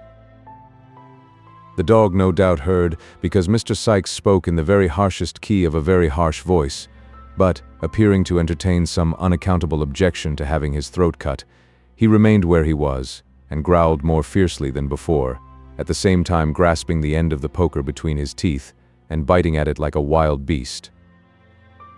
This resistance only infuriated Mr. Sikes the more, who, dropping on his knees, began to assail the animal most furiously. The dog jumped from right to left, and from left to right, snapping, growling and barking. The man thrust and swore and struck and blasphemed, and the struggle was reaching a most critical point for one or other, when, the door suddenly opening, the dog darted out, leaving Bill Sikes with the poker and the clasp knife in his hands. "There must always be two parties to a quarrel," says the old adage. Mr. Sikes, being disappointed of the dog's participation, at once transferred his share in the quarrel to the newcomer. "What the devil do you come in between me and my dog for?" said Sikes with a fierce gesture. "I didn't know, my dear, I didn't know," replied Fagin humbly, for the Jew was the newcomer. "Didn't know, you white-livered thief," growled Sikes. "Couldn't you hear the noise?" "Not a sound of it, as I am a living man, Bill," replied the Jew. "Oh no. You hear nothing, you don't," retorted Sikes with a fierce sneer, "sneaking in and out, so as nobody hears how you come or go. I wish you had been the dog, Fagin, half a minute ago." "Why?" inquired the Jew with a forced smile. "'Cause the government, as cares for the lives of such men as you, as haven't half the pluck of curs, lets a man kill a dog how he likes," replied Sikes, shutting up the knife with a very expressive look. "That's why." The Jew rubbed his hands and, sitting down at the table, affected to laugh at the pleasantry of his friend. He was obviously very ill at ease, however. "Grin away," said Sikes, replacing the poker and surveying him with savage contempt. "Grin away. You'll never have the laugh at me, though, unless it's behind a nightcap. I've got the upper hand over you, Fagin, and damn me, I'll keep it. There. If I go, you go, so take care of me." "Well, well, my dear," said the Jew. "I know all that. We have a mutual interest, Bill, a mutual interest."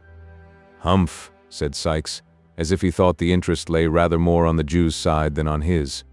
"Well, what have you got to say to me?" "It's all passed safe through the melting pot," replied Fagin, "and this is your share. It's rather more than it ought to be, my dear, but as I know you'll do me a good turn another time, and—" "Stow that gammon!" interposed the robber impatiently. "Where is it? Hand over!" Yes, Bill. Give me time. Give me time," replied the Jew, soothingly. "Here it is, all safe." As he spoke, he drew forth an old cotton handkerchief from his breast, and untying a large knot in one corner, produced a small brown paper packet. Sikes, snatching it from him, hastily opened it, and proceeded to count the sovereigns it contained. "This is all, is it?" inquired Sikes. "All," replied the Jew. "You haven't opened the parcel and swallowed one or two as you come along, have you?" inquired Sikes, suspiciously. "Don't put on an injured look at the question. You've done it many a time. Jerk the tinkler." These words, in plain English, conveyed an injunction to ring the bell. It was answered by another Jew, younger than Fagin, but nearly as vile and repulsive in appearance. Bill Sikes merely pointed to the empty measure.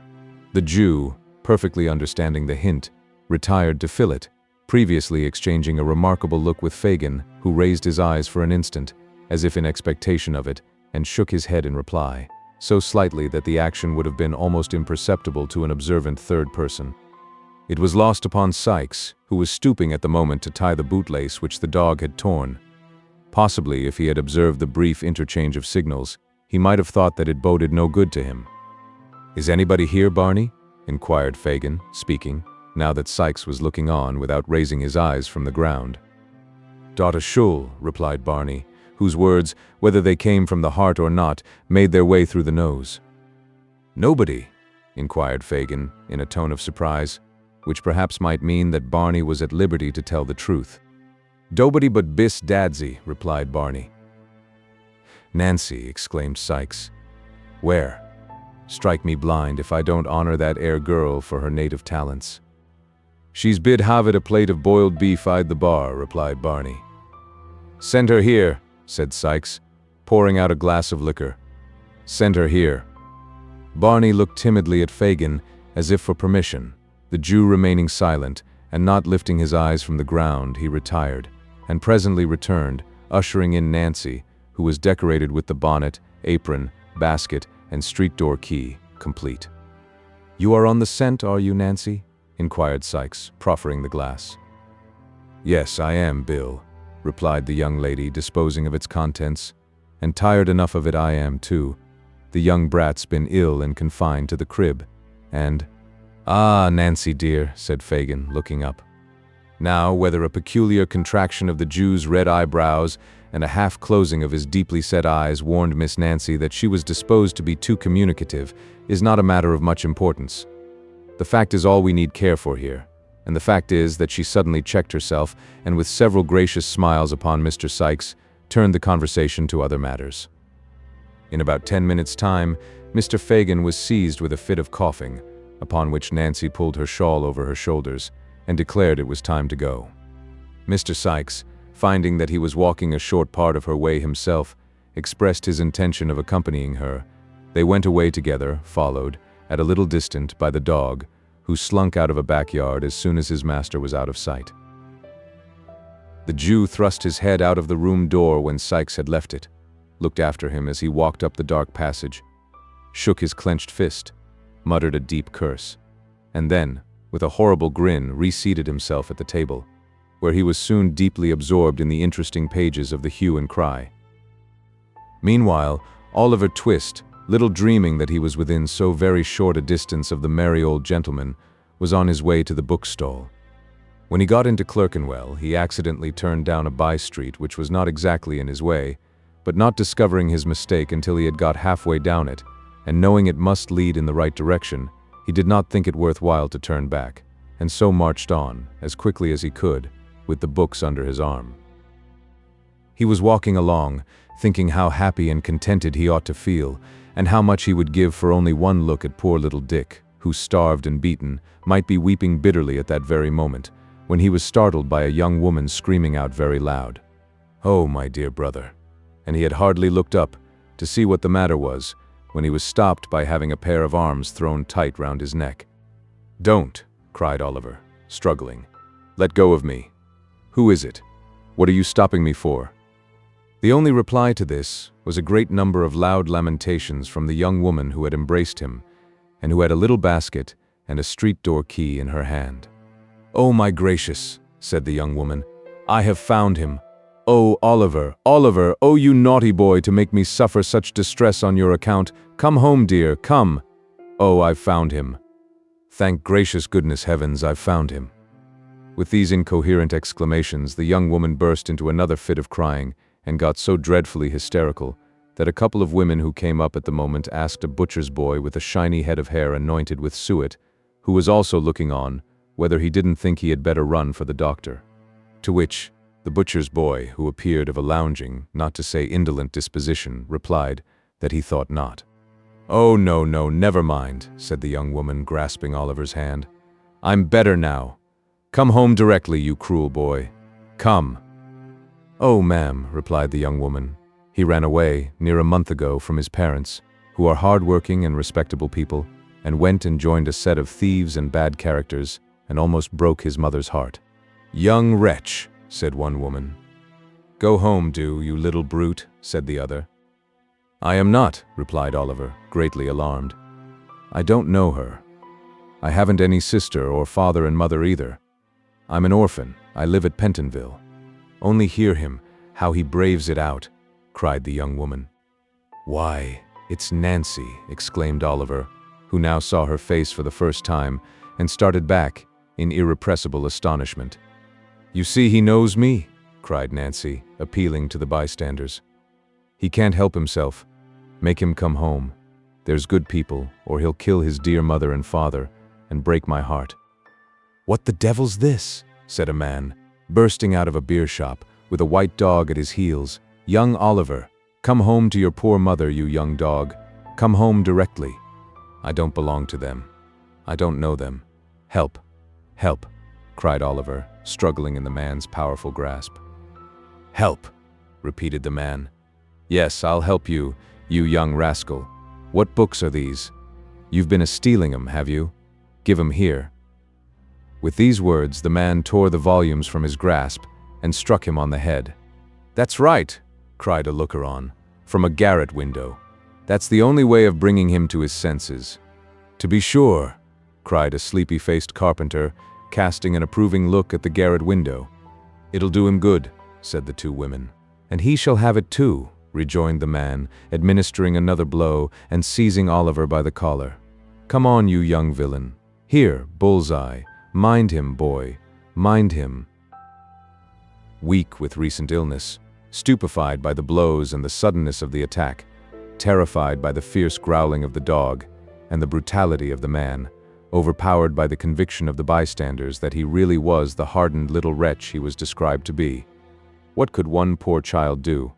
Darkness had set in. It was a low neighborhood. No help was near. Resistance was useless. In another moment he was dragged into a labyrinth of dark, narrow courts, and was forced along them at a pace which rendered the few cries he dared to give utterance to unintelligible. It was of little moment, indeed, whether they were intelligible or no, for there was nobody to care for them, had they been ever so plain.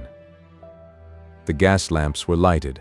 Mrs. Bedwin was waiting anxiously at the open door. The servant had run up the street 20 times to see if there were any traces of Oliver, and still the two old gentlemen sat, perseveringly, in the dark parlor, with the watch between them. Chapter 16 relates what became of Oliver Twist after he had been claimed by Nancy. The narrow streets and courts at length terminated in a large open space, scattered about which were pens for beasts and other indications of a cattle market. Sikes slackened his pace when they reached this spot, the girl being quite unable to support any longer the rapid rate at which they had hitherto walked. Turning to Oliver, he roughly commanded him to take hold of Nancy's hand. "Do you hear?" growled Sikes, as Oliver hesitated and looked round. They were in a dark corner, quite out of the track of passengers. Oliver saw, but too plainly, that resistance would be of no avail. He held out his hand, which Nancy clasped tight in hers. "Give me the other," said Sikes, seizing Oliver's unoccupied hand. "Here, Bullseye." The dog looked up and growled. "See here, boy," said Sikes, putting his other hand to Oliver's throat. "If he speaks ever so soft a word, hold him. Do you mind?" The dog growled again, and licking his lips, eyed Oliver as if he were anxious to attach himself to his windpipe without delay. "He's as willing as a Christian, strike me blind if he isn't," said Sikes, regarding the animal with a kind of grim and ferocious approval. "Now, you know what you've got to expect, master, so call away as quick as you like. The dog will soon stop that game. Get on, young un." Bullseye wagged his tail in acknowledgement of this unusually endearing form of speech, and giving vent to another admonitory growl for the benefit of Oliver, led the way onward. It was Smithfield that they were crossing, although it might have been Grosvenor Square, for anything Oliver knew to the contrary. The night was dark and foggy. The lights in the shops could scarcely struggle through the heavy mist, which thickened every moment and shrouded the streets and houses in gloom, rendering the strange place still stranger in Oliver's eyes, and making his uncertainty the more dismal and depressing. They had hurried on a few paces when a deep church bell struck the hour. With its first stroke, his two conductors stopped and turned their heads in the direction whence the sound proceeded. "8 o'clock, Bill," said Nancy when the bell ceased. "What's the good of telling me that? I can hear it, can't I?" replied Sikes. "I wonder whether they can hear it," said Nancy. "Of course they can," replied Sikes. "It was Bartlemy time when I was shopped, and there warn't a penny trumpet in the fair, as I couldn't hear the squeaking on. Arter, I was locked up for the night. The row and din outside made the thundering old jail so silent that I could almost have beat my brains out against the iron plates of the door." "Poor fellow," said Nancy, who still had her face turned towards the quarter in which the bell had sounded. "Oh, Bill, such fine young chaps as them." "Yes, that's all you women think of," answered Sikes. "Fine young chaps. Well, they're as good as dead, so it don't much matter." With this consolation, Mr. Sikes appeared to repress a rising tendency to jealousy and, clasping Oliver's wrist more firmly, told him to step out again. "Wait a minute," said the girl. "I wouldn't hurry by, if it was you that was coming out to be hung. The next time 8 o'clock struck, Bill, I'd walk round and round the place till I dropped, if the snow was on the ground, and I hadn't a shawl to cover me." "And what good would that do?" inquired the unsentimental Mr. Sikes. "Unless you could pitch over a file and 20 yards of good stout rope, you might as well be walking 50 miles off, or not walking at all, for all the good it would do me. Come on, and don't stand preaching there." The girl burst into a laugh, drew her shawl more closely round her, and they walked away. But Oliver felt her hand tremble, and, looking up in her face as they passed a gas lamp, saw that it had turned a deadly white. They walked on by little frequented and dirty ways for a full half-hour, meeting very few people, and those appearing from their looks to hold much the same position in society as Mr. Sikes himself. At length they turned into a very filthy narrow street, nearly full of old clothes shops, the dog running forward, as if conscious that there was no further occasion for his keeping on guard, stopped before the door of a shop that was closed and apparently untenanted. The house was in a ruinous condition, and on the door was nailed a board, intimating that it was to let, which looked as if it had hung there for many years. "All right?" cried Sikes, glancing cautiously about. Nancy stooped below the shutters, and Oliver heard the sound of a bell. They crossed to the opposite side of the street, and stood for a few moments under a lamp. A noise as if a sash window were gently raised was heard, and soon afterwards the door softly opened. Mr. Sikes then seized the terrified boy by the collar with very little ceremony, and all three were quickly inside the house. The passage was perfectly dark. They waited, while the person who had let them in chained and barred the door. "Anybody here?" inquired Sikes. "No," replied a voice, which Oliver thought he had heard before. "Is the old un here?" asked the robber. "Yes," replied the voice, "and precious down in the mouth he has been. Won't he be glad to see you?" "Oh, no." The style of this reply, as well as the voice which delivered it, seemed familiar to Oliver's ears, but it was impossible to distinguish even the form of the speaker in the darkness. "Let's have a glim," said Sikes, "or we shall go breaking our necks or treading on the dog. Look after your legs if you do." "Stand still a moment, and I'll get you one," replied the voice. The receding footsteps of the speaker were heard, and in another minute, the form of Mr. John Dawkins, otherwise the Artful Dodger, appeared. He bore in his right hand a tallow candle stuck in the end of a cleft stick. The young gentleman did not stop to bestow any other mark of recognition upon Oliver than a humorous grin, but turning away beckoned the visitors to follow him down a flight of stairs. They crossed an empty kitchen, and opening the door of a low, earthy-smelling room, which seemed to have been built in a small backyard, were received with a shout of laughter. "Oh, my wig, cried Master Charles Bates, from whose lungs the laughter had proceeded. "Here he is. Oh, cry, here he is. Oh, Fagin, look at him. Fagin, do look at him. I can't bear it, it is such a jolly game, I can't bear it. Hold me, somebody, while I laugh it out." With this irrepressible ebullition of mirth, Master Bates laid himself flat on the floor and kicked convulsively for 5 minutes in an ecstasy of facetious joy. Then, jumping to his feet, he snatched the cleft stick from the dodger and, advancing to Oliver, viewed him round and round, while the Jew, taking off his nightcap, made a great number of low bows to the bewildered boy. The artful, meantime, who was of a rather saturnine disposition and seldom gave way to merriment when it interfered with business, rifled Oliver's pockets with steady assiduity. "Look at his togs, Fagin," said Charlie, putting the light so close to his new jacket as nearly to set him on fire. "Look at his togs, superfine cloth, and the heavy swell cut. Oh my eye, what a game! And his books too. Nothing but a gentleman, Fagin." "Delighted to see you looking so well, my dear," said the Jew, bowing with mock humility. "The artful shall give you another suit, my dear, for fear you should spoil that Sunday one. Why didn't you write, my dear, and say you were coming? We'd have got something warm for supper." At his, Master Bates roared again, so loud that Fagin himself relaxed, and even the Dodger smiled, but as the artful drew forth the £5 note at that instant, it is doubtful whether the sally of the discovery awakened his merriment. "Hallo, what's that?" inquired Sikes, stepping forward as the Jew seized the note. "That's mine, Fagin." "No, no, my dear," said the Jew. "Mine, Bill, mine. You shall have the books." "If that ain't mine," said Bill Sikes, putting on his hat with a determined air. "Mine and Nancy's, that is. I'll take the boy back again." The Jew started. Oliver started too, though from a very different cause, for he hoped that the dispute might really end in his being taken back. "Come, hand over, will you?" said Sikes. "This is hardly fair, Bill. Hardly fair, is it, Nancy?" inquired the Jew. "Fair or not fair," retorted Sikes. "Hand over, I tell you.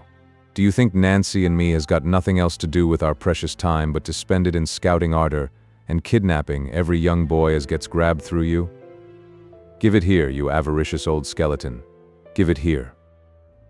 With this gentle remonstrance, Mr. Sikes plucked the note from between the Jew's finger and thumb, and looking the old man coolly in the face, folded it up small and tied it in his neckerchief. "That's for our share of the trouble," said Sikes, "and not half enough neither. You may keep the books if you're fond of reading. If you ain't, sell 'em." "They're very pretty," said Charlie Bates, who with sundry grimaces had been affecting to read one of the volumes in question. "Beautiful writing, isn't his, Oliver?"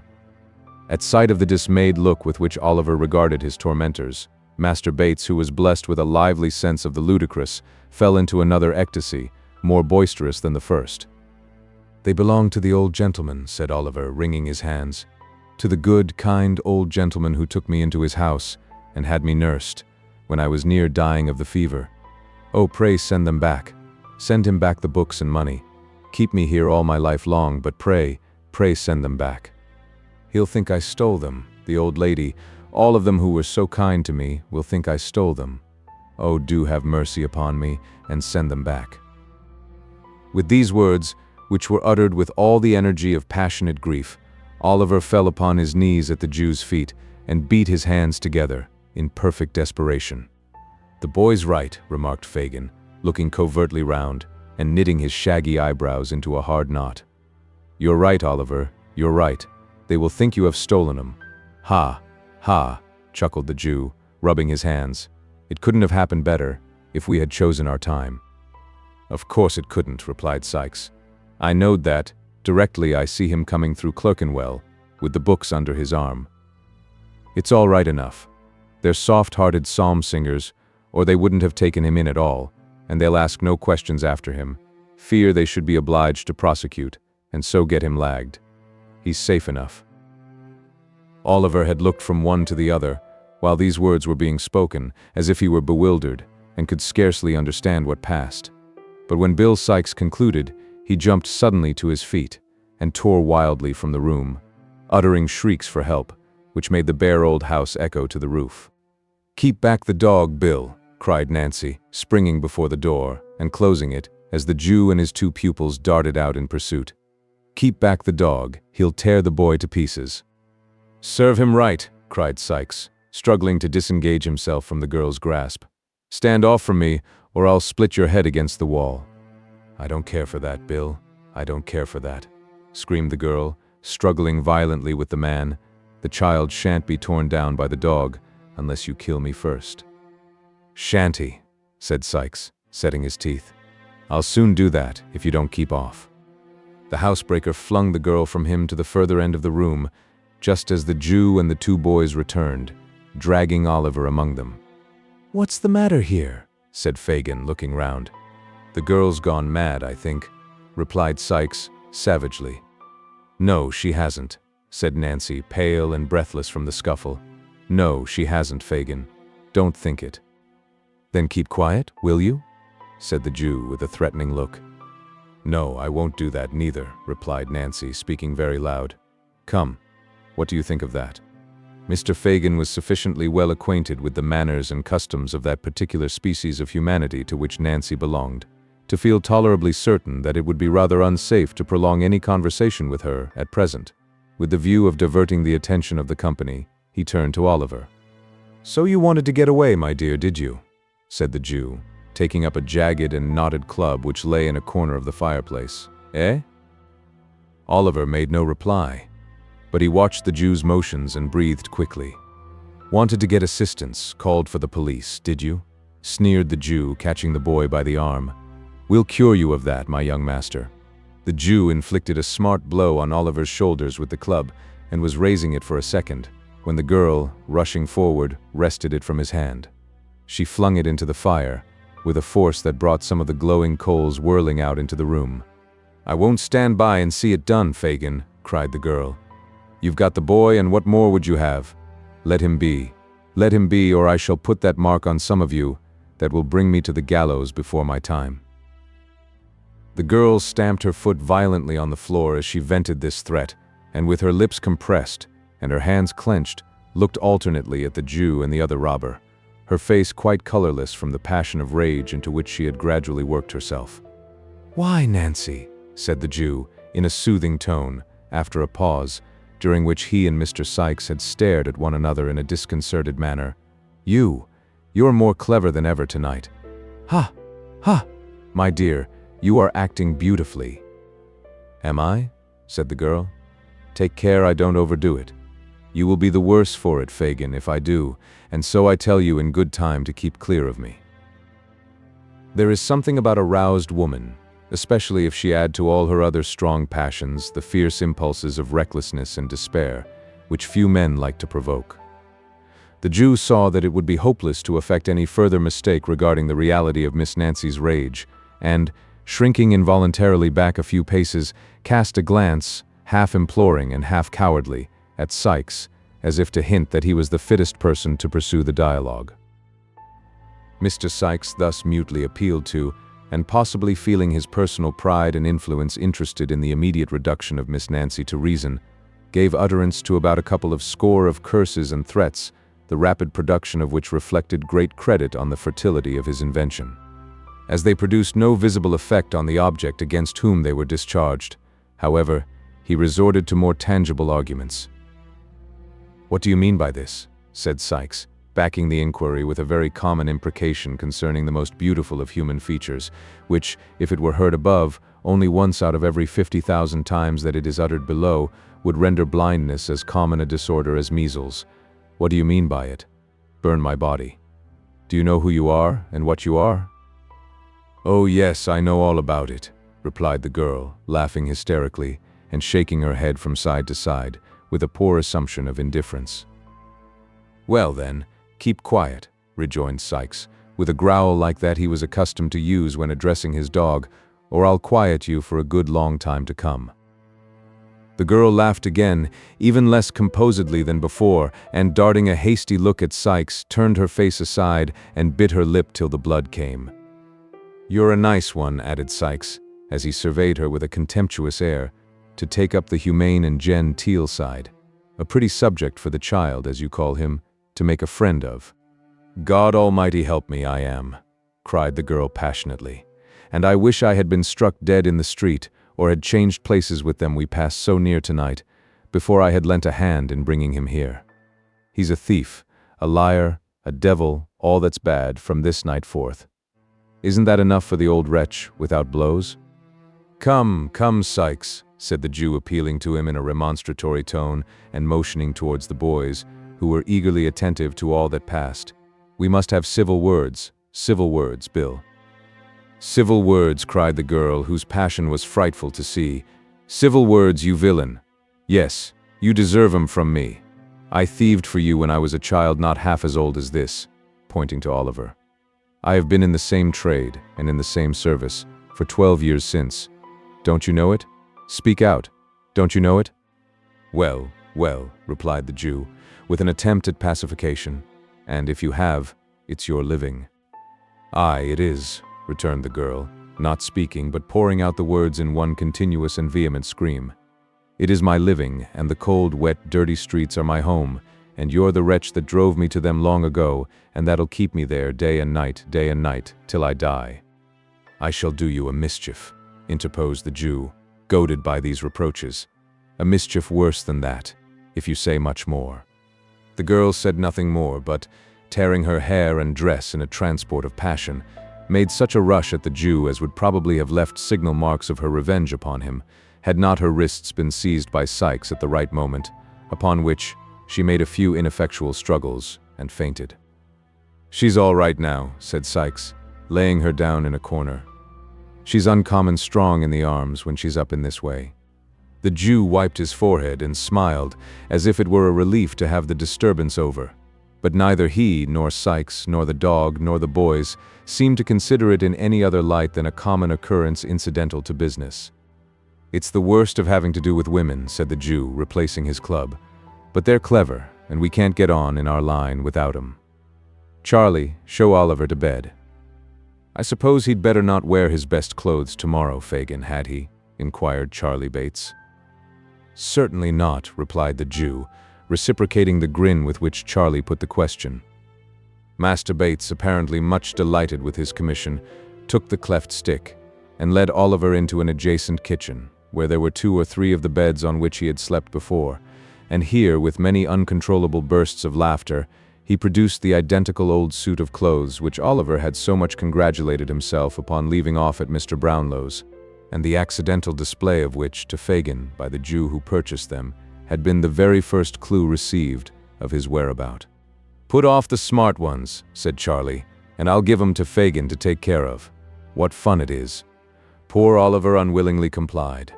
Master Bates, rolling up the new clothes under his arm, departed from the room, leaving Oliver in the dark and locking the door behind him.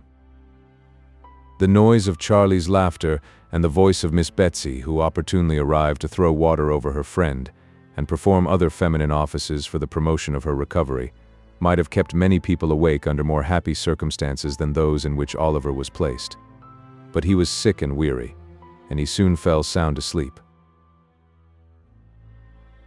Chapter 17. Oliver's destiny continuing unpropitious brings a great man to London to injure his reputation. It is the custom on the stage, in all good murderous melodramas, to present the tragic and the comic scenes in as regular alternation as the layers of red and white in a side of streaky bacon. The hero sinks upon his straw bed, weighed down by fetters and misfortunes. In the next scene, his faithful but unconscious squire regales the audience with a comic song. We behold, with throbbing bosoms, the heroine in the grasp of a proud and ruthless baron, her virtue and her life alike in danger, drawing forth her dagger to preserve the one at the cost of the other. And just as our expectations are wrought up to the highest pitch, a whistle is heard, and we are straightway transported to the great hall of the castle, where a gray-headed seneschal sings a funny chorus with a funnier body of vassals, who are free of all sorts of places from church vaults to palaces, and roam about in company, caroling perpetually. Such changes appear absurd, but they are not so unnatural as they would seem at first sight. The transitions in real life from well-spread boards to deathbeds, and from mourning weeds to holiday garments, are not a whit less startling. Only there we are busy actors instead of passive lookers-on, which makes a vast difference. The actors in the mimic life of the theater are blind to violent transitions and abrupt impulses of passion or feeling, which, presented before the eyes of mere spectators, are at once condemned as outrageous and preposterous. As sudden shiftings of the scene and rapid changes of time and place are not only sanctioned in books by long usage, but are by many considered as the great art of authorship, an author's skill in his craft being, by such critics, chiefly estimated with relation to the dilemmas in which he leaves his characters at the end of every chapter. This brief introduction to the present one may perhaps be deemed unnecessary. If so, let it be considered a delicate intimation on the part of the historian that he is going back to the town in which Oliver Twist was born, the reader taking it for granted that there are good and substantial reasons for making the journey, or he would not be invited to proceed upon such an expedition. Mr. Bumble emerged at early morning from the workhouse gate, and walked with portly carriage and commanding steps up the high street. He was in the full bloom and pride of beetlehood. His cocked hat and coat were dazzling in the morning sun. He clutched his cane with the vigorous tenacity of health and power. Mr. Bumble always carried his head high, but this morning it was higher than usual. There was an abstraction in his eye, an elevation in his air, which might have warned an observant stranger that thoughts were passing in the beetle's mind, too great for utterance. Mr. Bumble stopped not to converse with the small shopkeepers and others who spoke to him deferentially as he passed along. He merely returned their salutations with a wave of his hand, and relaxed not in his dignified pace until he reached the farm where Mrs. Mann tended the infant paupers with parochial care. "Drat that beetle," said Mrs. Mann, hearing the well-known shaking at the garden gate. "If it isn't him at this time in the morning. Locke, Mr. Bumble, only think of its being you. Well, dear me, it is a pleasure, this is. Come into the parlor, sir, please." The first sentence was addressed to Susan, and the exclamations of delight were uttered to Mr. Bumble, as the good lady unlocked the garden gate, and showed him, with great attention and respect, into the house. "Mrs. Mann," said Mr. Bumble, not sitting upon, or dropping himself into a seat, as any common jackanapes would, but letting himself gradually and slowly down into a chair. "Mrs. Mann, ma'am, good morning." "Well, and good morning to you, sir," replied Mrs. Mann, with many smiles, "and hoping you find yourself well, sir." "So, Mrs. Mann," replied the beetle. "A parochial life is not a bed of roses, Mrs. Mann." "Ah, that it isn't indeed, Mr. Bumble," rejoined the lady, and all the infant paupers might have chorused the rejoinder with great propriety if they had heard it. "A parochial life, ma'am," continued Mr. Bumble, striking the table with his cane, "is a life of worrit and vexation and hardihood, but all public characters, as I may say, must suffer prosecution." Mrs. Mann, not very well knowing what the beetle meant, raised her hands with a look of sympathy and sighed. "Ah, you may well sigh, Mrs. Mann," said the beetle. Finding she had done right, Mrs. Mann sighed again, evidently to the satisfaction of the public character, who, repressing a complacent smile by looking sternly at his cocked hat, said, "Mrs. Mann, I am going to London." "Lauk, Mr. Bumble!" cried Mrs. Mann, starting back. "To London, ma'am," resumed the inflexible beetle, "by coach. I and 2 paupers, Mrs. Mann. A legal action is a-coming on, about a settlement, and the board has appointed me, Mrs. Mann, to dispose to the matter before the quarter sessions at Clerkenwell. And I very much question," added Mr. Bumble, drawing himself up, "whether the Clerkenwell sessions will not find themselves in the wrong box before they have done with me." "Oh, you mustn't be too hard upon them, sir," said Mrs. Mann coaxingly. "The Clerkenwell sessions have brought it upon themselves, ma'am," replied Mr. Bumble. "And if the Clerkenwell sessions find that they come off rather worse than they expected, the Clerkenwell sessions have only themselves to thank." There was so much determination and depth of purpose about the menacing manner in which Mr. Bumble delivered himself of these words that Mrs. Mann appeared quite awed by them. At length she said, "You are going by coach, sir? I thought it was always usual to send them paupers in carts." "That's when they're ill, Mrs. Mann," said the beetle. "We put the sick paupers into open carts in the rainy weather, to prevent their taking cold." "Oh," said Mrs. Mann.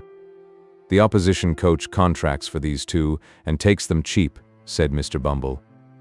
"They are both in a very low state, and we find it would come £2 cheaper to move 'em than to bury 'em, that is, if we can throw 'em upon another parish, which I think we shall be able to do if they don't die upon the road to spite us. Ha, ha, ha." When Mr. Bumble had laughed a little while, his eyes again encountered the cocked hat, and he became grave. "We are forgetting business, ma'am," said the beetle. "Here is your parochial stipend for the month." Mr. Bumble produced some silver money rolled up in paper from his pocketbook and requested a receipt, which Mrs. Mann wrote. "It's very much blotted, sir," said the farmer of infants, "but it's formal enough, I dare say." "Thank you, Mr. Bumble, sir. I am very much obliged to you, I'm sure." Mr. Bumble nodded blandly in acknowledgement of Mrs. Mann's curtsy and inquired how the children were. "Bless their dear little hearts," said Mrs. Mann with emotion. "They're as well as can be, the dears. Of course, except the two that died last week, and little Dick." "Isn't that boy no better?" inquired Mr. Bumble. Mrs. Mann shook her head.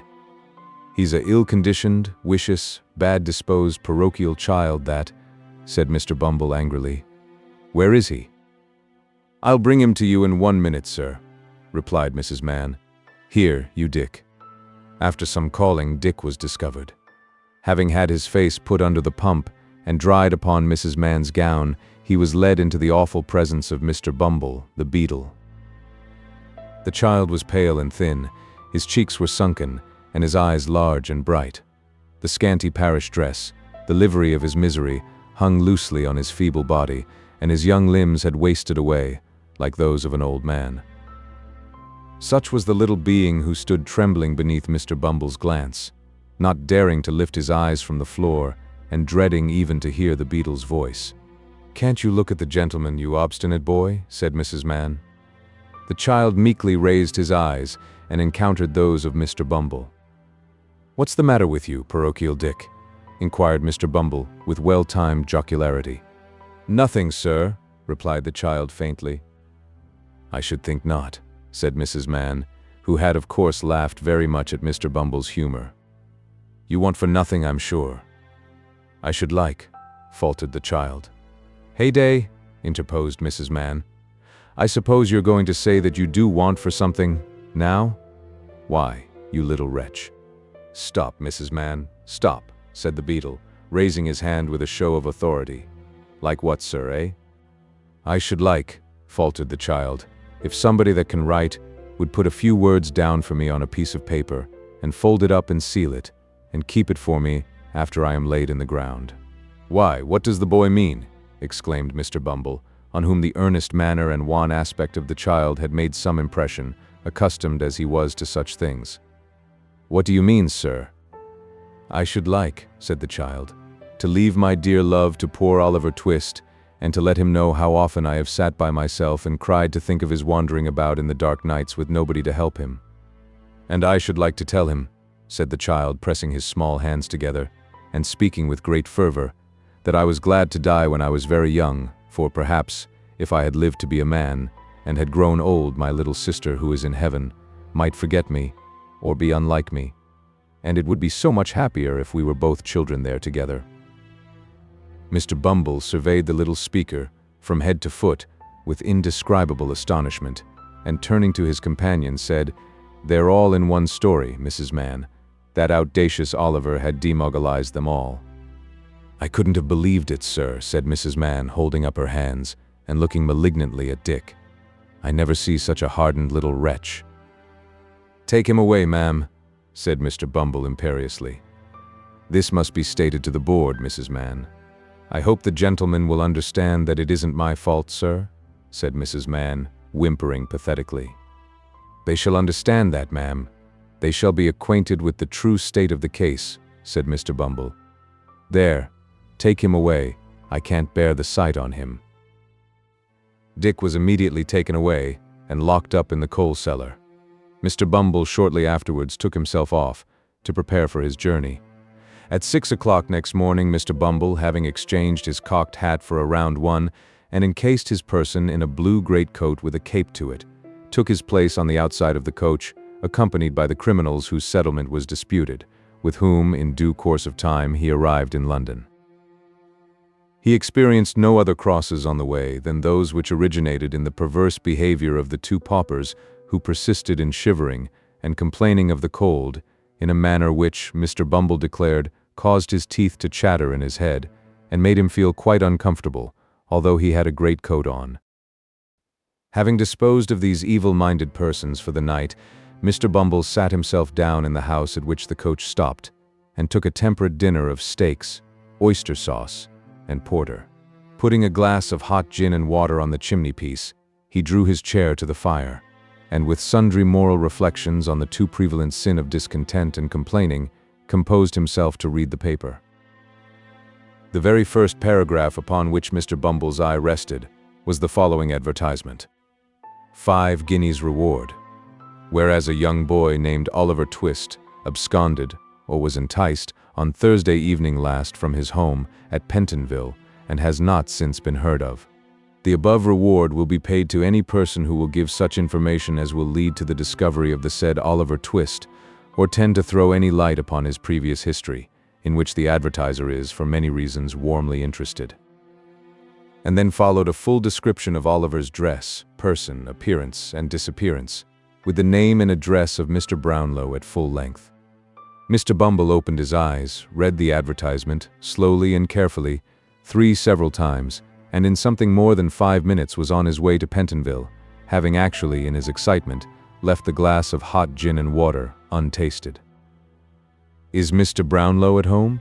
inquired Mr. Bumble of the girl who opened the door. To this inquiry the girl returned the not uncommon, but rather evasive reply of, "I don't know, where do you come from?" Mr. Bumble no sooner uttered Oliver's name in explanation of his errand than Mrs. Bedwin, who had been listening at the parlor door, hastened into the passage in a breathless state. Come in," said the old lady. "I knew we should hear of him. Poor dear, I knew we should. I was certain of it. Bless his heart. I said so all along." Having said this, the worthy old lady hurried back into the parlor again, and seating herself on a sofa, burst into tears. The girl, who was not quite so susceptible, had run upstairs meanwhile, and now returned with a request that Mr. Bumble would follow her immediately, which he did. He was shown into the little back study, where sat Mr. Brownlow and his friend Mr. Grimwig, with decanters and glasses before them. The latter gentleman at once burst into the exclamation, "A beadle! A parish beadle, or I'll eat my head." "Pray don't interrupt just now," said Mr. Brownlow. "Take a seat, will you?" Mr. Bumble sat himself down, quite confounded by the oddity of Mr. Grimwig's manner. Mr. Brownlow moved the lamp so as to obtain an uninterrupted view of the beadle's countenance, and said with a little impatience, "Now, sir, you come in consequence of having seen the advertisement?" "Yes, sir," said Mr. Bumble. "And you are a beadle, are you not?" inquired Mr. Grimwig. "I am a parochial beadle, gentlemen," rejoined Mr. Bumble proudly. "Of course," observed Mr. Grimwig aside to his friend. "I knew he was a beadle all over." Mr. Brownlow gently shook his head to impose silence on his friend, and resumed, "Do you know where this poor boy is now?" "No more than nobody," replied Mr. Bumble. "Well, what do you know of him?" inquired the old gentleman. "Speak out, my friend, if you have anything to say. What do you know of him?" "You don't happen to know any good of him, do you?" said Mr. Grimwig, caustically, after an attentive perusal of Mr. Bumble's features. Mr. Bumble, catching at the inquiry very quickly, shook his head with portentous solemnity. "You see?" said Mr. Grimwig, looking triumphantly at Mr. Brownlow. Mr. Brownlow looked apprehensively at Mr. Bumble's pursed-up countenance, and requested him to communicate what he knew regarding Oliver in as few words as possible. Mr. Bumble put down his hat, unbuttoned his coat, folded his arms, inclined his head in a retrospective manner, and after a few moments' reflection, commenced his story. It would be tedious if given in the beadle's words, occupying, as it did, some 20 minutes in the telling, but the sum and substance of it was that Oliver was a foundling, born of low and vicious parents, that he had from his birth displayed no better qualities than treachery, ingratitude, and malice, that he had terminated his brief career in the place of his birth by making a sanguinary and cowardly attack on an unoffending lad, and running away in the night-time from his master's house. In proof of his really being the person he represented himself, Mr. Bumble laid upon the table the papers he had brought to town. Folding his arms again, he then awaited Mr. Brownlow's observations. "I fear it is all too true," said the old gentleman sorrowfully, after looking over the papers. "This is not much for your intelligence, but I would gladly have given you treble the money if it had been favorable to the boy." It is not improbable that if Mr. Bumble had been possessed of this information at an earlier period of the interview, he might have imparted a very different coloring to his little history. It was too late to do it now, however, so he shook his head gravely and, pocketing the 5 guineas, withdrew. Mr. Brownlow paced the room to and fro for some minutes, evidently so much disturbed by the beadle's tale that even Mr. Grimwig forbore to vex him further. At length he stopped and rang the bell violently. "Mrs. Bedwin," said Mr. Brownlow, when the housekeeper appeared, "that boy Oliver is an impostor." "It can't be, sir. It cannot be," said the old lady energetically. "I tell you he is," retorted the old gentleman. "What do you mean by can't be? We have just heard a full account of him from his birth, and he has been a thorough-paced little villain all his life." "I never will believe it, sir," replied the old lady firmly. "Never. You old women never believe anything but quack doctors and lying storybooks," growled Mr. Grimwig. "I knew it all along. Why didn't you take my advice in the beginning? You would if he hadn't had a fever, I suppose, eh? He was interesting, wasn't he? Interesting. Bah." And Mr. Grimwig poked the fire with a flourish. "He was a dear, grateful, gentle child, sir," retorted Mrs. Bedwin indignantly. "I know what children are, sir, and have done these 40 years, and people who can't say the same shouldn't say anything about them. That's my opinion." This was a hard hit at Mr. Grimwig, who was a bachelor. As it extorted nothing from that gentleman but a smile, the old lady tossed her head and smoothed down her apron preparatory to another speech, when she was stopped by Mr. Brownlow. "Silence," said the old gentleman, feigning an anger he was far from feeling. "Never let me hear the boy's name again. I rang to tell you that. Never, never, on any pretense, mind. You may leave the room, Mrs. Bedwin. Remember, I am in earnest." There were sad hearts at Mr. Brownlow's that night. Oliver's heart sank within him when he thought of his good friends. It was well for him that he could not know what they had heard, or it might have broken outright. Chapter 18. How Oliver passed his time in the improving society of his reputable friends. About noon next day, when the Dodger and Master Bates had gone out to pursue their customary avocations, Mr. Fagin took the opportunity of reading Oliver a long lecture on the crying sin of ingratitude, of which he clearly demonstrated he had been guilty, to no ordinary extent, in willfully absenting himself from the society of his anxious friends, and still more, in endeavoring to escape from them after so much trouble and expense had been incurred in his recovery. Mr. Fagin laid great stress on the fact of his having taken Oliver in and cherished him when, without his timely aid, he might have perished with hunger, and he related the dismal and affecting history of a young lad whom, in his philanthropy, he had succored under parallel circumstances, but who, proving unworthy of his confidence and evincing a desire to communicate with the police, had unfortunately come to be hanged at the Old Bailey one morning.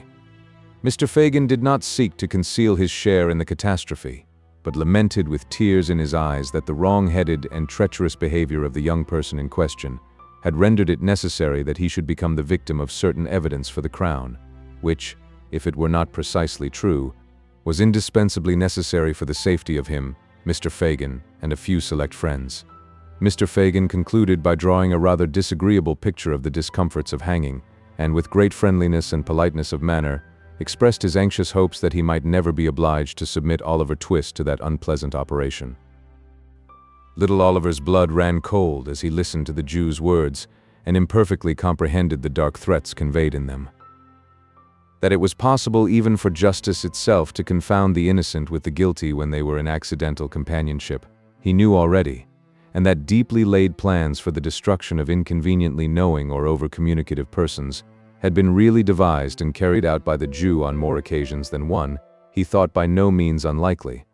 When he recollected the general nature of the altercations between that gentleman and Mr. Sikes, which seemed to bear reference to some foregone conspiracy of the kind, as he glanced timidly up and met the Jew's searching look, he felt that his pale face and trembling limbs were neither unnoticed nor unrelished by that wary old gentleman.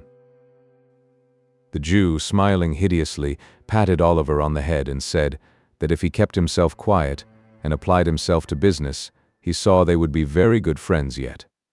Then, taking his hat and covering himself with an old patched greatcoat, he went out and locked the room door behind him. And so Oliver remained all that day, and for the greater part of many subsequent days, seeing nobody between early morning and midnight, and left during the long hours to commune with his own thoughts, which, never failing to revert to his kind friends, and the opinion they must long ago have formed of him, were sad indeed. After the lapse of a week or so, the Jew left the room door unlocked, and he was at liberty to wander about the house. It was a very dirty place. The rooms upstairs had great high wooden chimney pieces and large doors with paneled walls and cornices to the ceiling, which, although they were black with neglect and dust, were ornamented in various ways. From all of these tokens, Oliver concluded that a long time ago, before the old Jew was born, it had belonged to better people and had perhaps been quite gay and handsome, dismal and dreary as it looked now. Spiders had built their webs in the angles of the walls and ceilings, and sometimes when Oliver walked softly into a room, the mice would scamper across the floor and run back terrified to their holes. With these exceptions, there was neither sight nor sound of any living thing, and often, when it grew dark, and he was tired of wandering from room to room, he would crouch in the corner of the passage by the street door to be as near living people as he could, and would remain there, listening and counting the hours, until the Jew or the boys returned. In all the rooms, the moldering shutters were fast closed. The bars which held them were screwed tight into the wood, the only light which was admitted, stealing its way through round holes at the top, which made the rooms more gloomy and filled them with strange shadows. There was a back garret window with rusty bars outside, which had no shutter, and out of this Oliver often gazed with a melancholy face for hours together, but nothing was to be descried from it but a confused and crowded mass of housetops, blackened chimneys, and gable ends. Sometimes, indeed, a grisly head might be seen, peering over the parapet wall of a distant house, but it was quickly withdrawn again, and as the window of Oliver's observatory was nailed down and dimmed with the rain and smoke of years, it was as much as he could do to make out the forms of the different objects beyond, without making any attempt to be seen or heard, which he had as much chance of being as if he had lived inside the ball of St. Paul's Cathedral. One afternoon, the Dodger and Master Bates being engaged out that evening, the first named young gentleman took it into his head to evince some anxiety regarding the decoration of his person. To do him justice, this was by no means an habitual weakness with him, and with this end and aim, he condescendingly commanded Oliver to assist him in his toilet straightway. Oliver was but too glad to make himself useful, too happy to have some faces, however bad, to look upon, too desirous to conciliate those about him when he could honestly do so, to throw any objection in the way of this proposal.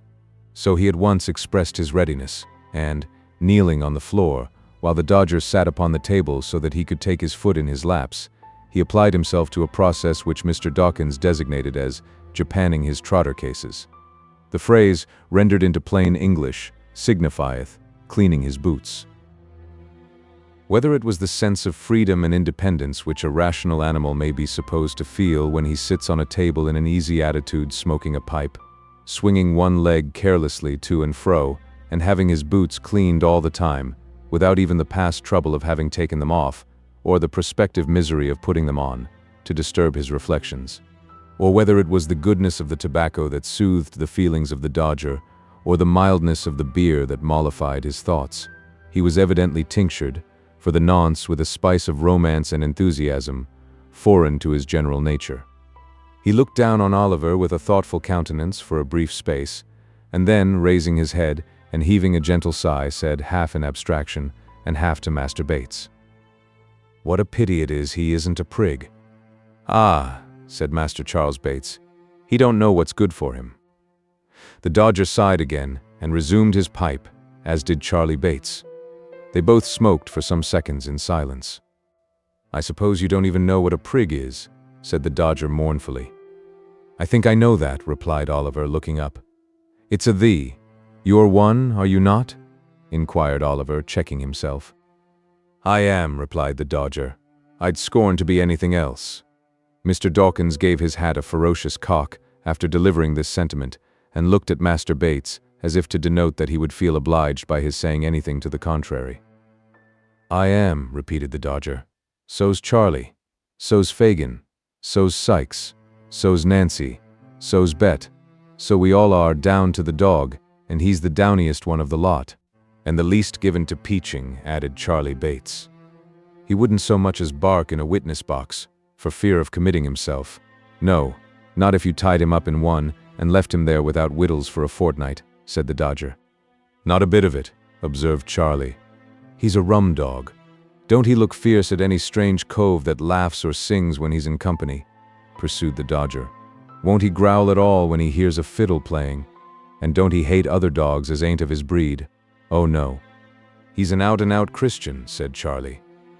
This was merely intended as a tribute to the animal's abilities, but it was an appropriate remark in another sense, if Master Bates had only known it, for there are a good many ladies and gentlemen claiming to be out-and-out Christians, between whom and Mr. Sykes' dog there exist strong and singular points of resemblance. "Well, well," said the Dodger, recurring to the point from which they had strayed, with that mindfulness of his profession which influenced all his proceedings. "This hasn't got anything to do with young Green here." "No more it has," said Charlie. "Why don't you put yourself under Fagin, Oliver?" "And make your fortune out of hand?" added the Dodger with a grin. "And so be able to retire on your property, and do the genteel, as I mean to, in the very next leap year but 4 that ever comes, and the 42nd Tuesday in Trinity Week," said Charlie Bates. "I don't like it," rejoined Oliver timidly. "I wish they would let me go. I would rather go." "And Fagin would rather not," rejoined Charlie. Oliver knew this too well, but thinking it might be dangerous to express his feelings more openly, he only sighed and went on with his boot cleaning. "Go!" exclaimed the Dodger. "Why, where's your spirit? Don't you take any pride out of yourself? Would you go and be dependent on your friends?" "Oh, blow that," said Master Bates, drawing 2 or 3 silk handkerchiefs from his pocket and tossing them into a cupboard. "That's too mean, that is." "I couldn't do it," said the Dodger with an air of haughty disgust. "You can leave your friends, though," said Oliver with a half-smile, "and let them be punished for what you did." "That," rejoined the Dodger, with a wave of his pipe, "that was all out of consideration for Fagin, 'cause the traps know that we work together, and he might have got into trouble if we hadn't made our lucky. That was the move, wasn't it, Charlie?" Master Bates nodded assent and would have spoken, but the recollection of Oliver's flight came so suddenly upon him that the smoke he was inhaling got entangled with a laugh and went up into his head and down into his throat and brought on a fit of coughing and stamping, about 5 minutes long. "Look here," said the Dodger, drawing forth a handful of shillings and halfpence. "Here's a jolly life. What's the odds where it comes from? Here, catch hold. There's plenty more where they were took from. You won't you? Oh, you precious flat." "It's naughty, ain't it, Oliver?" inquired Charlie Bates. "He'll come to be scragged, won't he?" "I don't know what that means," replied Oliver. "Something in this way, old feller," said Charlie. As he said it, Master Bates caught up an end of his neckerchief and, holding it erect in the air, dropped his head on his shoulder and jerked a curious sound through his teeth, thereby indicating by a lively pantomimic representation that scragging and hanging were one and the same thing. "That's what it means," said Charlie. "Look how he stares, Jack. I never did see such prime company as that 'ere boy. He'll be the death of me, I know he will." Master Charlie Bates, having laughed heartily again, resumed his pipe with tears in his eyes. "You've been brought up bad," said the Dodger, surveying his boots with much satisfaction when Oliver had polished them. "Fagin will make something of you, though, or you'll be the first he ever had that turned out unprofitable. You'd better begin at once, for you'll come to the trade long before you think of it, and you're only losing time, Oliver." Master Bates backed this advice with sundry moral admonitions of his own, which being exhausted, he and his friend Mr. Dawkins launched into a glowing description of the numerous pleasures incidental to the life they led, interspersed with a variety of hints to Oliver that the best thing he could do would be to secure Fagin's favor without more delay, by the means which they themselves had employed to gain it. "And always put this in your pipe, Nolly," said the Jew was heard unlocking the door above, "if you don't take fogels and tickers." "What's the good of talking in that way?" interposed Master Bates. "He don't know what you mean." "If you don't take pocket handkekers and watches," said the Dodger, reducing his conversation to the level of Oliver's capacity, "some other cove will, so that the coves that lose 'em will be all the worse, and you'll be all the worse too, and nobody half a ha'porth the better, except the chaps what gets them, and you've just as good a right to them as they have." To be sure, said the Jew, who had entered unseen by Oliver. "It all lies in a nutshell, my dear. In a nutshell, take the Dodger's word for it. Ha ha ha. He understands the catechism of his trade." The old man rubbed his hands gleefully together as he corroborated the Dodger's reasoning in these terms, and chuckled with delight at his pupil's proficiency. The conversation proceeded no farther at this time, for the Jew had returned home accompanied by Miss Betsy and a gentleman whom Oliver had never seen before, but who was accosted by the Dodger as Tom Chitling, and who, having lingered on the stairs to exchange a few gallantries with the lady, now made his appearance. Mr. Chitling was older in years than the Dodger, having perhaps numbered 18 winters, but there was a degree of deference in his deportment towards that young gentleman which seemed to indicate that he felt himself conscious of a slight inferiority in point of genius and professional acquirements. He had small twinkling eyes and a pock-marked face, wore a fur cap, a dark corduroy jacket, greasy fustian trousers, and an apron. His wardrobe was, in truth, rather out of repair, but he excused himself to the company by stating that his time was only out an hour before, and that, in consequence of having worn the regimentals for 6 weeks past, he had not been able to bestow any attention on his private clothes. Mr. Chitling added, with strong marks of irritation, that the new way of fumigating clothes up yonder was infernal unconstitutional, for it burnt holes in them, and there was no remedy against the county. The same remark he considered to apply to the regulation mode of cutting the hair, which he held to be decidedly unlawful. Mr. Chitling wound up his observations by stating that he had not touched a drop of anything for 42 moral long hard-working days, and that he wished he might be busted if he weren't as dry as a lime basket. "Where do you think the gentleman has come from, Oliver?" inquired the Jew with a grin, as the other boys put a bottle of spirits on the table. I don't know, sir," replied Oliver. "Who's that?" inquired Tom Chitling, casting a contemptuous look at Oliver. "A young friend of mine, my dear," replied the Jew.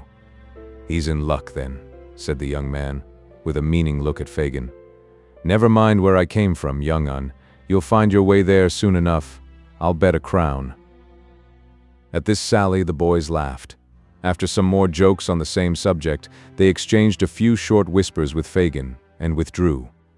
After some words apart between the last comer and Fagin, they drew their chairs towards the fire, and the Jew, telling Oliver to come and sit by him, led the conversation to the topics most calculated to interest his hearers. These were the great advantages of the trade, the proficiency of the Dodger, the amiability of Charlie Bates, and the liberality of the Jew himself. At length these subjects displayed signs of being thoroughly exhausted, and Mr. Chitling did the same, for the House of Correction becomes fatiguing after a week or two. Miss Betsy accordingly withdrew, and left the party to their repose. From this day Oliver was seldom left alone, but was placed in almost constant communication with the two boys, who played the old game with the Jew every day, whether for their own improvement or Oliver's, Mr. Fagin best knew. At other times the old man would tell them stories of robberies he had committed in his younger days, mixed up with so much that was droll and curious that Oliver could not help laughing heartily, and showing that he was amused in spite of all his better feelings. In short, the wily old Jew had the boy in his toils. Having prepared his mind by solitude and gloom to prefer any society to the companionship of his own sad thoughts in such a dreary place, he was now slowly instilling into his soul the poison which he hoped would blacken it and change its hue forever. Chapter 19, in which a notable plan is discussed and determined on.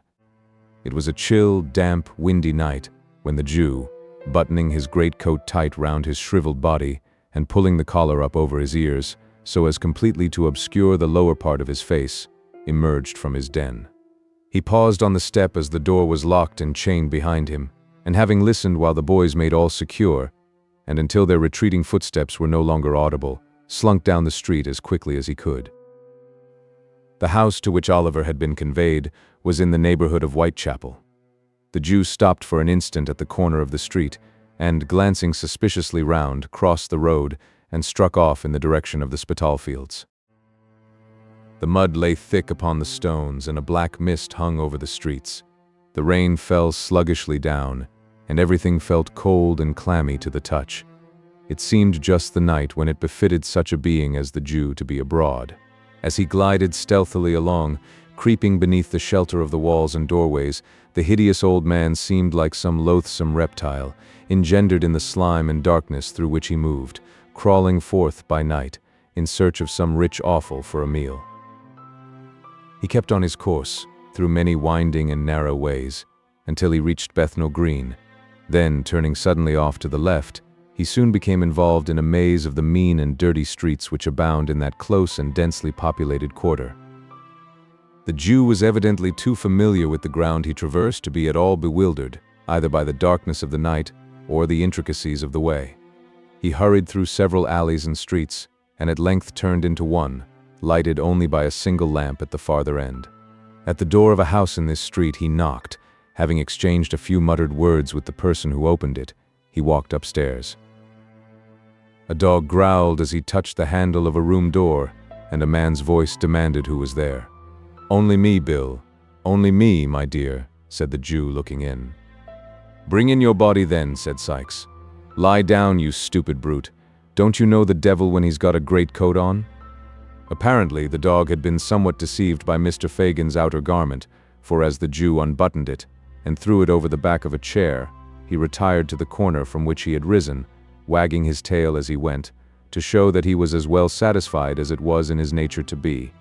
"Well," said Sikes. "Well, my dear," replied the Jew. "Ah, Nancy." The latter recognition was uttered with just enough of embarrassment to imply a doubt of its reception, for Mr. Fagin and his young friend had not met, since she had interfered in behalf of Oliver. All doubts upon the subject, if he had any, were speedily removed by the young lady's behavior. She took her feet off the fender, pushed back her chair, and bade Fagin draw up his without saying more about it, for it was a cold night, and no mistake. "It is cold, Nancy dear," said the Jew, as he warmed his skinny hands over the fire. "It seems to go right through one," added the old man, touching his side. "It must be a piercer, if it finds its way through your heart," said Mr. Sikes. "Give him something to drink, Nancy. Burn my body, make haste. It's enough to turn a man ill, to see his lean old carcass shivering in that way, like a ugly ghost just rose from the grave." Nancy quickly brought a bottle from a cupboard, in which there were many, which, to judge from the diversity of their appearance, were filled with several kinds of liquids. Sikes, pouring out a glass of brandy, bade the Jew drink it off. "Quite enough. Quite. Thank I, Bill," replied the Jew, putting down the glass after just setting his lips to it. What? You're afraid of our getting the better of you, are you? Inquired Sikes, fixing his eyes on the Jew. Ugh! With a hoarse grunt of contempt, Mr. Sikes seized the glass and threw the remainder of its contents into the ashes, as a preparatory ceremony to filling it again for himself, which he did at once. The Jew glanced round the room, as his companion tossed down the second glassful, not in curiosity, for he had seen it often before, but in a restless and suspicious manner habitual to him.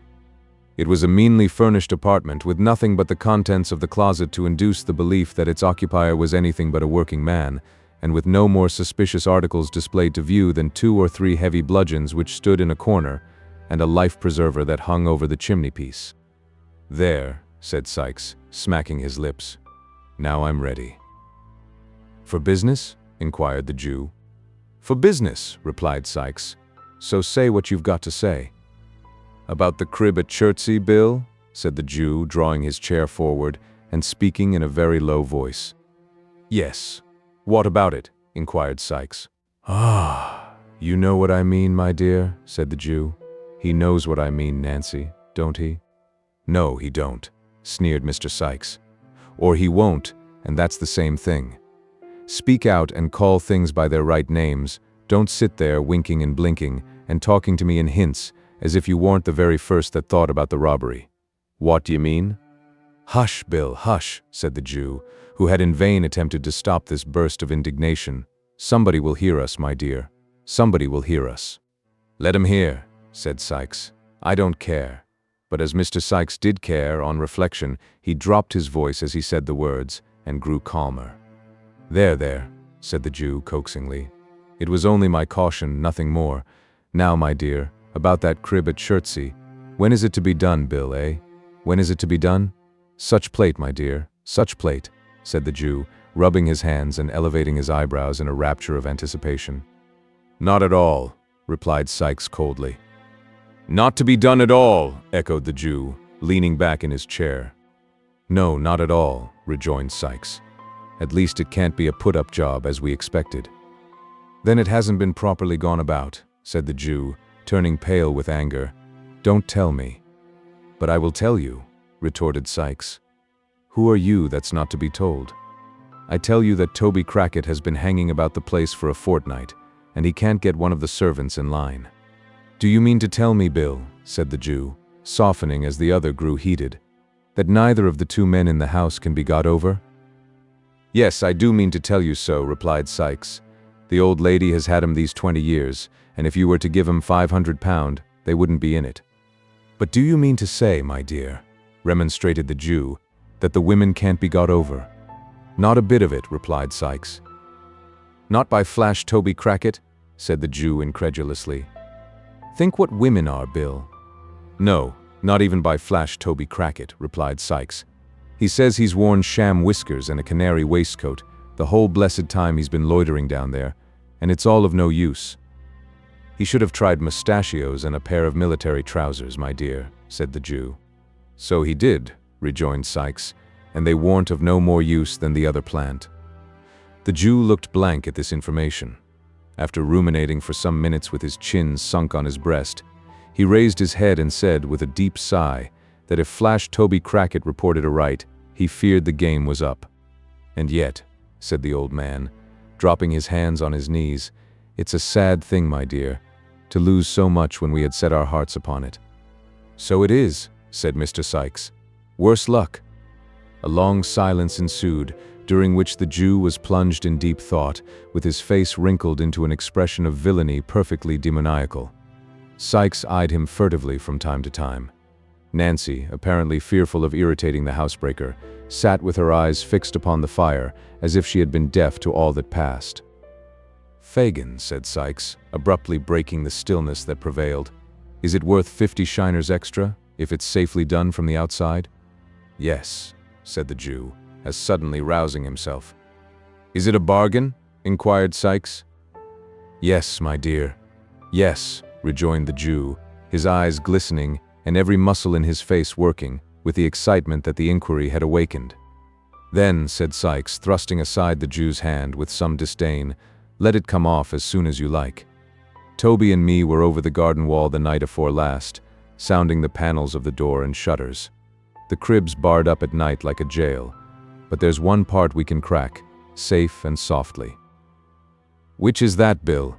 Asked the Jew eagerly. Why, whispered Sykes, as you cross the lawn. Yes, said the Jew, bending his head forward, with his eyes almost starting out of it. Umph, cried Sykes, stopping short, as the girl, scarcely moving her head, looked suddenly round and pointed for an instant to the Jew's face. Never mind which part it is. You can't do it without me, I know, but it's best to be on the safe side when one deals with you. As you like, my dear, as you like, replied the Jew. Is there no help wanted but yours and Toby's? None, said Sykes, except a centrebit and a boy.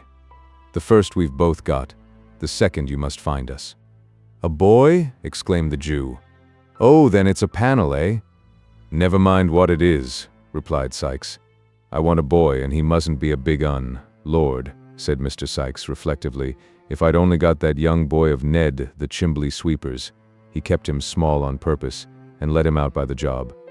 But the father gets lagged, and then the Juvenile Delinquent Society comes, and takes the boy away from a trade where he was earning money, teaches him to read and write, and in time makes apprentice of him. And so they go on, said Mr. Sykes, his wrath rising with the recollection of his wrongs. So they go on, and if they'd got money enough, which it's a providence they haven't, we shouldn't have half a dozen boys left in the whole trade in a year or two. No more we should, acquiesced the Jew, who had been considering during this speech, and had only caught the last sentence. Bill. What now? Inquired Sykes. The Jew nodded his head towards Nancy, who was still gazing at the fire, and intimated by a sign that he would have her told to leave the room. Sykes shrugged his shoulders impatiently, as if he thought the precaution unnecessary, but complied, nevertheless, by requesting Miss Nancy to fetch him a jug of beer. "You don't want any beer," said Nancy, folding her arms and retaining her seat very composedly. "I tell you I do," replied Sykes. "Nonsense," rejoined the girl coolly. "Go on, Fagin. I know what he's going to say, Bill. He needn't mind me." The Jew still hesitated. Sykes looked from one to the other in some surprise. "Why, you don't mind the old girl, do you, Fagin?" he asked at length.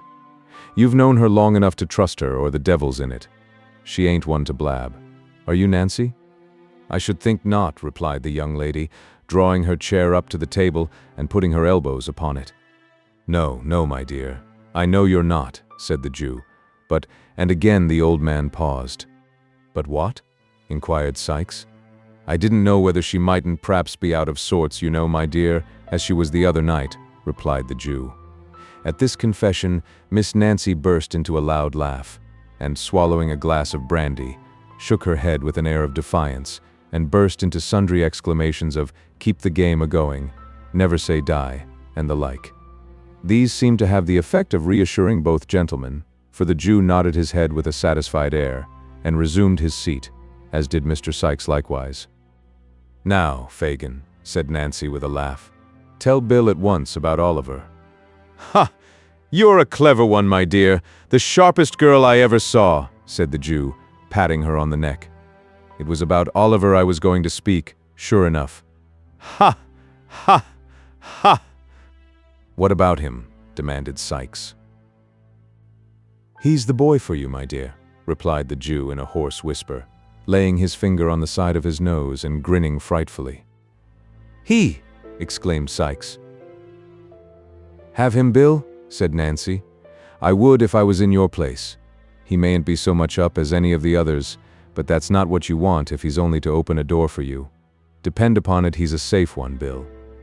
"I know he is," rejoined Fagin. "He's been in good training these last few weeks, and it's time he began to work for his bread. Besides, the others are all too big." "Well, he is just the size I want," said Mr. Sykes, ruminating.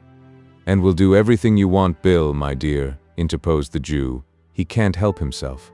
That is, if you frighten him enough." "Frighten him," echoed Sykes.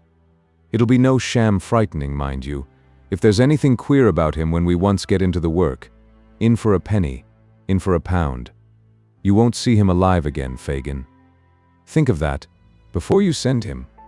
"Mark my words," said the robber, poising a crowbar which he had drawn from under the bedstead. "I've thought of it all," said the Jew with energy. I've had my eye upon him, my dears, close, close. Once let him feel that he is one of us. Once fill his mind with the idea that he has been a thief, and he's ours. Ours for his life. Oh ho. It couldn't have come about better." The old man crossed his arms upon his breast, and drawing his head and shoulders into a heap, literally hugged himself for joy. "Ours," said Sykes. "Yours, you mean?" "Perhaps I do, my dear," said the Jew with a shrill chuckle. "Mine, if you like, Bill." "And what?" said Sykes, scowling fiercely on his agreeable friend. "What makes you take so much pains about one chalk-faced kid, when you know there are 50 boys snoozing about Common Garden every night, as you might pick and choose from?" "Because they're of no use to me, my dear," replied the Jew, with some confusion. "Not worth the taking. Their looks convict 'em when they get into trouble, and I lose 'em all. With this boy properly managed, my dears, I could do what I couldn't with 20 of them. Besides," said the Jew, recovering his self-possession, "he has us now if he could only give us leg bail again, and he must be in the same boat with us. Never mind how he came there. It's quite enough for my power over him that he was in a robbery. That's all I want. Now, how much better this is than being obliged to put the poor little boy out of the way, which would be dangerous, and we should lose by it besides." "When is it to be done?" asked Nancy, stopping some turbulent exclamation on the part of Mr. Sykes, expressive of the disgust with which he received Fagin's affectation of humanity. "Ah, to be sure," said the Jew. "When is it to be done, Bill?" "I planned with Toby the night arter tomorrow," rejoined Sykes in a surly voice, "if he heard nothing from me to the contrary." Good, said the Jew. There's no moon. No, rejoined Sykes. It's all arranged about bringing off the swag, is it? Asked the Jew. Sykes nodded.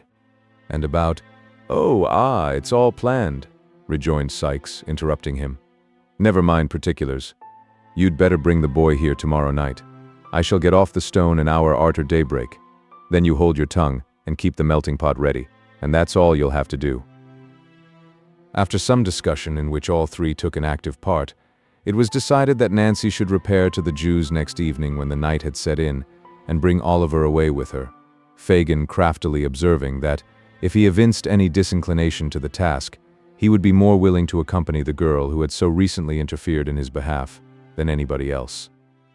It was also solemnly arranged that poor Oliver should, for the purposes of the contemplated expedition, be unreservedly consigned to the care and custody of Mr. William Sykes, and further, that the said Sykes should deal with him as he thought fit, and should not be held responsible by the Jew for any mischance or evil that might be necessary to visit him, it being understood that, to render the compact in this respect binding, any representations made by Mr. Sykes on his return should be required to be confirmed and corroborated in all important particulars by the testimony of Flash Toby Crackit. These preliminaries adjusted, Mr. Sykes proceeded to drink brandy at a furious rate, and to flourish the crowbar in an alarming manner, yelling forth, at the same time, most unmusical snatches of song, mingled with wild execrations. At length, in a fit of professional enthusiasm, he insisted upon producing his box of housebreaking tools, which he had no sooner stumbled in with, and opened for the purpose of explaining the nature and properties of the various implements it contained, and the peculiar beauties of their construction, than he fell over the box upon the floor, and went to sleep where he fell. "Good night, Nancy," said the Jew, muffling himself up as before. "Good night." Their eyes met, and the Jew scrutinized her, narrowly. There was no flinching about the girl. She was as true and earnest in the matter as Toby Crackit himself could be. The Jew again bade her good night, and, bestowing a sly kick upon the prostrate form of Mr. Sykes while her back was turned, groped downstairs.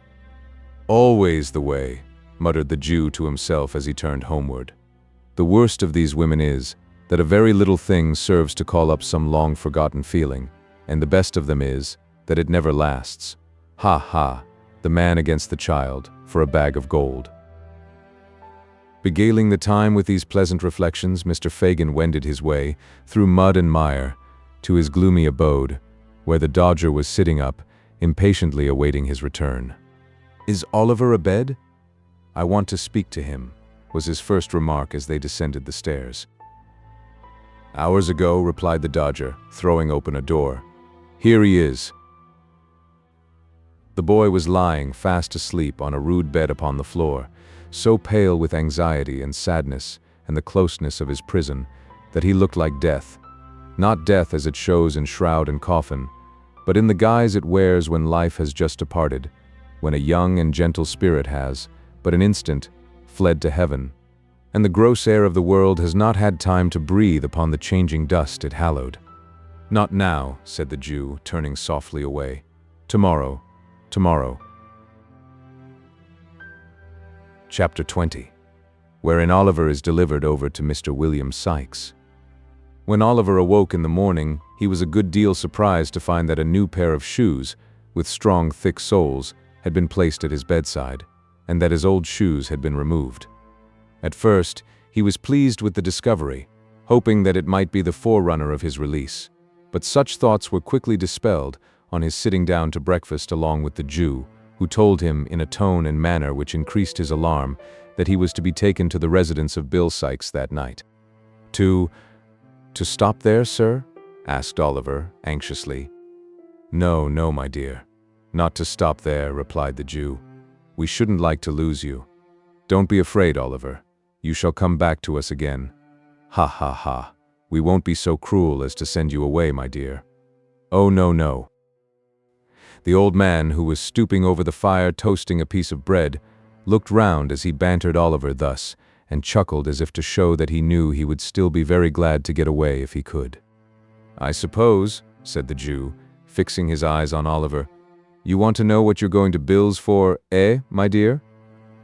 Oliver colored involuntarily to find that the old thief had been reading his thoughts, but boldly said, yes, he did want to know. "Why, do you think?" inquired Fagin, parrying the question. "Indeed, I don't know, sir," replied Oliver. "Bah!" said the Jew, turning away with a disappointed countenance from a close perusal of the boy's face. "Wait till Bill tells you then." The Jew seemed much vexed by Oliver's not expressing any greater curiosity on the subject, but the truth is that, although Oliver felt very anxious, he was too much confused by the earnest cunning of Fagin's looks and his own speculations to make any further inquiries just then. He had no other opportunity, for the Jew remained very surly and silent till night, when he prepared to go abroad. "You may burn a candle," said the Jew, putting one upon the table.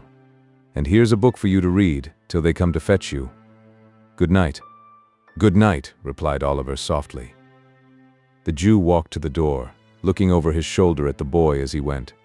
Suddenly stopping, he called him by his name. Oliver looked up. The Jew, pointing to the candle, motioned him to light it. He did so, and, as he placed the candlestick upon the table, saw that the Jew was gazing fixedly at him, with lowering and contracted brows, from the dark end of the room.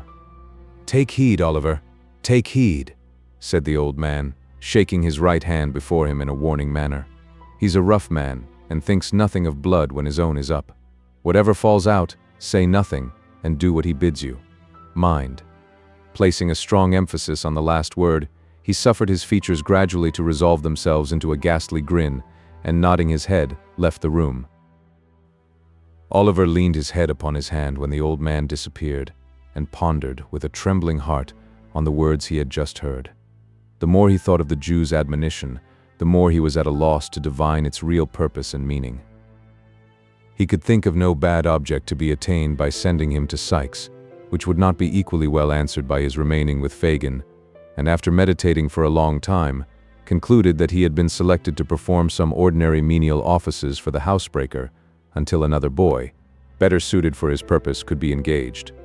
He was too well accustomed to suffering, and had suffered too much where he was, to bewail the prospect of change very severely.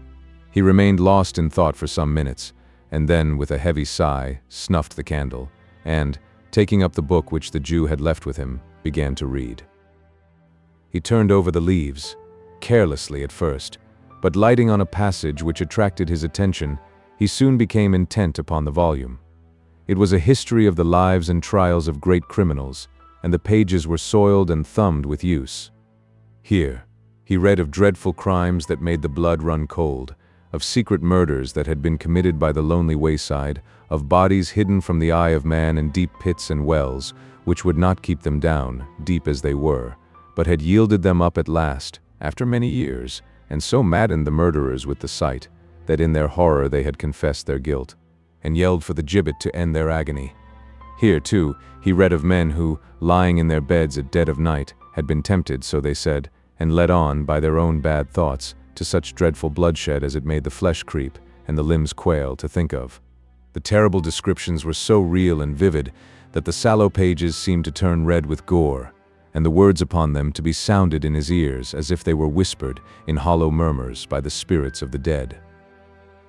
In a paroxysm of fear, the boy closed the book and thrust it from him.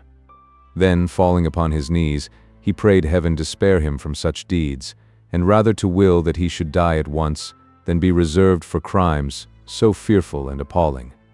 By degrees he grew more calm, and besought, in a low and broken voice, that he might be rescued from his present dangers, and that if any aid were to be raised up for a poor outcast boy who had never known the love of friends or kindred, it might come to him now, when desolate and deserted, he stood alone in the midst of wickedness and guilt. He had concluded his prayer, but still remained with his head buried in his hands, when a rustling noise aroused him. "What's that?" he cried, starting up and catching sight of a figure standing by the door. "Who's there?" "Me. Only me," replied a tremulous voice. Oliver raised the candle above his head and looked towards the door. It was Nancy. "Put down the light," said the girl, turning away her head. "It hurts my eyes." Oliver saw that she was very pale, and gently inquired if she were ill. The girl threw herself into a chair, with her back towards him, and wrung her hands, but made no reply. "God forgive me," she cried after a while. "I never thought of this." "Has anything happened?" asked Oliver. "Can I help you?" "I will if I can. I will, indeed." She rocked herself to and fro, caught her throat, and uttering a gurgling sound, gasped for breath. "Nancy," cried Oliver, "what is it?" The girl beat her hands upon her knees and her feet upon the ground, and suddenly stopping, drew her shawl close round her, and shivered with cold. Oliver stirred the fire. Drawing her chair close to it, she sat there, for a little time, without speaking, but at length she raised her head and looked round. "I don't know what comes over me sometimes," said she, affecting to busy herself in arranging her dress. "It's this damp, dirty room, I think. Now, Nolly, dear, are you ready?" "Am I to go with you?" asked Oliver. "Yes. I have come from Bill," replied the girl. "You are to go with me." "What for?" asked Oliver, recoiling. "What for?" echoed the girl, raising her eyes and averting them again the moment they encountered the boy's face. "Oh, for no harm." "I don't believe it," said Oliver, who had watched her closely. "Have it your own way," rejoined the girl, affecting to laugh. "For no good, then." Oliver could see that he had some power over the girl's better feelings and, for an instant, thought of appealing to her compassion for his helpless state. But then, the thought darted across his mind that it was barely 11 o'clock, and that many people were still in the streets, of whom surely some might be found to give credence to his tale. As the reflection occurred to him, he stepped forward and said, somewhat hastily, that he was ready. Neither his brief consideration nor its purport was lost on his companion. She eyed him narrowly while he spoke, and cast upon him a look of intelligence which sufficiently showed that she guessed what had been passing in his thoughts. "Hush," said the girl, stooping over him and pointing to the door as she looked cautiously round. "You can't help yourself. I have tried hard for you, but all to no purpose. You are hedged round and round.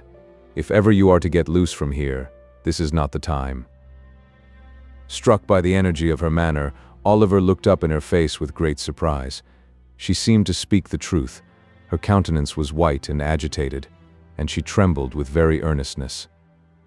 "I have saved you from being ill-used once, and I will again, and I do now," continued the girl aloud. "For those who would have fetched you, if I had not, would have been far more rough than me. I have promised for your being quiet and silent. If you are not, you will only do harm to yourself and me too, and perhaps be my death. See here. I have borne all this for you already, as true as God sees me show it." She pointed hastily to some livid bruises on her neck and arms, and continued with great rapidity. "Remember this, and don't let me suffer more for you just now. If I could help you, I would, but I have not the power. They don't mean to harm you. Whatever they make you do is no fault of yours. Hush. Every word from you is a blow for me. Give me your hand. Make haste. Your hand." She caught the hand which Oliver instinctively placed in hers and, blowing out the light, drew him after her up the stairs. The door was opened, quickly, by someone shrouded in the darkness, and was as quickly closed when they had passed out. A hackney cabriolet was in waiting. With the same vehemence which she had exhibited in addressing Oliver, the girl pulled him in with her and drew the curtains close. The driver wanted no directions, but lashed his horse into full speed, without the delay of an instant. The girl still held Oliver fast by the hand, and continued to pour into his ear the warnings and assurances she had already imparted. All was so quick and hurried that he had scarcely time to recollect where he was, or how he came there, when the carriage stopped at the house to which the Jew's steps had been directed on the previous evening. For one brief moment, Oliver cast a hurried glance along the empty street, and a cry for help hung upon his lips. But the girl's voice was in his ear, beseeching him in such tones of agony to remember her, that he had not the heart to utter it. While he hesitated, the opportunity was gone. He was already in the house, and the door was shut. "This way," said the girl, releasing her hold for the first time. "Bill." "Hallo," replied Sykes, appearing at the head of the stairs with a candle. "Oh, that's the time of day. Come on." This was a very strong expression of approbation, An uncommonly hearty welcome from a person of Mr. Sykes' temperament. Nancy, appearing much gratified thereby, saluted him cordially.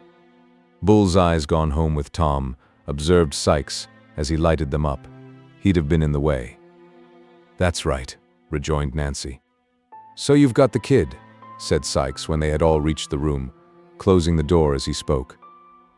"Yes, here he is," replied Nancy. "Did he come quiet?" inquired Sykes. "Like a lamb," rejoined Nancy.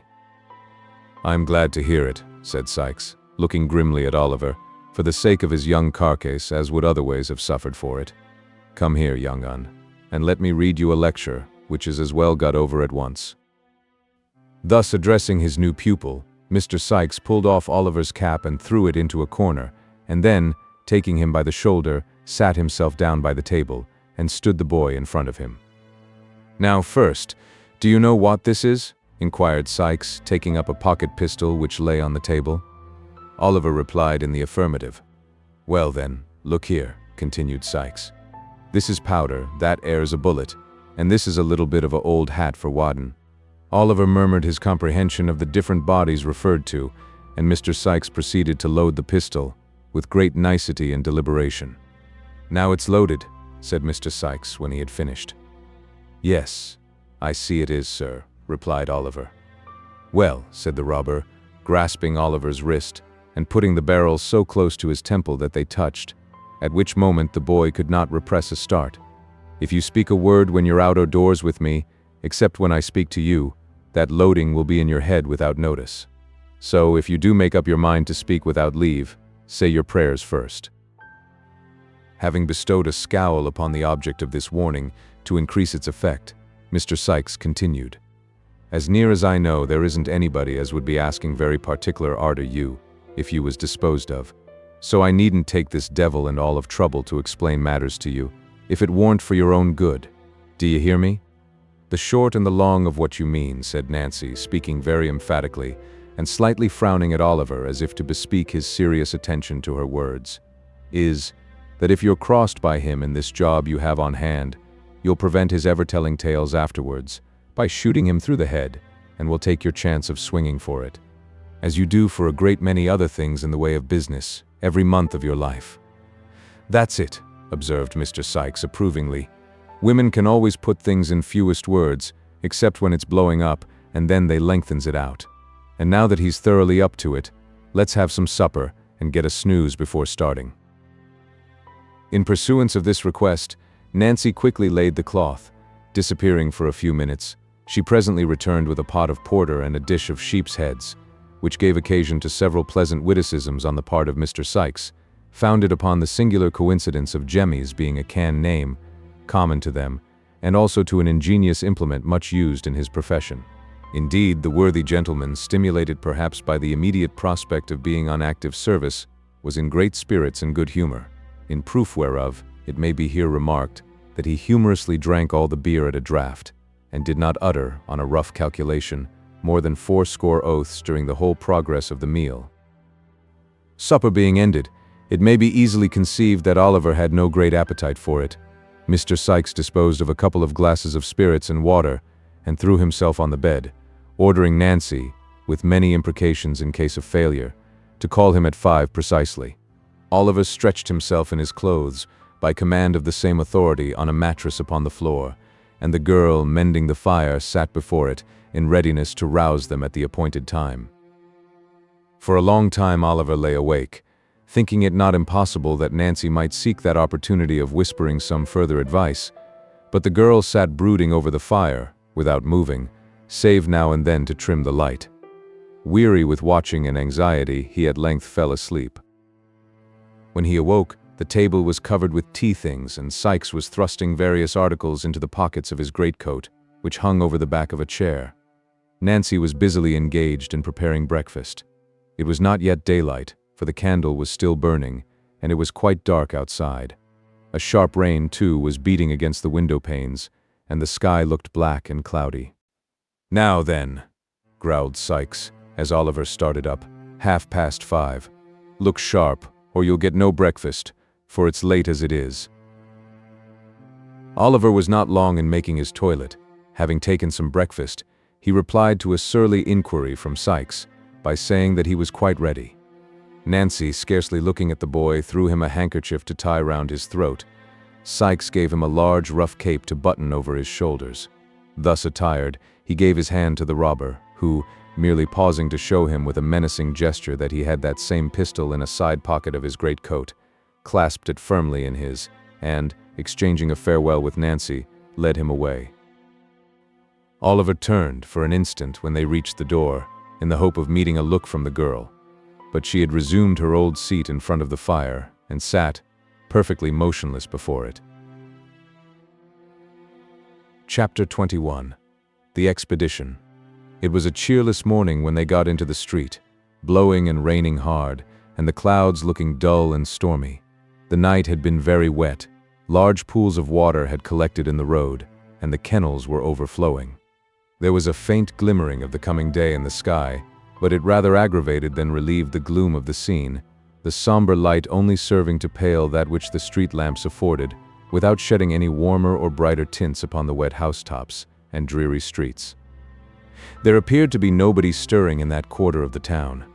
The windows of the houses were all closely shut, and the streets through which they passed were noiseless and empty. By the time they had turned into the Bethnal Green Road, the day had fairly begun to break. Many of the lamps were already extinguished. A few country wagons were slowly toiling on towards London. Now and then, a stagecoach, covered with mud, rattled briskly by, the driver bestowing, as he passed, an admonitory lash upon the heavy wagoner who, by keeping on the wrong side of the road, had endangered his arriving at the office a quarter of a minute after his time. The public houses, with gas lights burning inside, were already open. By degrees, other shops began to be unclosed, and a few scattered people were met with. Then came straggling groups of laborers going to their work, then men and women with fish baskets on their heads, donkey carts laden with vegetables, chaise carts filled with livestock or whole carcasses of meat, milkwomen with pails, an unbroken concourse of people, trudging out with various supplies to the eastern suburbs of the town. As they approached the city, the noise and traffic gradually increased. When they threaded the streets between Shoreditch and Smithfield, it had swelled into a roar of sound and bustle. It was as light as it was likely to be till night came on again, and the busy morning of half the London population had begun. Turning down Sun Street and Crown Street, and crossing Finsbury Square, Mr. Sikes struck, by way of Chiswell Street, into Barbican, thence into Long Lane, and so into Smithfield, from which latter place arose a tumult of discordant sounds that filled Oliver Twist with amazement. It was market morning. The ground was covered, nearly ankle-deep, with filth and mire, a thick steam perpetually rising from the reeking bodies of the cattle, and mingling with the fog, which seemed to rest upon the chimney-tops, hung heavily above. All the pens in the center of the large area, and as many temporary pens as could be crowded into the vacant space, were filled with sheep. Tied up to posts by the gutter side were long lines of beasts and oxen, 3 or 4 deep. Countrymen, butchers, drovers, hawkers, boys, thieves, idlers, and vagabonds of every low grade were mingled together in a mass. The whistling of drovers, the barking dogs, the bellowing and plunging of the oxen, the bleating of sheep, the grunting and squeaking of pigs, the cries of hawkers, the shouts, oaths, and quarreling on all sides, the ringing of bells and roar of voices, that issued from every public house, the crowding, pushing, driving, beating, whooping, and yelling, the hideous and discordant din that resounded from every corner of the market, and the unwashed, unshaven, squalid, and dirty figures constantly running to and fro, and bursting in and out of the throng, rendered it a stunning and bewildering scene which quite confounded the senses.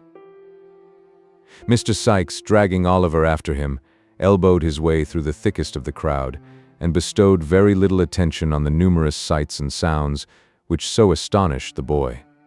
He nodded, twice or thrice, to a passing friend, and resisting as many invitations to take a morning dram, pressed steadily onward, until they were clear of the turmoil, and had made their way through Hosier Lane into Holborn.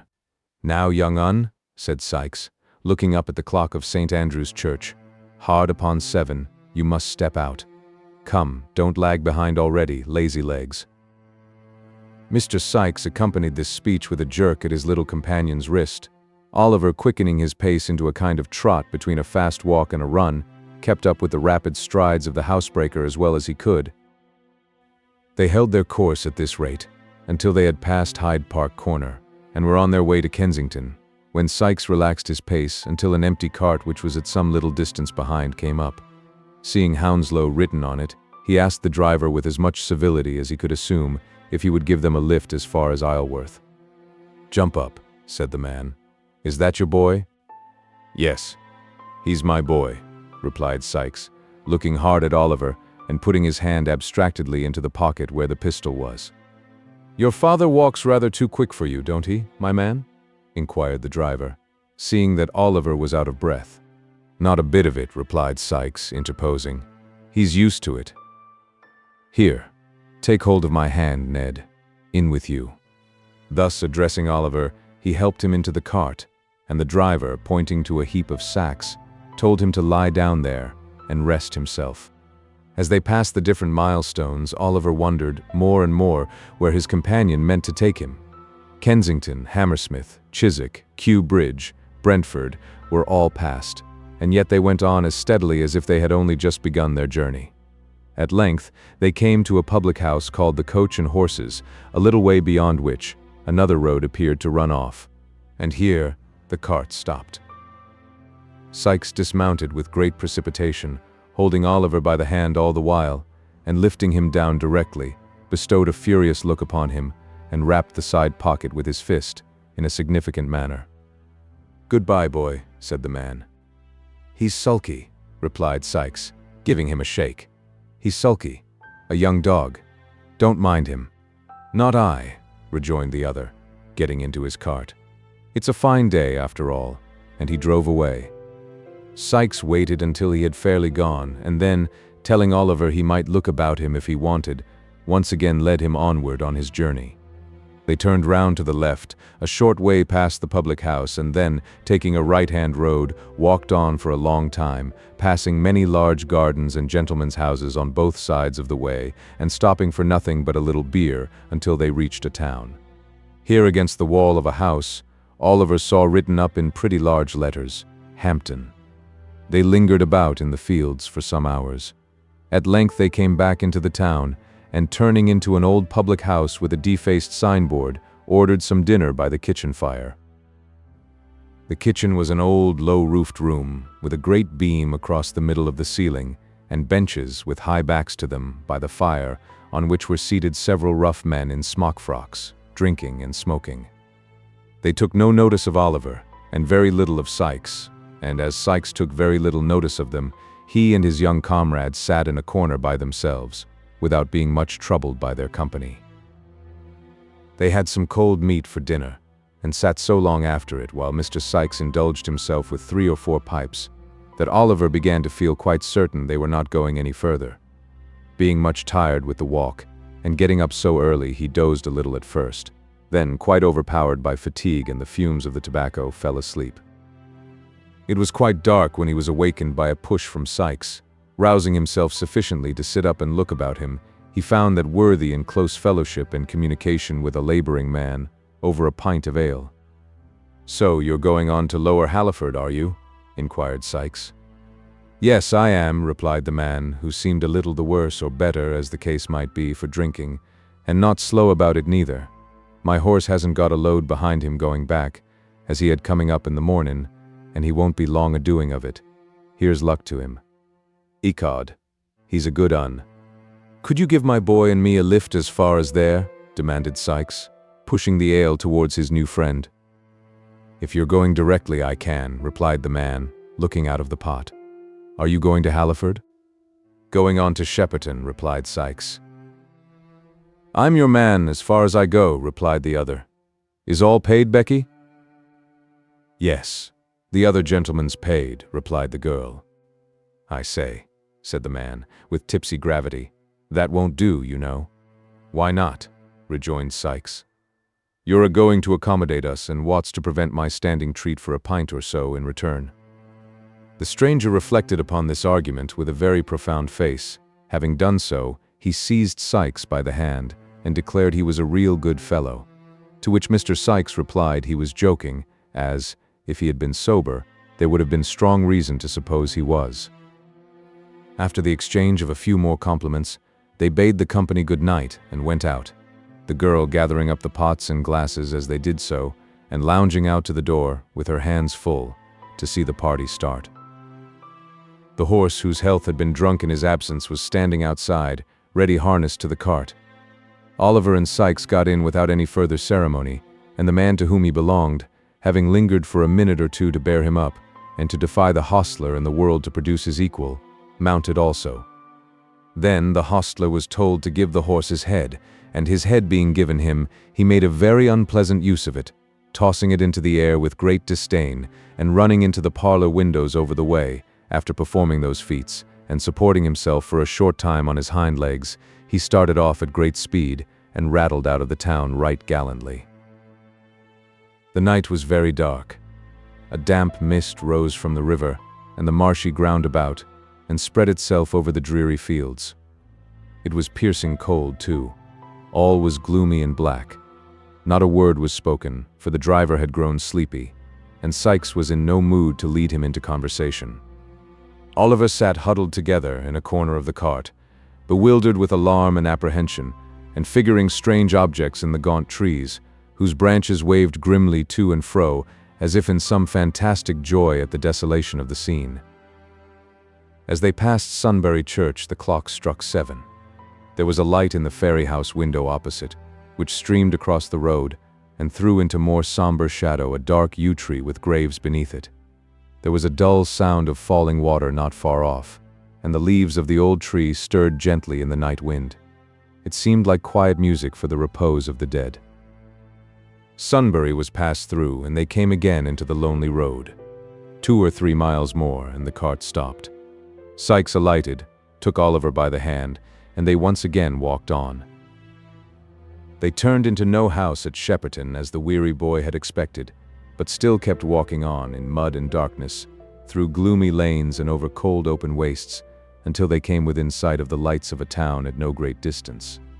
On looking intently forward, Oliver saw that the water was just below them, and that they were coming to the foot of a bridge.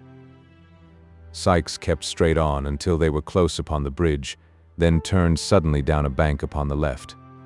"The water," thought Oliver, turning sick with fear. "He has brought me to this lonely place to murder me." He was about to throw himself on the ground and make one struggle for his young life, when he saw that they stood before a solitary house, all ruinous and decayed. There was a window on each side of the dilapidated entrance, and 1 story above, but no light was visible. The house was dark, dismantled, and, to all appearance, uninhabited. Sikes, with Oliver's hand still in his, softly approached the low porch and raised the latch. The door yielded to the pressure, and they passed in together. Chapter 22. The Burglary. "Hallo!" cried a loud, hoarse voice, as soon as they set foot in the passage. "Don't make such a row," said Sikes, bolting the door. "Show a glim, Toby." "Aha, my pal!" cried the same voice. "A glim, Barney, a glim. Show the gentleman in, Barney. Wake up first if convenient." The speaker appeared to throw a bootjack, or some such article, at the person he addressed, to rouse him from his slumbers, for the noise of a wooden body, falling violently, was heard, and then an indistinct muttering, as of a man between sleep and awake. "Do you hear?" cried the same voice. "There's Bill Sikes in the passage with nobody to do the civil to him, and you sleeping there, as if you took laudanum with your meals and nothing stronger. Are you any fresher now, or do you want the iron candlestick to wake you thoroughly?" A pair of slipshod feet shuffled hastily across the bare floor of the room as this interrogatory was put, and there issued from a door on the right hand, first a feeble candle, and next the form of the same individual who has been heretofore described as laboring under the infirmity of speaking through his nose, and officiating as waiter at the public house on Saffron Hill. "Mr. Sikes," exclaimed Barney, with real or counterfeit joy. "Cub-id, sir, cub-id." "Here, you get on first," said Sikes, putting Oliver in front of him. "Quicker, or I shall tread upon your heels." Muttering a curse upon his tardiness, Sikes pushed Oliver before him, and they entered a low, dark room with a smoky fire, 2 or 3 broken chairs, a table, and a very old couch, on which, with his legs much higher than his head, a man was reposing at full length, smoking a long clay pipe. He was dressed in a smartly cut snuff-colored coat, with large brass buttons, an orange neckerchief, a coarse, staring, shawl-pattern waistcoat, and drab breeches. Mr. Crackit, for he it was, had no very great quantity of hair, either upon his head or face, but what he had was of a reddish dye, and tortured into long corkscrew curls, through which he occasionally thrust some very dirty fingers, ornamented with large common rings. He was a trifle above the middle size and apparently rather weak in the legs, but this circumstance by no means detracted from his own admiration of his top boots, which he contemplated, in their elevated situation, with lively satisfaction. "Bill, my boy," said this figure, turning his head towards the door, "I'm glad to see you. I was almost afraid you'd given it up, in which case I should have made a personal Wentor. Hallo." Uttering this exclamation in a tone of great surprise, as his eyes rested on Oliver, Mr. Toby Crackit brought himself into a sitting posture and demanded who that was. "The boy?" "Only the boy," replied Sikes, drawing a chair towards the fire. "Wood of Bister Faggid's lads," exclaimed Barney, with a grin. "Fagins, eh?" exclaimed Toby, looking at Oliver. "What an inwallable boy that'll make for the old lady's pockets and chapels. His mug is a fortin to him." There's enough of that," interposed Sikes impatiently, and stooping over his recumbent friend, he whispered a few words in his ear, at which Mr. Crackit laughed immensely, and honored Oliver with a long stare of astonishment. "Now," said Sikes as he resumed his seat, "if you'll give us something to eat and drink while we're waiting, you'll put some heart in us, or in me at all events. Sit down by the fire, Jonker, and rest yourself, for you'll have to go out with us again tonight, though not very far off." Oliver looked at Sikes in mute and timid wonder, and drawing a stool to the fire, sat with his aching head upon his hands, scarcely knowing where he was, or what was passing around him. "Here," said Toby, as the young Jew placed some fragments of food and a bottle upon the table. "Success to the crack." He rose to honor the toast, and, carefully depositing his empty pipe in a corner, advanced to the table, filled a glass with spirits, and drank off its contents. Mr. Sikes did the same. "A drain for the boy," said Toby, half filling a wine-glass. "Down with it, innocence." "Indeed," said Oliver, looking piteously up into the man's face. "Indeed, I—" "Down with it," echoed Toby. "Do you think I don't know what's good for you? Tell him to drink it, Bill." "He had better," said Sikes, clapping his hand upon his pocket. "Burn my body, if he isn't more trouble than a whole family of dodgers. Drink it, you perverse imp. Drink it." Frightened by the menacing gestures of the two men, Oliver hastily swallowed the contents of the glass, and immediately fell into a violent fit of coughing, which delighted Toby Crackit and Barney, and even drew a smile from the surly Mr. Sikes. This done, and Sikes having satisfied his appetite, Oliver could eat nothing but a small crust of bread which they made him swallow. The two men laid themselves down on chairs for a short nap. Oliver retained his stool by the fire. Barney, wrapped in a blanket, stretched himself on the floor, close outside the fender. They slept, or appeared to sleep, for some time, nobody stirring but Barney, who rose once or twice to throw coals on the fire. Oliver fell into a heavy doze, imagining himself straying along the gloomy lanes or wandering about the dark churchyard, or retracing some one or other of the scenes of the past day, when he was roused by Toby Crackit jumping up and declaring it was 1:30. In an instant the other two were on their legs, and all were actively engaged in busy preparation. Sikes and his companion enveloped their necks and chins in large dark shawls, and drew on their great coats. Barney, opening a cupboard, brought forth several articles which he hastily crammed into the pockets. "Barkers for me, Barney," said Toby Crackit. "Here they are," replied Barney, producing a pair of pistols. "You loaded them yourself." "All right," replied Toby, stowing them away. "The persuaders?" "I've got 'em," replied Sikes. "Crape, keys, center bits, darkies, nothing forgotten?" inquired Toby, fastening a small crowbar to a loop inside the skirt of his coat. "All right," rejoined his companion. "Bring them bits of timber, Barney. That's the time of day." With these words, he took a thick stick from Barney's hands, who, having delivered another to Toby, busied himself in fastening on Oliver's cape. "Now then," said Sikes, holding out his hand. Oliver, who was completely stupefied by the unwanted exercise and the air, and the drink which had been forced upon him, put his hand mechanically into that which Sikes extended for the purpose. "Take his other hand, Toby," said Sikes. "Look out, Barney." The man went to the door and returned to announce that all was quiet. The two robbers issued forth with Oliver between them. Barney, having made all fast, rolled himself up as before and was soon asleep again. It was now intensely dark.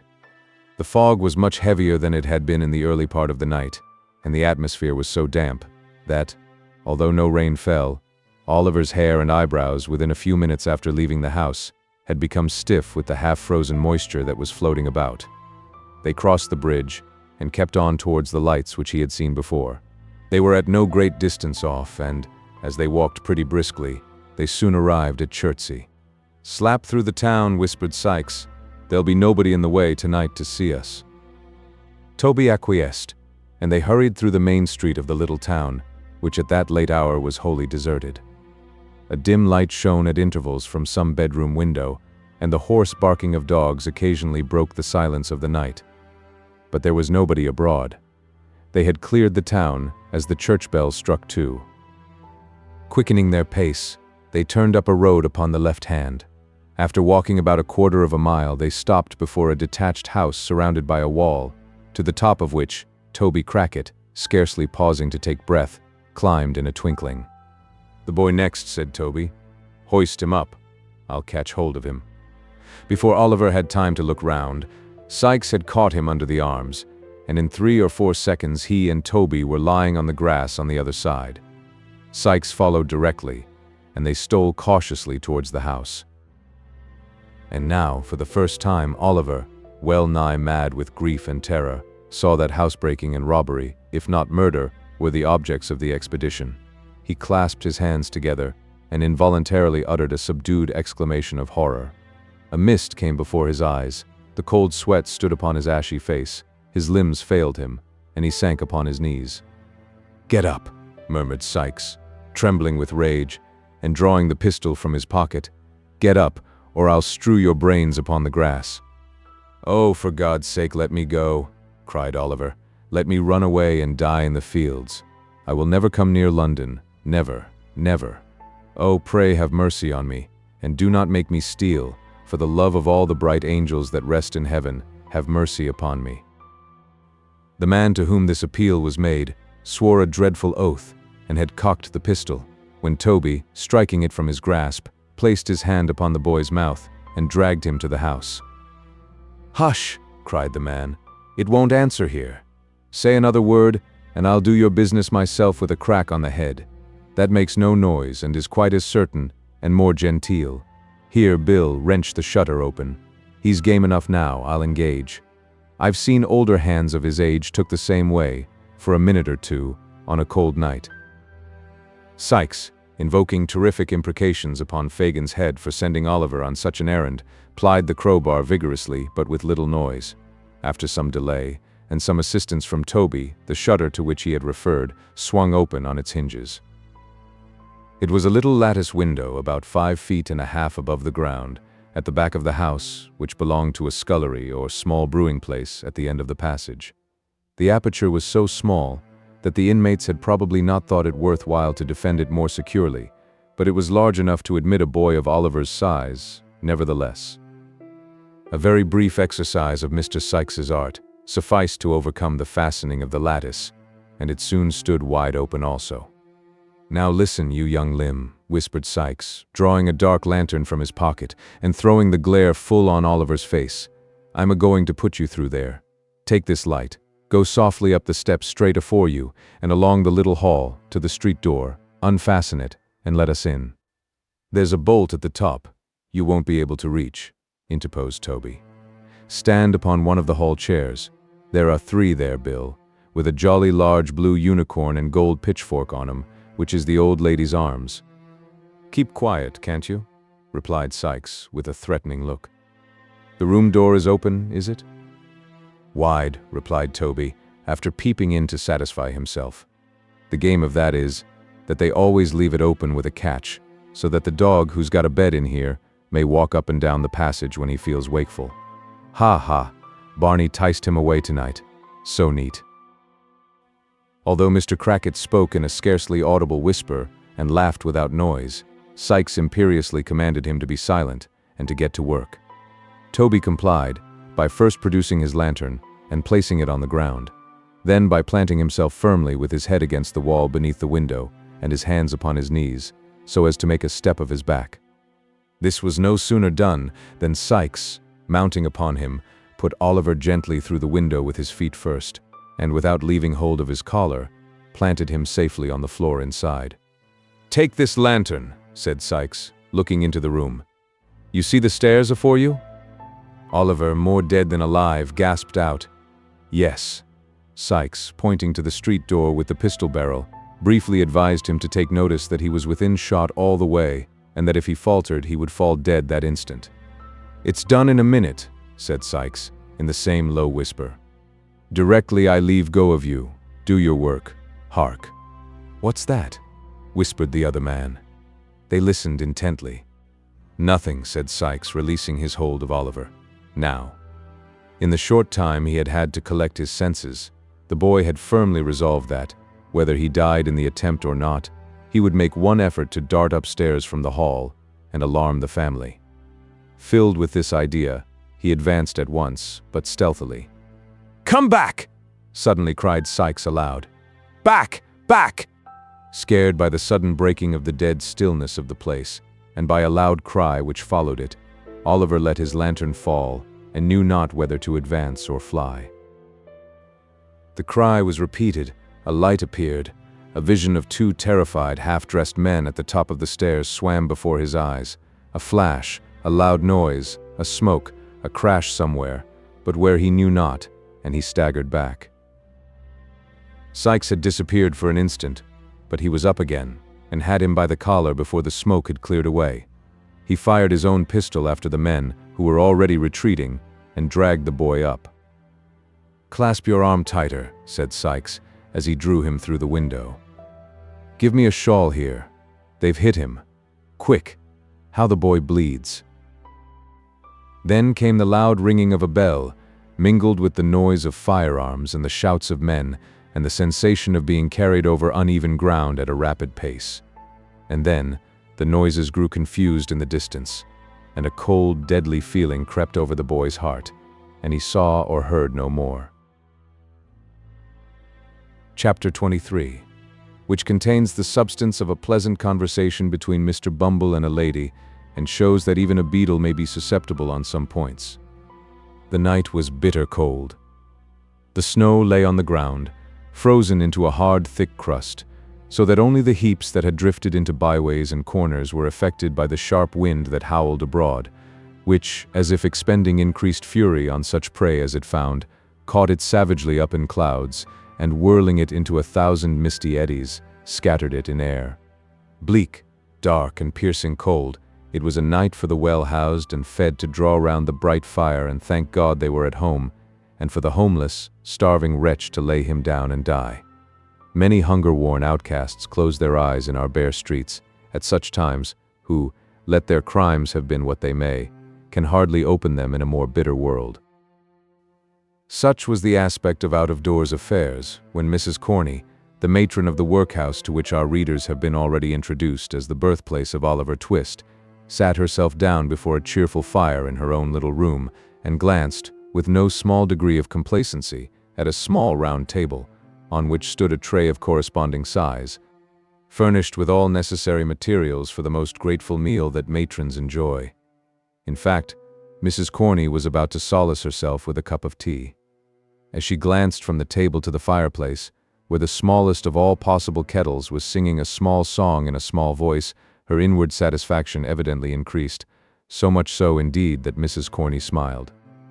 "Well," said the matron, leaning her elbow on the table and looking reflectively at the fire, "I'm sure we have all on us a great deal to be grateful for. A great deal, if we did but know it. Ah." Mrs. Corney shook her head mournfully, as if deploring the mental blindness of those paupers who did not know it, and thrusting a silver spoon, private property, into the inmost recesses of a 2-ounce tin tea caddy, proceeded to make the tea. How slight a thing will disturb the equanimity of our frail minds. The black teapot, being very small and easily filled, ran over while Mrs. Corney was moralizing, and the water slightly scalded Mrs. Corney's hand. "Drat the pot," said the worthy matron, setting it down very hastily on the hob, "a little stupid thing that only holds a couple of cups. What use is it of to anybody?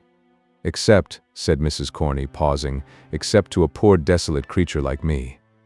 Oh dear." With these words, the matron dropped into her chair, and, once more resting her elbow on the table, thought of her solitary fate. The small teapot and the single cup had awakened in her mind sad recollections of Mr. Corney, who had not been dead more than 25 years, and she was overpowered. "I shall never get another," said Mrs. Corney pettishly. "I shall never get another like him." Whether this remark bore reference to the husband or the teapot is uncertain. It might have been the latter, for Mrs. Corney looked at it as she spoke and took it up afterwards. She had just tasted her first cup when she was disturbed by a soft tap at the room door. "Oh, come in with you," said Mrs. Corney sharply. "Some of the old women dying, I suppose. They always die when I'm at meals. Don't stand there letting the cold air in. Don't. What's amiss now, eh?" "Nothing, ma'am, nothing," replied a man's voice. "Dear me!" exclaimed the matron, in a much sweeter tone. "Is that Mr. Bumble?" "At your service, ma'am," said Mr. Bumble, who had been stopping outside to rub his shoes clean and to shake the snow off his coat, and who now made his appearance, bearing the cocked hat in one hand and a bundle in the other. "Shall I shut the door, ma'am?" The lady modestly hesitated to reply, lest there should be any impropriety in holding an interview with Mr. Bumble with closed doors. Mr. Bumble, taking advantage of the hesitation, and being very cold himself, shut it without permission. "Hard weather, Mr. Bumble," said the matron. "Hard indeed, ma'am," replied the beadle. "Anti-parochial weather this, ma'am. We have given away, Mrs. Corney, we have given away a matter of 20 quartern loaves and a cheese and a half, this very blessed afternoon, and yet them paupers are not contented." "Of course not. When would they be, Mr. Bumble?" said the matron, sipping her tea. "When, indeed, ma'am," rejoined Mr. Bumble.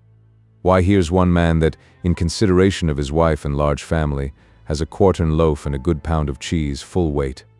Is he grateful, ma'am? Is he grateful? Not a copper farthing's worth of it. What does he do, ma'am, but ask for a few coals? If it's only a pocket handkerchief full, he says. Coals. What would he do with coals? Toast his cheese with 'em, and then come back for more. That's the way with these people, ma'am. Give 'em an apron full of coals today, and they'll come back for another, the day after tomorrow, as brazen as alabaster."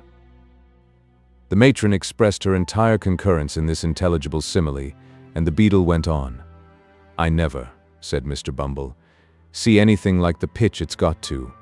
The day afore yesterday, a man, you have been a married woman, ma'am, and I may mention it to you, a man with hardly a rag upon his back," here Mrs. Corney looked at the floor, "goes to our overseer's door when he has got company coming to dinner, and says he must be relieved, Mrs. Corney. As he wouldn't go away, and shocked the company very much, our overseer sent him out a pound of potatoes and half a pint of oatmeal. 'My heart,' says the ungrateful villain, 'what's the use of this to me? You might as well give me a pair of iron spectacles.'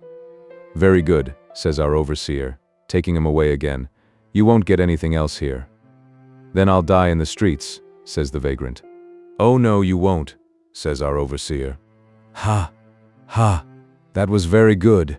So like Mr. Granite, wasn't it?' interposed the matron. 'Well, Mr. Bumble?' 'Well, ma'am,' rejoined the beadle, 'he went away, and he did die in the streets. There's a obstinate pauper for you.' 'It beats anything I could have believed,' observed the matron emphatically. 'But don't you think out-of-door relief a very bad thing, anyway, Mr. Bumble? You're a gentleman of experience, and ought to know. Come.' 'Mrs. Corney,' said the beadle, smiling as men smile who are conscious of superior information, 'out-of-door relief. Properly managed, ma'am, is the parochial safeguard. The great principle of out-of-door relief is to give the paupers exactly what they don't want, and then they get tired of coming. "Dear me," exclaimed Mrs. Corney. "Well, that is a good one, too." "Yes, betwixt you and me, ma'am," returned Mr. Bumble. "That's the great principle. And that's the reason why, if you look at any cases that get into them audacious newspapers, you'll always observe that sick families have been relieved with slices of cheese.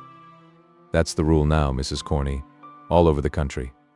But, however," said the beadle, stopping to unpack his bundle, "these are official secrets, ma'am, not to be spoken of except, as I may say, among the parochial officers, such as ourselves. This is the port wine, ma'am, that the board ordered for the infirmary. Real, fresh, genuine port wine, only out of the cask this forenoon, clear as a bell and no sediment." Having held the first bottle up to the light and shaken it well to test its excellence, Mr. Bumble placed them both on top of a chest of drawers, folded the handkerchief in which they had been wrapped, put it carefully in his pocket, and took up his hat, as if to go. "You'll have a very cold walk, Mr. Bumble," said the matron. "It blows, ma'am," replied Mr. Bumble, turning up his coat collar, "enough to cut one's ears off." The matron looked from the little kettle to the beadle, who was moving towards the door, and as the beadle coughed, preparatory to bidding her good night, bashfully inquired whether he wouldn't take a cup of tea. Mr. Bumble instantaneously turned back his collar again, laid his hat and stick upon a chair, and drew another chair up to the table. As he slowly seated himself, he looked at the lady. She fixed her eyes upon the little teapot. Mr. Bumble coughed again and slightly smiled. Mrs. Corney rose to get another cup and saucer from the closet. As she sat down, her eyes once again encountered those of the gallant beadle. She colored and applied herself to the task of making his tea. Again Mr. Bumble coughed, louder this time than he had coughed yet. "Sweet, Mr. Bumble?" inquired the matron, taking up the sugar basin. "Very sweet indeed, ma'am," replied Mr. Bumble. He fixed his eyes on Mrs. Corney as he said this, and if ever a beadle looked tender, Mr. Bumble was that beadle at that moment. The tea was made and handed in silence.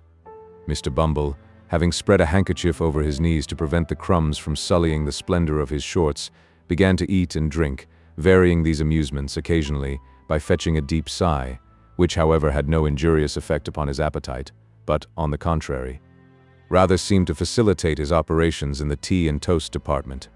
"You have a cat, ma'am, I see," said Mr. Bumble, glancing at one who, in the center of her family, was basking before the fire. "And kittens, too, I declare." "I am so fond of them, Mr. Bumble, you can't think," replied the matron. "They're so happy, so frolicsome, and so cheerful, that they are quite companions for me." "Very nice animals, ma'am," replied Mr. Bumble approvingly. "So very domestic." "Oh yes," rejoined the matron with enthusiasm. "So fond of their home, too, that it's quite a pleasure, I'm sure." "Mrs. Corney, ma'am," said Mr. Bumble slowly and marking the time with his teaspoon, "I mean to say this, ma'am, that any cat or kitten that could live with you, ma'am, and not be fond of its home, must be a ass, ma'am." "Oh, Mr. Bumble," remonstrated Mrs. Corney. "It's of no use disguising facts, ma'am," said Mr. Bumble, slowly flourishing the teaspoon with a kind of amorous dignity which made him doubly impressive. "I would drown it myself with pleasure." "Then you're a cruel man," said the matron vivaciously, as she held out her hand for the beadle's cup, "and a very hard-hearted man besides." "Hard-hearted, ma'am?" said Mr. Bumble. "Hard?" Mr. Bumble resigned his cup without another word, squeezed Mrs. Corney's little finger as she took it, and inflicting 2 open-handed slaps upon his laced waistcoat, gave a mighty sigh, and hitched his chair a very little morsel farther from the fire. It was a round table, and as Mrs. Corney and Mr. Bumble had been sitting opposite each other with no great space between them, and fronting the fire, it will be seen that Mr. Bumble, in receding from the fire, and still keeping at the table, increased the distance between himself and Mrs. Corney, which proceeding, some prudent readers will doubtless be disposed to admire, and to consider an act of great heroism on Mr. Bumble's part, he being in some sort tempted by time, place, and opportunity to give utterance to certain soft nothings, which however well they may become the lips of the light and thoughtless, do seem immeasurably beneath the dignity of judges of the land, members of Parliament, ministers of state, Lord Mayors, and other great public functionaries, but more particularly beneath the stateliness and gravity of a beadle who, as is well known, should be the sternest and most inflexible among them all.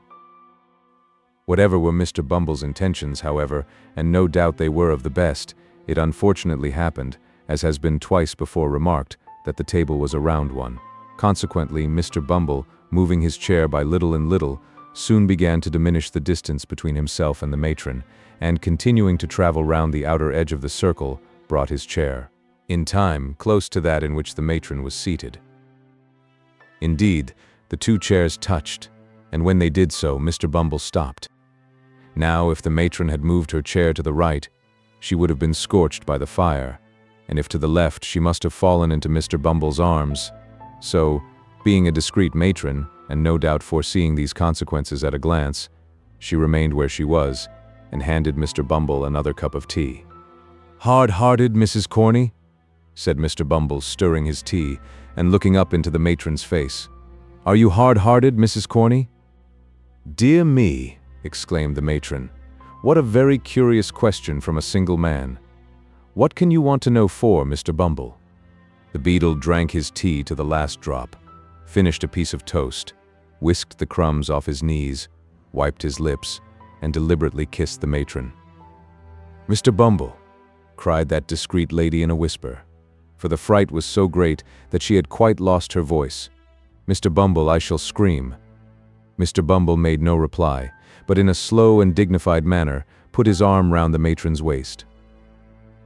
As the lady had stated her intention of screaming, of course she would have screamed at this additional boldness, but that the exertion was rendered unnecessary by a hasty knocking at the door, which was no sooner heard than Mr. Bumble darted, with much agility, to the wine bottles, and began dusting them with great violence, while the matron sharply demanded who was there.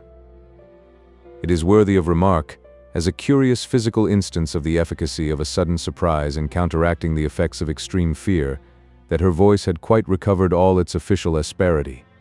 "If you please, mistress," said a withered old female pauper, hideously ugly, putting her head in at the door, "Old Sally is a-going fast." "Well, what's that to me?" angrily demanded the matron. "I can't keep her alive, can I?" "No, no, mistress," replied the old woman. "Nobody can. She's far beyond the reach of help. I've seen many people die, little babes and great strong men, and I know when death's a-coming, well enough. But she's troubled in her mind, and when the fits are not on her, and that's not often, for she is dying very hard, she says she has got something to tell, which you must hear. She'll never die quiet till you come, mistress." At this intelligence, the worthy Mrs. Corney muttered a variety of invectives against old women who couldn't even die without purposely annoying their betters, and, muffling herself in a thick shawl which she hastily caught up, briefly requested Mr. Bumble to stay till she came back, lest anything particular should occur. Bidding the messenger walk fast and not be all night hobbling up the stairs, she followed her from the room with a very ill grace, scolding all the way.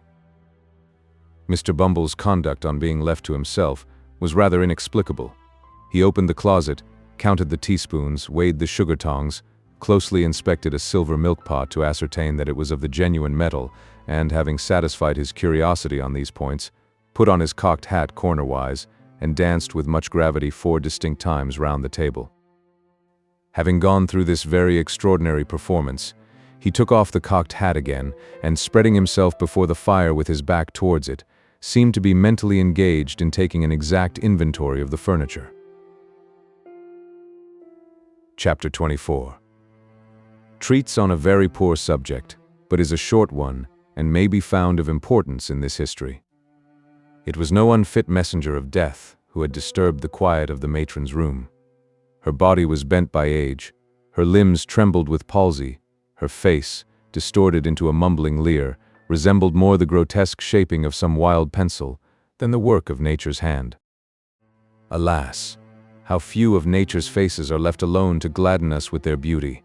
The cares and sorrows and hungerings of the world change them as they change hearts, and it is only when those passions sleep and have lost their hold forever that the troubled clouds pass off and leave heaven's surface clear.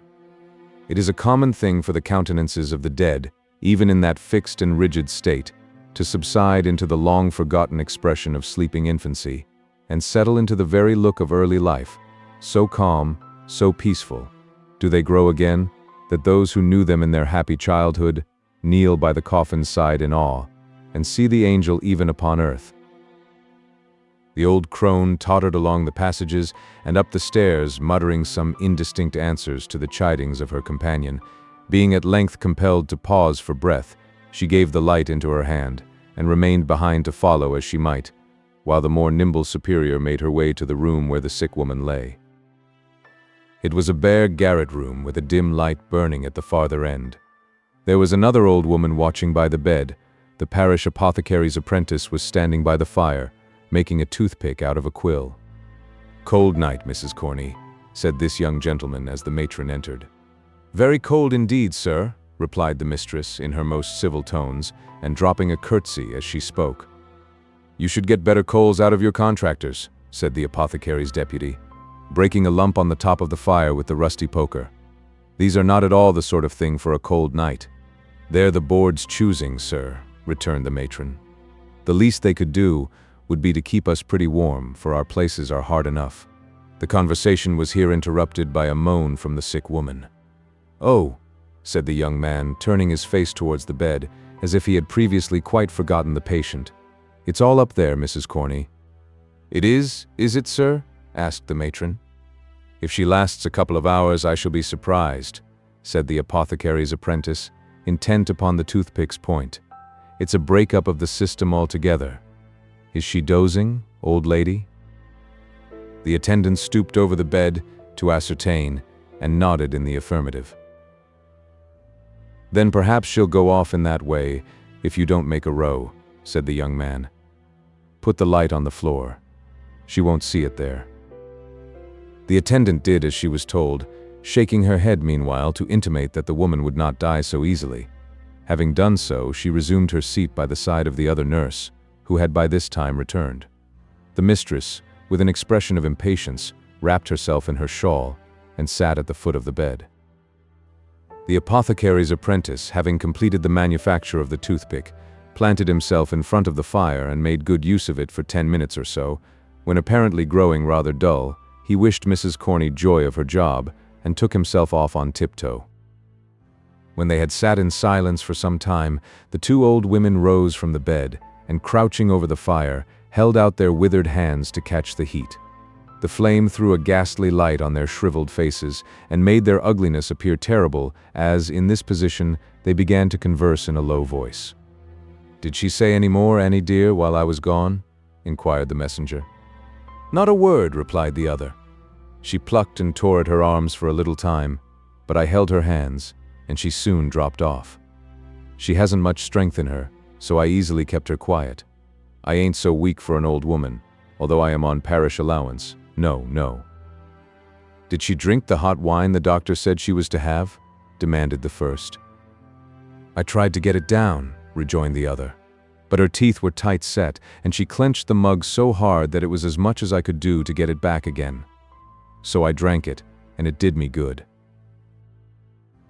Looking cautiously round to ascertain that they were not overheard, the two hags cowered nearer to the fire and chuckled heartily. "I mind the time," said the first speaker, "when she would have done the same, and made rare fun of it afterwards." "Aye, that she would," rejoined the other.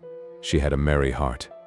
A many, many beautiful corpses she laid out, as nice and neat as waxwork. My old eyes have seen them, and those old hands touched them too, for I have helped her scores of times." Stretching forth her trembling fingers as she spoke, the old creature shook them exultingly before her face, and fumbling in her pocket, brought out an old time-discolored tin snuff-box, from which she shook a few grains into the outstretched palm of her companion, and a few more into her own. While they were thus employed, the matron, who had been impatiently watching until the dying woman should awaken from her stupor, joined them by the fire, and sharply asked how long she was to wait. "Not long, mistress," replied the second woman, looking up into her face. "We have none of us long to wait for death. Patience, patience. He'll be here soon enough for us all." "Hold your tongue, you doting idiot," said the matron sternly. You, Martha, tell me, has she been in this way before? Often, answered the first woman. But will never be again, added the second one. That is, she'll never wake again but once, and mind, mistress, that won't be for long. Long or short, said the matron, snappishly. She won't find me here when she does wake. Take care, both of you, how you worry me again for nothing. It's no part of my duty to see all the old women in the house die, and I won't, that's more. Mind that, you impudent old harridans, if you make a fool of me again, I'll soon cure you, I warrant you. She was bouncing away, when a cry from the two women, who had turned towards the bed, caused her to look round. The patient had raised herself upright, and was stretching her arms towards them. Who's that? She cried, in a hollow voice. Hush, hush, said one of the women, stooping over her. Lie down, lie down. I'll never lie down again alive, said the woman, struggling. I will tell her. Come here, nearer. Let me whisper in your ear. She clutched the matron by the arm and, forcing her into a chair by the bedside, was about to speak, when, looking round, she caught sight of the two old women bending forward in the attitude of eager listeners. Turn them away, said the woman drowsily. Make haste, make haste. The two old crones, chiming in together, began pouring out many piteous lamentations that the poor dear was too far gone to know her best friends, and were uttering sundry protestations that they would never leave her, when the superior pushed them from the room, closed the door, and returned to the bedside. On being excluded, the old ladies changed their tone, and cried through the keyhole that old Sally was drunk, which indeed was not unlikely, since in addition to a moderate dose of opium prescribed by the apothecary, she was laboring under the effects of a final taste of gin and water, which had been privily administered, in the openness of their hearts, by the worthy old ladies themselves. Now listen to me, said the dying woman aloud, as if making a great effort to revive one latent spark of energy. In this very room, in this very bed, I once nursed a pretty young creature, that was brought into the house with her feet cut and bruised with walking, and all soiled with dust and blood. She gave birth to a boy, and died. Let me think, what was the year again? Never mind the year, said the impatient auditor. What about her? Aye, murmured the sick woman, relapsing into her former drowsy state. What about her? What about I know? She cried, jumping fiercely up, her face flushed, and her eyes starting from her head. I robbed her, so I did. She wasn't cold, I tell you she wasn't cold when I stole it. Stole what, for God's sake? Cried the matron, with a gesture as if she would call for help. It, replied the woman, laying her hand over the other's mouth. The only thing she had. She wanted clothes to keep her warm and food to eat, but she had kept it safe and had it in her bosom. It was gold, I tell you, rich gold that might have saved her life. Gold, echoed the matron, bending eagerly over the woman as she fell back. Go on, yes, what of it? Who was the mother? When was it? She charged me to keep it safe, replied the woman with a groan, and trusted me as the only woman about her. I stole it in my heart when she first showed it me hanging round her neck, and the child's death, perhaps, is on me besides. They would have treated him better, if they had known it all. Known what? Asked the other. Speak? The boy grew so like his mother, said the woman, rambling on, and not heeding the question, that I could never forget it when I saw his face. Poor girl. Poor girl. She was so young, too, such a gentle lamb. Wait, there's more to tell. I have not told you all, have I? No, no, replied the matron, inclining her head to catch the words as they came more faintly from the dying woman. Be quick, or it may be too late. The mother, said the woman, making a more violent effort than before. The mother, when the pains of death first came upon her, whispered in my ear that if her baby was born alive and thrived, the day might come when it would not feel so much disgrace to hear its poor young mother named. And oh, kind heaven, she said, folding her thin hands together, whether it be boy or girl, raise up some friends for it in this troubled world, and take pity upon a lonely, desolate child abandoned to its mercy. The boy's name? Demanded the matron. They called him Oliver, replied the woman feebly. The gold I stole was... Yes, what? Cried the other. She was bending eagerly over the woman to hear her reply, but drew back, instinctively, as she once again rose, slowly and stiffly, into a sitting posture. Then, clutching the coverlid with both hands, muttered some indistinct sounds in her throat and fell lifeless on the bed. "Stone dead," said one of the old women, hurrying in as soon as the door was opened. "And nothing to tell, after all," rejoined the matron, walking carelessly away. The two crones, to all appearance too busily occupied in the preparations for their dreadful duties to make any reply, were left alone, hovering about the body. Chapter 25, wherein this history reverts to Mr. Fagin and company. While these things were passing in the country workhouse, Mr. Fagin sat in the old den, the same from which Oliver had been removed by the girl, brooding over a dull, smoky fire. He held a pair of bellows upon his knee, with which he had apparently been endeavoring to rouse it into more cheerful action, but he had fallen into deep thought, and with his arms folded on them, and his chin resting on his thumbs, fixed his eyes abstractedly on the rusty bars. At a table behind him sat the artful Dodger, Master Charles Bates, and Mr. Chitling, all intent upon a game of whist, the artful taking dummy against Master Bates and Mr. Chitling. The countenance of the first-named gentleman, peculiarly intelligent at all times, acquired great additional interest from his close observance of the game and his attentive perusal of Mr. Chitling's hand, upon which, from time to time, as occasion served, he bestowed a variety of earnest glances, wisely regulating his own play by the result of his observations upon his neighbor's cards. It being a cold night, the Dodger wore his hat, as, indeed, was often his custom within doors. He also sustained a clay pipe between his teeth, which he only removed for a brief space when he deemed it necessary to apply for refreshment to a quart pot upon the table, which stood ready filled with gin and water for the accommodation of the company. Master Bates was also attentive to the play, but being of a more excitable nature than his accomplished friend, it was observable that he more frequently applied himself to the gin and water, and moreover indulged in many jests and irrelevant remarks, all highly unbecoming a scientific rubber. Indeed, the artful, presuming upon their close attachment, more than once took occasion to reason gravely with his companion upon these improprieties, all of which remonstrances Master Bates received in extremely good part, merely requesting his friend to be blowed, or to insert his head in a sack, or replying with some other neatly turned witticism of a similar kind, the happy application of which excited considerable admiration in the mind of Mr. Chitling.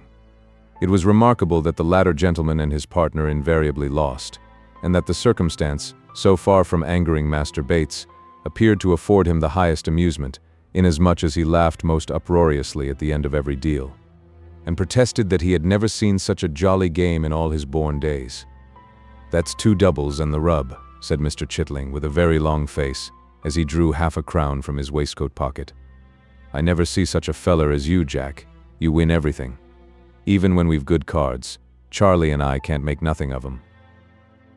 Either the matter or the manner of this remark, which was made very ruefully, delighted Charlie Bates so much that his consequent shout of laughter roused the Jew from his reverie and induced him to inquire what was the matter. "Matter, Fagin," cried Charlie. "I wish you had watched the play. Tommy Chitling hasn't won a point, and I went partners with him against the artful and dumb." "Aye," said the Jew, with a grin, which sufficiently demonstrated that he was at no loss to understand the reason. "Try him again, Tom. Try him again." "No more of it for me, thank ye, Fagin," replied Mr. Chitling. "I've had enough. That ere Dodger has such a run of luck that there's no standing again him." "Ha! Ha! My dear," replied the Jew, "you must get up very early in the morning to win against the Dodger." "Morning," said Charlie Bates. "You must put your boots on overnight and have a telescope at each eye and an opera glass between your shoulders if you want to come over him." Mr. Dawkins received these handsome compliments with much philosophy and offered to cut any gentleman in company for the first picture card at a shilling at a time. Nobody accepting the challenge, and his pipe being by this time smoked out, he proceeded to amuse himself by sketching a ground plan of Newgate on the table with the piece of chalk which had served him in lieu of counters, whistling, meantime, with peculiar shrillness. "How precious dull you are, Tommy," said the Dodger, stopping short when there had been a long silence and addressing Mr. Chitling. "What do you think he's thinking of, Fagin?" "How should I know, my dear?" replied the Jew, looking round as he plied the bellows. "About his losses, maybe, or the little retirement in the country that he's just left, eh?" "Ha, ha. Is that it, my dear?" "Not a bit of it," replied the Dodger, stopping the subject of discourse as Mr. Chitling was about to reply. "What do you say, Charlie?" "I should say," replied Master Bates with a grin, "that he was uncommon sweet upon Betsy. See how he's a-blushing. Oh, my eye, here's a merry-go-rounder. Tommy Chitling's in love. Oh, Fagin, Fagin, what a spree!" Thoroughly overpowered with the notion of Mr. Chitling being the victim of the tender passion, Master Bates threw himself back in his chair with such violence that he lost his balance and pitched over upon the floor, where, the accident abating nothing of his merriment, he lay at full length until his laugh was over, when he resumed his former position and began another laugh. "Never mind him, my dear," said the Jew, winking at Mr. Dawkins and giving Master Bates a reproving tap with the nozzle of the bellows. "Betsy's a fine girl. Stick up to her, Tom. Stick up to her." "What I mean to say, Fagin," replied Mr. Chitling, very red in the face, "is that isn't anything to anybody here." "No more it is," replied the Jew. "Charlie will talk." "Don't mind him, my dear. Don't mind him. Betsy's a fine girl. Do as she bids you, Tom, and you will make your fortune." "So I do as she bids me," replied Mr. Chitling. "I shouldn't have been milled if it hadn't been for her advice. But it turned out a good job for you, didn't it, Fagin? And what's 6 weeks of it? It must come some time or another, and why not in the winter time when you don't want to go out a-walking so much, eh, Fagin?" "Ah, to be sure, my dear," replied the Jew. "You wouldn't mind it again, Tom, would you?" asked the Dodger, winking upon Charlie and the Jew, "if Bet was all right?" "I mean to say that I shouldn't," replied Tom angrily.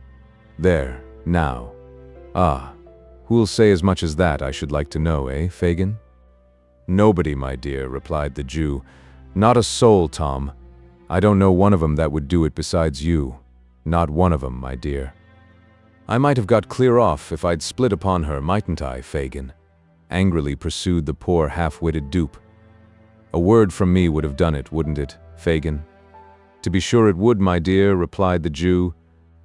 "But I didn't blab it, did I, Fagin?" demanded Tom, pouring question upon question with great volubility. "No, no, to be sure," replied the Jew. "You were too stout-hearted for that. A deal too stout, my dear." "Perhaps I was," rejoined Tom, looking round. "And if I was, what's to laugh at in that, eh, Fagin?"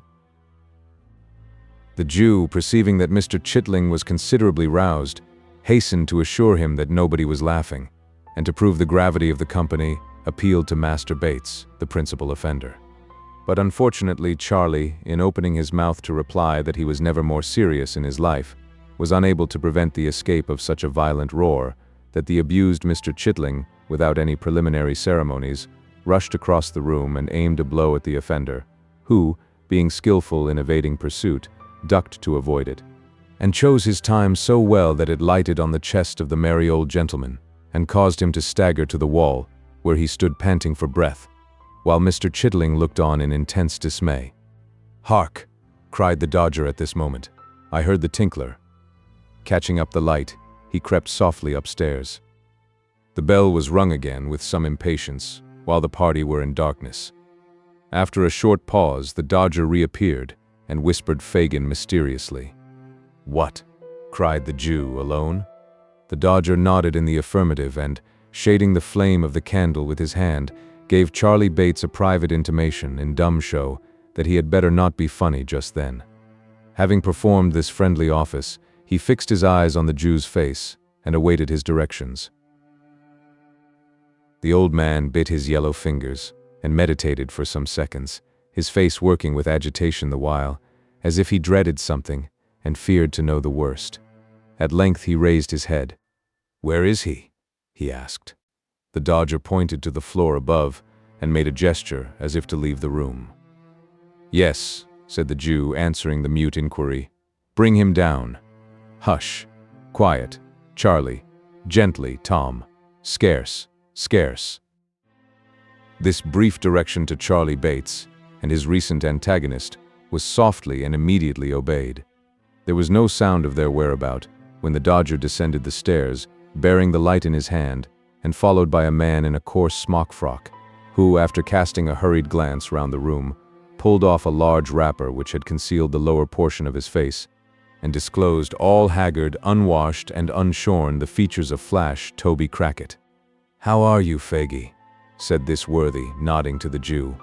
"Pop that shawl away in my castor, Dodger, so that I may know where to find it when I cut. That's the time of day. You'll be a fine young cracksman afore the old file now." With these words he pulled up the smock frock, and winding it round his middle, drew a chair to the fire and placed his feet upon the hob. "See there, Faggy," he said, pointing disconsolately to his top boots.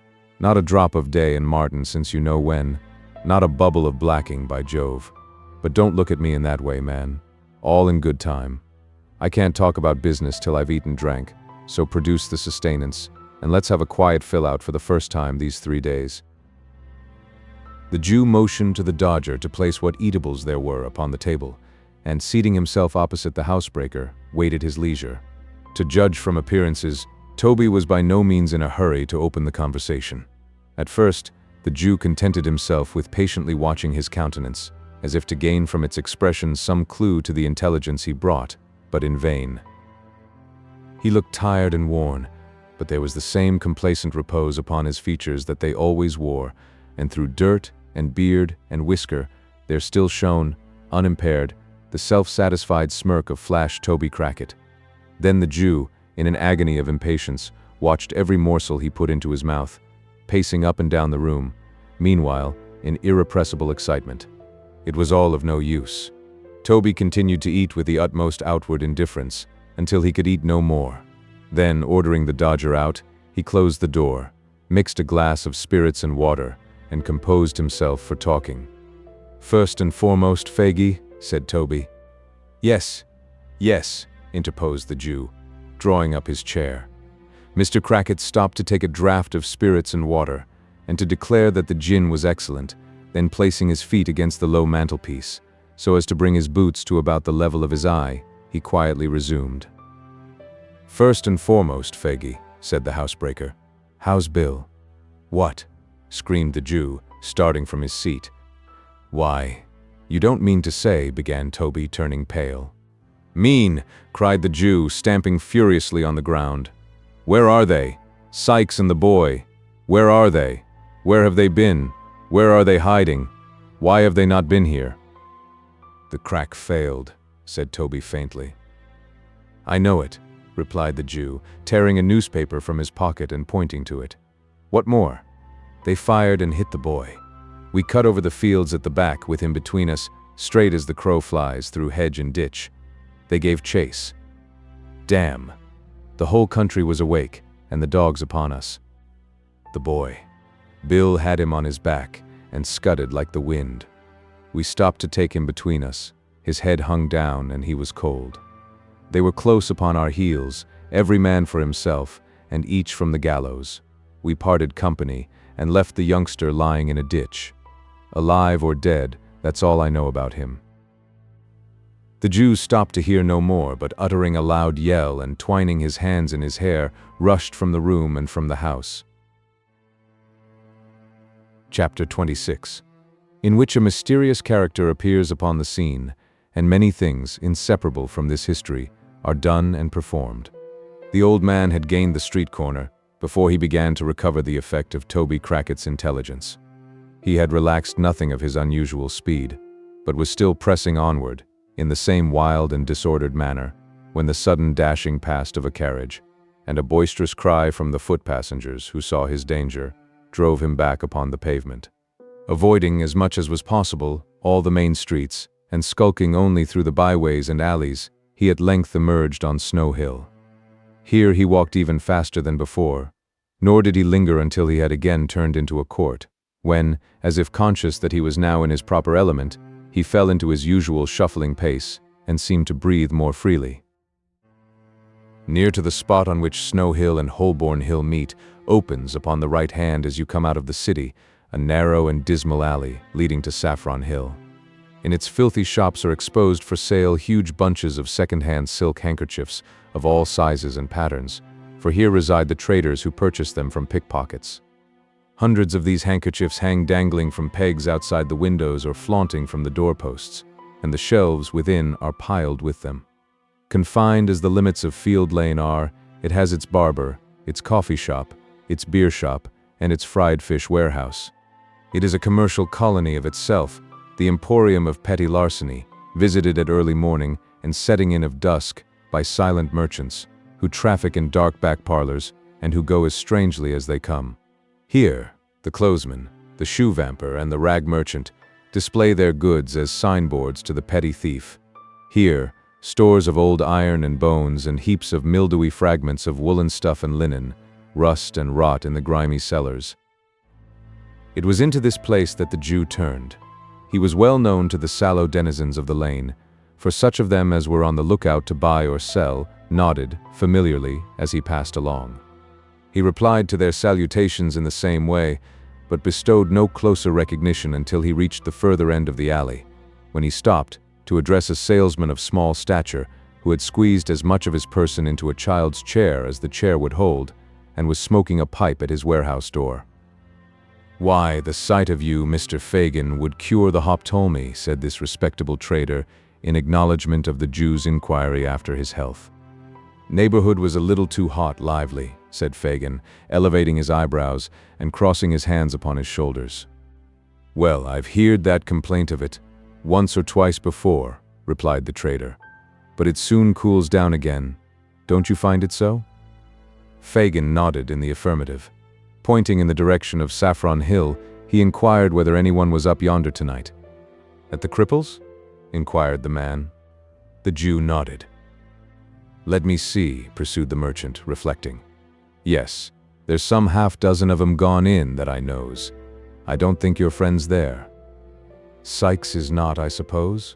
inquired the Jew with a disappointed countenance. "Non istwentus, as the lawyers say," replied the little man, shaking his head and looking amazingly sly.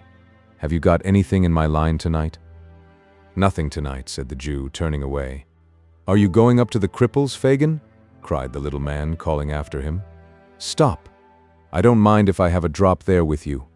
But as the Jew, looking back, waved his hand to intimate that he preferred being alone, and moreover, as the little man could not very easily disengage himself from the chair, the sign of the Cripples was, for a time, bereft of the advantage of Mr. Lively's presence. By the time he had got upon his legs, the Jew had disappeared, so Mr. Lively, after ineffectually standing on tiptoe, in the hope of catching sight of him, again forced himself into the little chair and, exchanging a shake of the head with a lady in the opposite shop, in which doubt and mistrust were plainly mingled, resumed his pipe with a grave demeanor. The Three Cripples, or rather the Cripples, which was the sign by which the establishment was familiarly known to its patrons, was the public house in which Mr. Sykes and his dog have already figured. Merely making a sign to a man at the bar, Fagin walked straight upstairs and, opening the door of a room and softly insinuating himself into the chamber, looked anxiously about, shading his eyes with his hand, as if in search of some particular person. The room was illuminated by 2 gaslights, the glare of which was prevented by the barred shutters and closely drawn curtains of faded red from being visible outside. The ceiling was blackened, to prevent its color from being injured by the flaring of the lamps, and the place was so full of dense tobacco smoke that at first it was scarcely possible to discern anything more. By degrees, however, as some of it cleared away through the open door, an assemblage of heads, as confused as the noises that greeted the ear, might be made out, and as the eye grew more accustomed to the scene, the spectator gradually became aware of the presence of a numerous company, male and female, crowded round a long table, at the upper end of which sat a chairman with a hammer of office in his hand, while a professional gentleman with a bluish nose and his face tied up for the benefit of a toothache presided at a jingling piano in a remote corner. As Fagin stepped softly in, the professional gentleman, running over the keys by way of prelude, occasioned a general cry of order for a song, which having subsided, a young lady proceeded to entertain the company with a ballad in 4 verses, between each of which the accompanist played the melody all through, as loud as he could. When this was over, the chairman gave a sentiment, after which, The professional gentlemen on the chairman's right and left volunteered a duet and sang it with great applause. It was curious to observe some faces which stood out prominently from among the group. There was the chairman himself, the landlord of the house, a coarse, rough, heavy-built fellow who, while the songs were proceeding, rolled his eyes hither and thither, and seeming to give himself up to joviality, had an eye for everything that was done, and an ear for everything that was said, and sharp ones too. Near him were the singers, receiving with professional indifference the compliments of the company, and applying themselves, in turn, to a dozen proffered glasses of spirits and water, tendered by their more boisterous admirers, whose countenances, expressive of almost every vice in almost every grade, irresistibly attracted the attention by their very repulsiveness. Cunning, ferocity, and drunkenness in all its stages were there, in their strongest aspect, and women, some with the last lingering tinge of their early freshness almost fading as you looked, others with every mark and stamp of their sex utterly beaten out, and presenting but one loathsome blank of profligacy and crime. Some mere girls, others but young women, and none past the prime of life, formed the darkest and saddest portion of this dreary picture. Fagin, troubled by no grave emotions, looked eagerly from face to face while these proceedings were in progress, but apparently without meeting that of which he was in search. Succeeding, at length, in catching the eye of the man who occupied the chair, he beckoned to him slightly and left the room as quietly as he had entered it. "What can I do for you, Mr. Fagin?" inquired the man as he followed him out to the landing. "Won't you join us? They'll be delighted, every one of them." The Jew shook his head impatiently and said in a whisper, "Is he here?" "No," replied the man. "And no news of Barney?" inquired Fagin. "None," replied the landlord of the Cripples, "for it was he. He won't stir till it's all safe. Depend on it, they're on the scent down there, and that if he moved, he'd blow upon the thing at once. He's all right enough, Barney is, else I should have heard of him. I'll pound it, that Barney's managing properly. Let him alone for that." "Will he be here tonight?" asked the Jew, laying the same emphasis on the pronoun as before. "Monks, do you mean?" inquired the landlord, hesitating. "Hush," said the Jew. "Yes." "Certain," replied the man, drawing a gold watch from his fob. "I expected him here before now. If you'll wait 10 minutes, he'll be." "No, no," said the Jew hastily, as though, however desirous he might be to see the person in question, he was nevertheless relieved by his absence. "Tell him I came here to see him, and that he must come to me tonight. No, say tomorrow. As he is not here, tomorrow will be time enough." "Good," said the man. "Nothing more?" "Not a word now," said the Jew, descending the stairs. "I say," said the other, looking over the rails and speaking in a hoarse whisper, "what a time this would be for a cell. I've got Phil Barker here, so drunk that a boy might take him." "Ah, but it's not Phil Barker's time," said the Jew, looking up. "Phil has something more to do before we can afford to part with him, so go back to the company, my dear, and tell them to lead merry lives while they last." "Ha, ha, ha." The landlord reciprocated the old man's laugh and returned to his guests. The Jew was no sooner alone than his countenance resumed its former expression of anxiety and thought. After a brief reflection, he called a hack cabriolet and bade the man drive towards Bethnal Green. He dismissed him within some quarter of a mile of Mr. Sykes's residence, and performed the short remainder of the distance on foot. "Now," muttered the Jew, as he knocked at the door, "if there is any deep play here, I shall have it out of you, my girl, cunning as you are." "She was in her room," the woman said. Fagin crept softly upstairs and entered it without any previous ceremony. The girl was alone, lying with her head upon the table and her hair straggling over it. "She has been drinking," thought the Jew, coolly, "or perhaps she is only miserable." The old man turned to close the door. As he made this reflection, the noise thus occasioned roused the girl. She eyed his crafty face narrowly as she inquired to his recital of Toby Crackett's story.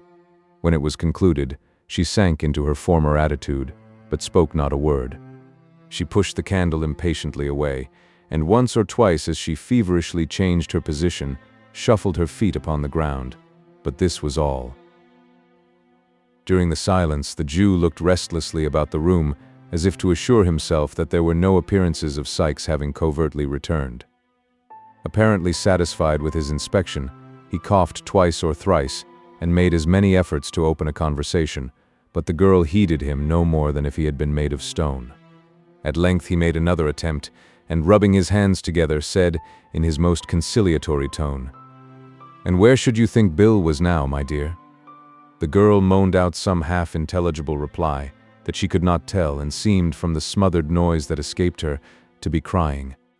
"And the boy, too," said the Jew, straining his eyes to catch a glimpse of her face. "Poor leetle child, left in a ditch, Nance, only think." "The child," said the girl, suddenly looking up, "is better where he is than among us. And if no harm comes to Bill from it, I hope he lies dead in the ditch and that his young bones may rot there." "What?" cried the Jew in amazement.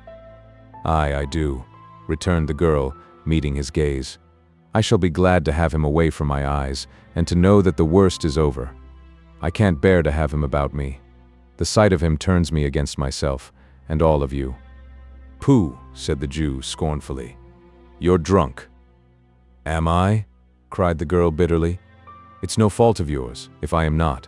You'd never have me anything else, if you had your will, except now. The humor doesn't suit you, doesn't it?" "No," rejoined the Jew furiously. "It does not." "Change it then," responded the girl with a laugh. "Change it," exclaimed the Jew, exasperated beyond all bounds by his companion's unexpected obstinacy and the vexation of the night. "I will change it. Listen to me, you drab. Listen to me, who with 6 words can strangle Sikes as surely as if I had his bull's throat between my fingers now. If he comes back and leaves the boy behind him, if he gets off free and, dead or alive, fails to restore him to me, murder him yourself if you would have him escape Jack Ketch. And do it the moment he sets foot in this room, or mind me, it will be too late." "What is all this?" cried the girl involuntarily. "What is it?" pursued Fagin, mad with rage. "When the boy's worth hundreds of pounds to me, am I to lose what chance threw me in the way of getting safely, through the whims of a drunken gang that I could whistle away the lives of? And me bound, too, to a born devil that only wants the will, and has the power to. Panting for breath, the old man stammered for a word, and in that instant checked the torrent of his wrath, and changed his whole demeanor. A moment before, his clenched hands had grasped the air, his eyes had dilated, and his face grown livid with passion, but now he shrunk into a chair, and cowering together, trembled with the apprehension of having himself disclosed some hidden villainy. After a short silence, he ventured to look round at his companion. He appeared somewhat reassured on beholding her in the same listless attitude from which he had first roused her. "Nancy, dear," croaked the Jew in his usual voice, "did you mind me, dear?" "Don't worry me now, Fagin," replied the girl, raising her head languidly. "If Bill has not done it this time, he will another. He has done many a good job for you, and will do many more when he can, and when he can't he won't, so no more about that. Regarding this boy, my dear," said the Jew, rubbing the palms of his hands nervously together. "The boy must take his chance with the rest," interrupted Nancy hastily, "and I say again, I hope he is dead, and out of harm's way, and out of yours, that is, if Bill comes to no harm. And if Toby got clear off, Bill's pretty sure to be safe, for Bill's worth 2 of Toby any time." "And about what I was saying, my dear?" observed the Jew, keeping his glistening eyes steadily upon her. "You must say it all over again, if it's anything you want me to do," rejoined Nancy. "And if it is, you had better wait till tomorrow. You put me up for a minute, but now I'm stupid again." Fagin put several other questions, all with the same drift of ascertaining whether the girl had profited by his unguarded hints, but she answered them so readily, and was withal so utterly unmoved by his searching looks, that his original impression of her being more than a trifle in liquor was confirmed. Nancy, indeed, was not exempt from a failing which was very common among the Jew's female pupils, and in which, in their tenderer years, they were rather encouraged than checked. Her disordered appearance, and a wholesale perfume of Geneva which pervaded the apartment, afforded strong confirmatory evidence of the justice of the Jew's supposition, and when, after indulging in the temporary display of violence above described, she subsided, first into dullness, and afterwards into a compound of feelings, under the influence of which she shed tears 1 minute, and in the next gave utterance to various exclamations of never say die, and diverse calculations as to what might be the amount of the odds so long as a lady or gentleman was happy, Mr. Fagin, who had had considerable experience of such matters in his time, saw, with great satisfaction, that she was very far gone indeed. Having eased his mind by this discovery, and having accomplished his twofold object of imparting to the girl what he had, that night, heard, and of ascertaining, with his own eyes, that Sikes had not returned, Mr. Fagin again turned his face homeward, leaving his young friend asleep, with her head upon the table. It was within an hour of midnight. The weather being dark and piercing cold, he had no great temptation to loiter. The sharp wind that scoured the streets seemed to have cleared them of passengers, as of dust and mud, for few people were abroad, and they were to all appearance hastening fast home. It blew from the right quarter for the Jew, however, and straight before it he went, trembling and shivering as every fresh gust drove him rudely on his way. He had reached the corner of his own street, and was already fumbling in his pocket for the door key, when a dark figure emerged from a projecting entrance which lay in deep shadow, and crossing the road, glided up to him unperceived. "Fagin," whispered a voice close to his ear. "Ah," said the Jew, turning quickly round. "Is that—" "Yes," interrupted the stranger. "I have been lingering here these 2 hours. Where the devil have you been?" "On your business, my dear," replied the Jew, glancing uneasily at his companion and slackening his pace as he spoke. "On your business all night." "Oh, of course," said the stranger with a sneer. "Well, and what's come of it?" "Nothing good," said the Jew. "Nothing bad, I hope?" said the stranger, stopping short and turning a startled look on his companion. The Jew shook his head and was about to reply when the stranger, interrupting him, motioned to the house, before which they had by this time arrived, remarking that he had better say what he had got to say under cover, for his blood was chilled with standing about so long, and the wind blew through him. Fagin looked as if he could have willingly excused himself from taking home a visitor at that unseasonable hour, and indeed muttered something about having no fire, but his companion repeating his request in a peremptory manner, he unlocked the door and requested him to close it softly while he got a light. "It's as dark as the grave," said the man, groping forward a few steps. "Make haste." "Shut the door," whispered Fagin from the end of the passage. As he spoke, it closed with a loud noise. "That wasn't my doing," said the other man, feeling his way. "The wind blew it to, or it shut of its own accord, one or the other. Look sharp with the light, or I shall knock my brains out against something in this confounded hole." Fagin stealthily descended the kitchen stairs. After a short absence, he returned with a lighted candle, and the intelligence that Toby Crackit was asleep in the back room below, and that the boys were in the front one. Beckoning the man to follow him, he led the way upstairs. "We can say the few words we've got to say in here, my dear," said the Jew, throwing open a door on the first floor, "and as there are holes in the shutters, and we never show lights to our neighbors, we'll set the candle on the stairs.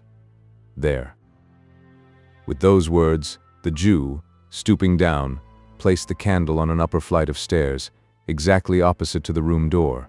This done, he led the way into the apartment, which was destitute of all movables save a broken armchair and an old couch or sofa without covering, which stood behind the door. Upon this piece of furniture, the stranger sat himself with the air of a weary man, and the Jew, drawing up the armchair opposite, they sat face to face. It was not quite dark. The door was partially open, and the candle outside threw a feeble reflection on the opposite wall. They conversed for some time in whispers, though nothing of the conversation was distinguishable beyond a few disjointed words here and there. A listener might easily have perceived that Fagin appeared to be defending himself against some remarks of the stranger, and that the latter was in a state of considerable irritation. They might have been talking thus for a quarter of an hour or more, when Monks, by which name the Jew had designated the strange man several times in the course of their colloquy, said, raising his voice a little, "I tell you again, it was badly planned. Why not have kept him here among the rest, and made a sneaking, sniveling pickpocket of him at once?" "Only hear him!" exclaimed the Jew, shrugging his shoulders.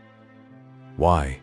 Do you mean to say you couldn't have done it, if you had chosen?" demanded Monks sternly. "Haven't you done it with other boys scores of times? If you had had patience for a 12-month at most, couldn't you have got him convicted and sent safely out of the kingdom, perhaps for life?" "Whose turn would that have served, my dear?" inquired the Jew humbly. "Mine," replied Monks. "But not mine," said the Jew submissively. "He might have become of use to me. When there are two parties to a bargain, it is only reasonable that the interests of both should be consulted. Is it, my good friend?" "What then?" demanded Monks. "I saw it was not easy to train him to the business," replied the Jew. "He was not like other boys in the same circumstances." "Curse him, no," muttered the man, "or he would have been a thief long ago." "I had no hold upon him to make him worse," pursued the Jew, anxiously watching the countenance of his companion. "His hand was not in. I had nothing to frighten him with, which we always must have in the beginning, or we labor in vain. What could I do? Send him out with the Dodger and Charlie? We had enough of that at first, my dear. I trembled for us all." "That was not my doing," observed Monks. "No, no, my dear," renewed the Jew, "and I don't quarrel with it now, because, if it had never happened, you might never have clapped eyes on the boy to notice him, and so led to the discovery that it was him you were looking for. Well, I got him back for you by means of the girl, and then she begins to favor him." "Throttle the girl," said Monks impatiently. "Why, we can't afford to do that just now, my dear," replied the Jew, smiling. "And besides, that sort of thing is not in our way, or, one of these days, I might be glad to have it done. I know what these girls are, Monks, well. As soon as the boy begins to harden, she'll care no more for him than for a block of wood. You want him made a thief. If he is alive, I can make him one from this time, and if, said the Jew, drawing nearer to the other, "it's not likely, mind. But if the worst comes to the worst, and he is dead, it's no fault of mine if he is," interposed the other man, with a look of terror, and clasping the Jew's arm with trembling hands. "Mind that. Fagin, I had no hand in it. Anything but his death, I told you from the first. I won't shed blood, it's always found out, and haunts a man besides. If they shot him dead, I was not the cause, do you hear me? Fire this infernal den. What's that?" "What?" cried the Jew, grasping the coward round the body with both arms as he sprung to his feet. "Where?" "Yonder," replied the man, glaring at the opposite wall. "The shadow. I saw the shadow of a woman in a cloak and bonnet pass along the wainscot like a breath." The Jew released his hold, and they rushed tumultuously from the room. The candle, wasted by the draught, was standing where it had been placed. It showed them only the empty staircase and their own white faces.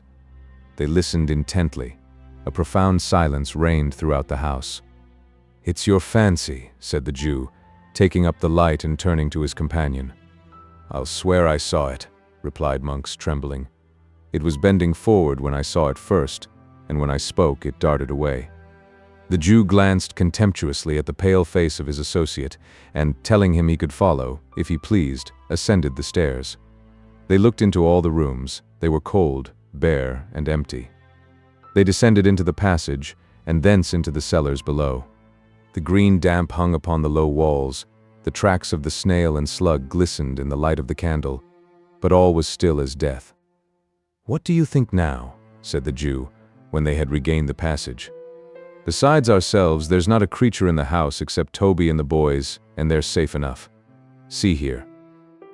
As a proof of the fact, the Jew drew forth 2 keys from his pocket, and explained that when he first went downstairs, he had locked them in, to prevent any intrusion on the conference. This accumulated testimony effectually staggered Mr. Monks. His protestations had gradually become less and less vehement as they proceeded in their search without making any discovery, and now he gave vent to several very grim laughs and confessed it could only have been his excited imagination. He declined any renewal of the conversation, however, for that night, suddenly remembering that it was past 1 o'clock, and so the amiable couple parted. Chapter 27. Atones for the unpoliteness of a former chapter, which deserted a lady most unceremoniously. As it would be, by no means, seemly in a humble author to keep so mighty a personage as a beetle waiting, with his back to the fire, and the skirts of his coat gathered up under his arms, until such time as it might suit his pleasure to relieve him, and as it would still less become his station, or his gallantry to involve in the same neglect a lady on whom that beetle had looked with an eye of tenderness and affection, and in whose ear he had whispered sweet words which, coming from such a quarter, might well thrill the bosom of maid or matron of whatsoever degree. The historian whose pen traces these words, trusting that he knows his place, and that he entertains a becoming reverence for those upon earth to whom high and important authority is delegated, hastens to pay them that respect which their position demands, and to treat them with all that duteous ceremony which their exalted rank, and by consequence great virtues, imperatively claim at his hands. Towards this end, indeed, he had purposed to introduce in this place a dissertation touching the divine right of beetles, and elucidative of the position that a beetle can do no wrong, which could not fail to have been both pleasurable and profitable to the right-minded reader, but which he is unfortunately compelled, by want of time and space, to postpone to some more convenient and fitting opportunity, on the arrival of which he will be prepared to show that a beetle properly constituted, that is to say, a parochial beetle, attached to a parochial workhouse, and attending in his official capacity the parochial church, is, in right and virtue of his office, possessed of all the excellences and best qualities of humanity, and that to none of those excellences can mere company's beetles or court of law beetles, or even chapel of ease beetles, save the last, and they in a very lowly and inferior degree, lay the remotest sustainable claim. Mr. Bumble had recounted the teaspoons, reweighed the sugar tongs, made a closer inspection of the milk pot, and ascertained to a nicety the exact condition of the furniture, down to the very horsehair seats of the chairs, and had repeated each process full half a dozen times, before he began to think that it was time for Mrs. Corney to return. Thinking begets thinking. As there were no sounds of Mrs. Corney's approach, it occurred to Mr. Bumble that it would be an innocent and virtuous way of spending the time if he were further to allay his curiosity by a cursory glance at the interior of Mrs. Corney's chest of drawers. Having listened at the keyhole, to assure himself that nobody was approaching the chamber, Mr. Bumble, beginning at the bottom, proceeded to make himself acquainted with the contents of the 3 long drawers, which, being filled with various garments of good fashion and texture, carefully preserved between 2 layers of old newspapers, speckled with dried lavender, seemed to yield him exceeding satisfaction. Arriving, in course of time, at the right-hand corner drawer in which was the key, and beholding therein a small padlocked box, which, being shaken, gave forth a pleasant sound, as of the chinking of coin, Mr. Bumble returned with a stately walk to the fireplace, and, resuming his old attitude, said, with a grave and determined air, "I'll do it." He followed up this remarkable declaration by shaking his head in a waggish manner for 10 minutes, as though he were remonstrating with himself for being such a pleasant dog, and then he took a view of his legs in profile, with much seeming pleasure and interest. He was still placidly engaged in this latter survey, when Mrs. Corney, hurrying into the room, threw herself, in a breathless state, on a chair by the fireside, and covering her eyes with one hand, placed the other over her heart, and gasped for breath. "Mrs. Corney," said Mr. Bumble, stooping over the matron. "What is this, ma'am? Has anything happened, ma'am? Pray answer me. I'm on." Mr. Bumble, in his alarm, could not immediately think of the word tenterhooks, so he said broken bottles. "Oh, Mr. Bumble," cried the lady, "I have been so dreadfully put out." "Put out, ma'am?" exclaimed Mr. Bumble. "Who has dared to?" "I know," said Mr. Bumble, checking himself with native majesty. "This is them wicious paupers." "It's dreadful to think of," said the lady, shuddering. "Then don't think of it, ma'am," rejoined Mr. Bumble. "I can't help it," whimpered the lady. "Then take something, ma'am," said Mr. Bumble soothingly. "A little of the wine?" "Not for the world," replied Mrs. Corney. "I couldn't. Oh, the top shelf in the right-hand corner. Oh." Uttering these words, the good lady pointed, distractedly, to the cupboard, and underwent a convulsion from internal spasms. Mr. Bumble rushed to the closet, and, snatching a pint green glass bottle from the shelf thus incoherently indicated, filled a teacup with its contents, and held it to the lady's lips. "I'm better now," said Mrs. Corney, falling back after drinking half of it. Mr. Bumble raised his eyes piously to the ceiling in thankfulness, and, bringing them down again to the brim of the cup, lifted it to his nose. "Peppermint!" exclaimed Mrs. Corney, in a faint voice, smiling gently on the beetle as she spoke. "Try it. There's a little something else in it." Mr. Bumble tasted the medicine with a doubtful look, smacked his lips, took another taste, and put the cup down empty. "It's very comforting," said Mrs. Corney. "Very much so indeed, ma'am," said the beetle. As he spoke, he drew a chair beside the matron and tenderly inquired what had happened to distress her. "Nothing," replied Mrs. Corney. "I am a foolish, excitable, weak creature." "Not weak, ma'am," retorted Mr. Bumble, drawing his chair a little closer. "Are you a weak creature, Mrs. Corney?" "We are all weak creatures," said Mrs. Corney, laying down a general principle. "So we are," said the beetle. Nothing was said on either side for a minute or two afterwards.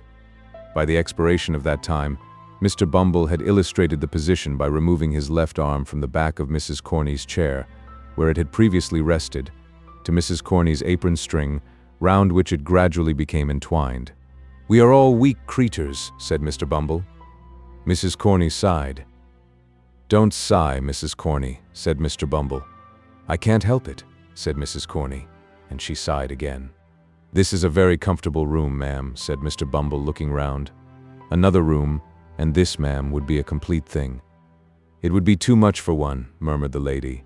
"But not for two, ma'am," rejoined Mr. Bumble, in soft accents. "Eh, Mrs. Corney?" Mrs. Corney drooped her head. When the beetle said this, the beetle drooped his, to get a view of Mrs. Corney's face. Mrs. Corney, with great propriety, turned her head away and released her hand to get at her pocket handkerchief, but insensibly replaced it in that of Mr. Bumble. "The board allows you coals, don't they, Mrs. Corney?" inquired the beetle, affectionately pressing her hand. "And candles," replied Mrs. Corney, slightly returning the pressure. "Coals, candles, and house rent free," said Mr. Bumble. "Oh, Mrs. Corney, what an angel you are!" The lady was not proof against this burst of feeling. She sank into Mr. Bumble's arms, and that gentleman in his agitation imprinted a passionate kiss upon her chaste nose.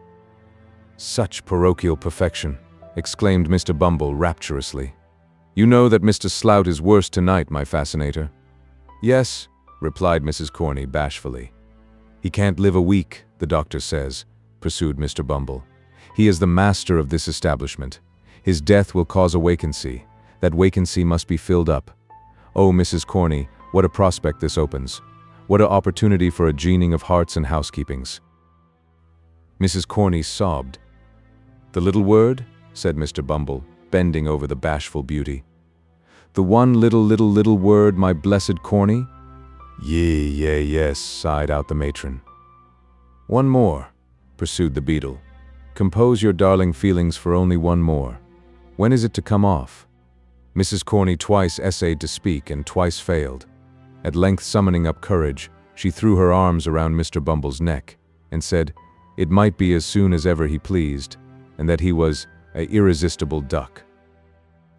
Matters being thus amicably and satisfactorily arranged, the contract was solemnly ratified in another teacupful of the peppermint mixture, which was rendered the more necessary by the flutter and agitation of the lady's spirits.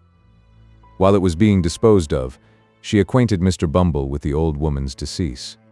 "Very good," said that gentleman, sipping his peppermint.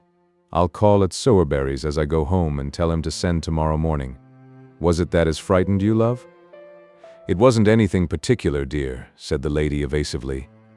"It must have been something, love," urged Mr. Bumble. "Won't you tell your own bee?" "Not now," rejoined the lady. "One of these days. After we're married, dear." "After we're married!" exclaimed Mr. Bumble. "It wasn't any impudence from any of them male paupers as—" "No, love," interposed the lady hastily. "If I thought it was," continued Mr. Bumble, "if I thought as any one of 'em had dared to lift his vulgar eyes to that lovely countenance—" "They wouldn't have dared to do it, love," responded the lady. "They had better not," said Mr. Bumble, clenching his fist. "Let me see any man, parochial or extra-parochial, as would presume to do it, and I can tell him that he wouldn't do it a second time." Unembellished by any violence of gesticulation, This might have seemed no very high compliment to the lady's charms, but as Mr. Bumble accompanied the threat with many warlike gestures, she was much touched with this proof of his devotion, and protested, with great admiration, that he was indeed a dove. The dove then turned up his coat collar and put on his cocked hat, and having exchanged a long and affectionate embrace with his future partner, once again braved the cold wind of the night, merely pausing for a few minutes in the male paupers' ward to abuse them a little, with the view of satisfying himself that he could fill the office of workhouse master with needful acerbity. Assured of his qualifications, Mr. Bumble left the building with a light heart and bright visions of his future promotion, which served to occupy his mind until he reached the shop of the undertaker. Now, Mr. and Mrs. Sowerberry having gone out to tea and supper, and Noah Claypole not being at any time disposed to take upon himself a greater amount of physical exertion than is necessary to a convenient performance of the two functions of eating and drinking, the shop was not closed, although it was past the usual hour of shutting up. Mr. Bumble tapped with his cane on the counter several times, but, attracting no attention, and beholding a light shining through the glass window of the little parlor at the back of the shop, he made bold to peep in and see what was going forward, and when he saw what was going forward, he was not a little surprised. The cloth was laid for supper. The table was covered with bread and butter, plates and glasses, a porter pot and a wine bottle. At the upper end of the table, Mr. Noah Claypole lolled negligently in an easy chair, with his legs thrown over one of the arms, an open clasp knife in one hand, and a mass of buttered bread in the other. Close beside him stood Charlotte, opening oysters from a barrel, which Mr. Claypole condescended to swallow, with remarkable avidity. A more than ordinary redness in the region of the young gentleman's nose, and a kind of fixed wink in his right eye, denoted that he was in a slight degree intoxicated. These symptoms were confirmed by the intense relish with which he took his oysters, for which nothing but a strong appreciation of their cooling properties, in cases of internal fever, could have sufficiently accounted. "Here is a delicious fat one, Noah, dear," said Charlotte. "Try him, do, only this one." "What a delicious thing is a oyster," remarked Mr. Claypole, after he had swallowed it. "What a pity it is, a number of 'em should ever make you feel uncomfortable, isn't it, Charlotte?" "It's quite a cruelty," said Charlotte. "So it is," acquiesced Mr. Claypole. "An't you fond of oysters?" "Not overmuch," replied Charlotte. "I like to see you eat 'em, Noah dear, better than eating 'em myself." "Lor," said Noah reflectively, "how queer." "Have another," said Charlotte. "Here's one with such a beautiful, delicate beard." "I can't manage any more," said Noah. "I'm very sorry. Come here, Charlotte, and I'll kiss you." "What?" said Mr. Bumble, bursting into the room. "Say that again, sir." Charlotte uttered a scream and hid her face in her apron. Mr. Claypole, without making any further change in his position than suffering his legs to reach the ground, gazed at the beadle in drunken terror. "Say it again, you wile, audacious fellow," said Mr. Bumble. "How dare you mention such a thing, sir? And how dare you encourage him, you insolent minx?" "Kiss her," exclaimed Mr. Bumble in strong indignation. "Faugh!" "I didn't mean to do it," said Noah, blubbering. "She's always a kissing of me, whether I like it or not." "Oh, Noah," cried Charlotte reproachfully. "Yer are, yer know yer are," retorted Noah. "She's always a doin' of it, Mr. Bumble, sir. She chucks me under the chin, please, sir, and makes all manner of love." "Silence!" cried Mr. Bumble sternly. "Take yourself downstairs, ma'am. Noah, you shut up the shop. Say another word till your master comes home, at your peril. And when he does come home, tell him that Mr. Bumble said he was to send an old woman's shell after breakfast tomorrow morning. Do you hear, sir?" "Kissing," cried Mr. Bumble, holding up his hands. "The sin and wickedness of the lower orders in this parochial district is frightful.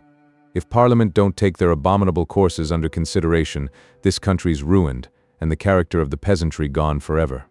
With these words the beadle strode, with a lofty and gloomy air, from the undertaker's premises. "And now that we have accompanied him so far on his road home, and have made all necessary preparations for the old woman's funeral, let us set on foot a few inquires after young Oliver Twist, and ascertain whether he be still lying in the ditch where Toby Crackit left him." Chapter 28 looks after Oliver and proceeds with his adventures. "Wolves tear your throats," muttered Sikes, grinding his teeth. "I wish I was among some of you. You'd howl the hoarser for it." As Sikes growled forth this imprecation, with the most desperate ferocity that his desperate nature was capable of, he rested the body of the wounded boy across his bended knee, and turned his head, for an instant, to look back at his pursuers. There was little to be made out, in the mist and darkness, but the loud shouting of men vibrated through the air, and the barking of the neighboring dogs, roused by the sound of the alarm bell, resounded in every direction. "Stop, you white-livered hound!" cried the robber, shouting after Toby Crackit, who, making the best use of his long legs, was already ahead. "Stop!" The repetition of the word brought Toby to a dead standstill, for he was not quite satisfied that he was beyond the range of pistol shot, and Sikes was in no mood to be played with. "Bear a hand with the boy," cried Sikes, beckoning furiously to his confederate. "Come back." Toby made a show of returning, but ventured, in a low voice broken for want of breath, to intimate considerable reluctance as he came slowly along. "Quicker!" cried Sikes, laying the boy in a dry ditch at his feet and drawing a pistol from his pocket. "Don't play booty with me." At this moment the noise grew louder. Sikes, again looking round, could discern that the men who had given chase were already climbing the gate of the field in which he stood, and that a couple of dogs were some paces in advance of them. "It's all up, Bill," cried Toby. "Drop the kid and show him your heels." With this parting advice, Mr. Crackit, preferring the chance of being shot by his friend to the certainty of being taken by his enemies, fairly turned tail and darted off at full speed. Sikes clenched his teeth, took one look around, threw over the prostrate form of Oliver, the cape in which he had been hurriedly muffled, ran along the front of the hedge, as if to distract the attention of those behind, from the spot where the boy lay, paused for a second before another hedge which met it at right angles, and whirling his pistol high into the air, cleared it at a bound, and was gone. "Ho, ho there!" cried a tremulous voice in the rear. "Pincher! Neptune! Come here, come here!" The dogs, who, in common with their masters, seemed to have no particular relish for the sport in which they were engaged, readily answered to the command. 3 men, who had by this time advanced some distance into the field, stopped to take counsel together. "My advice, or leastways, I should say, my orders is," said the fattest man of the party, "that we immediately go home again." "I am agreeable to anything which is agreeable to Mr. Giles," said a shorter man, who was by no means of a slim figure, and who was very pale in the face and very polite, as frightened men frequently are. "I shouldn't wish to appear ill-mannered, gentlemen," said the third, who had called the dogs back. "Mr. Giles ought to know." "Certainly," replied the shorter man, "and whatever Mr. Giles says, it isn't our place to contradict him. No, no, I know my situation. Thank my stars, I know my situation." To tell the truth, the little man did seem to know his situation, and to know perfectly well that it was by no means a desirable one, for his teeth chattered in his head as he spoke. "You are afraid, Brittles," said Mr. Giles. "I ain't," said Brittles. "You are," said Giles. "You're a falsehood, Mr. Giles," said Brittles. "You're a lie, Brittles," said Mr. Giles. Now, these 4 retorts arose from Mr. Giles's taunt, and Mr. Giles's taunt had arisen from his indignation at having the responsibility of going home again imposed upon himself under cover of a compliment. The third man brought the dispute to a close, most philosophically. "I'll tell you what it is, gentlemen," said he. "We're all afraid." "Speak for yourself, sir," said Mr. Giles, who was the palest of the party. "So I do," replied the man. "It's natural and proper to be afraid under such circumstances. I am." "So am I," said Brittles. "Only there's no call to tell a man he is, so bounceably." These frank admissions softened Mr. Giles, who at once owned that he was afraid, upon which they all 3 faced about, and ran back again with the completest unanimity, until Mr. Giles, who had the shortest wind of the party, as was encumbered with a pitchfork, most handsomely insisted on stopping, to make an apology for his hastiness of speech. "But it's wonderful," said Mr. Giles when he had explained, "what a man will do when his blood is up. I should have committed murder, I know I should, if we'd caught one of them rascals." As the other 2 were impressed with a similar presentiment, and as their blood, like his, had all gone down again, Some speculation ensued upon the cause of this sudden change in their temperament. "I know what it was," said Mr. Giles. "It was the gate." "I shouldn't wonder if it was," exclaimed Brittles, catching at the idea. "You may depend upon it," said Giles, "that gate stopped the flow of the excitement. I felt all mine suddenly going away as I was climbing over it." By a remarkable coincidence, the other two had been visited with the same unpleasant sensation at that precise moment. It was quite obvious, therefore, that it was the gate, especially as there was no doubt regarding the time at which the change had taken place, because all three remembered that they had come in sight of the robbers at the instant of its occurrence. This dialogue was held between the two men who had surprised the burglars and a traveling tinker who had been sleeping in an outhouse and who had been roused, together with his two mongrel curs, to join in the pursuit. Mr. Giles acted in the double capacity of butler and steward to the old lady of the mansion. Brittles was a lad of all work, who, having entered her service a mere child, was treated as a promising young boy still, though he was something past 30. Encouraging each other with such converse as this, but keeping very close together, notwithstanding, and looking apprehensively round, whenever a fresh gust rattled through the boughs, the three men hurried back to a tree, behind which they had left their lantern, lest its light should inform the thieves in what direction to fire. Catching up the light, they made the best of their way home at a good round trot, and long after their dusky forms had ceased to be discernible, the light might have been seen twinkling and dancing in the distance, like some exhalation of the damp and gloomy atmosphere through which it was swiftly borne. The air grew colder as day came slowly on, and the mist rolled along the ground like a dense cloud of smoke. The grass was wet, the pathways and low places were all mire and water, the damp breath of an unwholesome wind went languidly by with a hollow moaning. Still, Oliver lay motionless and insensible on the spot where Sikes had left him. Morning drew on apace. The air became more sharp and piercing, as its first dull hue, the death of night, rather than the birth of day, glimmered faintly in the sky. The objects which had looked dim and terrible in the darkness grew more and more defined and gradually resolved into their familiar shapes. The rain came down, thick and fast, and pattered noisily among the leafless bushes. But Oliver felt it not as it beat against him, for he still lay stretched, helpless and unconscious, on his bed of clay. At length a low cry of pain broke the stillness that prevailed, and uttering it, the boy awoke. His left arm, rudely bandaged in a shawl, hung heavy and useless at his side. The bandage was saturated with blood. He was so weak that he could scarcely raise himself into a sitting posture. When he had done so, he looked feebly round for help, and groaned with pain. Trembling in every joint, from cold and exhaustion, he made an effort to stand upright, but shuddering from head to foot, fell prostrate on the ground.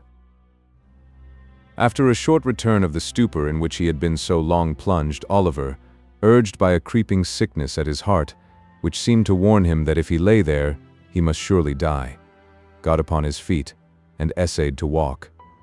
His head was dizzy, and he staggered to and fro like a drunken man. But he kept up, nevertheless, and, with his head drooping languidly on his breast, went stumbling onward, he knew not whither. And now, hosts of bewildering and confused ideas came crowding on his mind. He seemed to be still walking between Sikes and Crackit, who were angrily disputing, for the very words they said sounded in his ears, and when he caught his own attention, as it were, by making some violent effort to save himself from falling, he found that he was talking to them.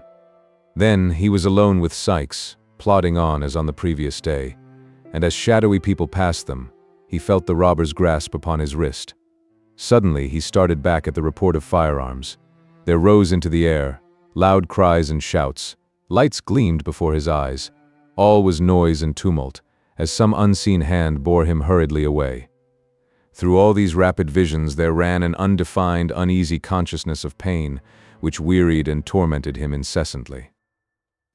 Thus he staggered on, creeping, almost mechanically, between the bars of gates or through hedge gaps as they came in his way, until he reached a road. Here the rain began to fall so heavily that it roused him. He looked about, and saw that at no great distance there was a house, which perhaps he could reach. Pitying his condition, they might have compassion on him, and if they did not, It would be better, he thought, to die near human beings than in the lonely open fields. He summoned up all his strength for one last trial and bent his faltering steps towards it. As he drew nearer to this house, a feeling came over him that he had seen it before. He remembered nothing of its details, but the shape and aspect of the building seemed familiar to him. That garden wall. On the grass inside, he had fallen on his knees last night and prayed the two men's mercy. It was the very house they had attempted to rob. Oliver felt such fear come over him when he recognized the place that, for the instant, he forgot the agony of his wound and thought only of flight. Flight.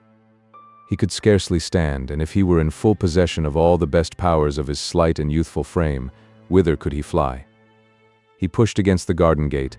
It was unlocked and swung open on its hinges. He tottered across the lawn, climbed the steps, knocked faintly at the door, and his whole strength failing him, sunk down against one of the pillars of the little portico. It happened that about this time Mr. Giles, Brittles, and the tinker were recruiting themselves, after the fatigues and terrors of the night, with tea and sundries in the kitchen. Not that it was Mr. Giles's habit to admit to too great familiarity the humbler servants, towards whom it was rather his wont to deport himself with a lofty affability, which, while it gratified, could not fail to remind them of his superior position in society. But death, fires, and burglary make all men equals, so Mr. Giles sat with his legs stretched out before the kitchen fender, leaning his left arm on the table, while, with his right, he illustrated a circumstantial and minute account of the robbery, to which his hearers, but especially the cook and housemaid, who were of the party, listened with breathless interest. "It was about 2:30, said Mr. Giles, "or I wouldn't swear that it mightn't have been a little nearer 3 when I woke up, and turning round in my bed, as it might be so." Here Mr. Giles turned round in his chair, and pulled the corner of the tablecloth over him to imitate bedclothes. "I fancied I heard a noise." At this point of the narrative the cook turned pale, and asked the housemaid to shut the door. Who asked Brittles, who asked the tinker, who pretended not to hear. "Heard a noise," continued Mr. Giles. "I says at first, this is illusion, and was composing myself off to sleep, when I heard the noise again, distinct." "What sort of a noise?" asked the cook. "A kind of a busting noise," replied Mr. Giles, looking round him. "More like the noise of powdering an iron bar on a nutmeg grater," suggested Brittles. "It was when you heard it, sir," rejoined Mr. Giles, "but at this time it had a busting sound. I turned down the clothes," continued Giles, rolling back the tablecloth, sat up in bed, and listened. The cook and housemaid simultaneously ejaculated "Lor," and drew their chairs closer together. "I heard it now, quite apparent," resumed Mr. Giles. "Somebody, I says, is forcing of a door or window. What's to be done? I'll call up that poor lad, Brittles, and save him from being murdered in his bed.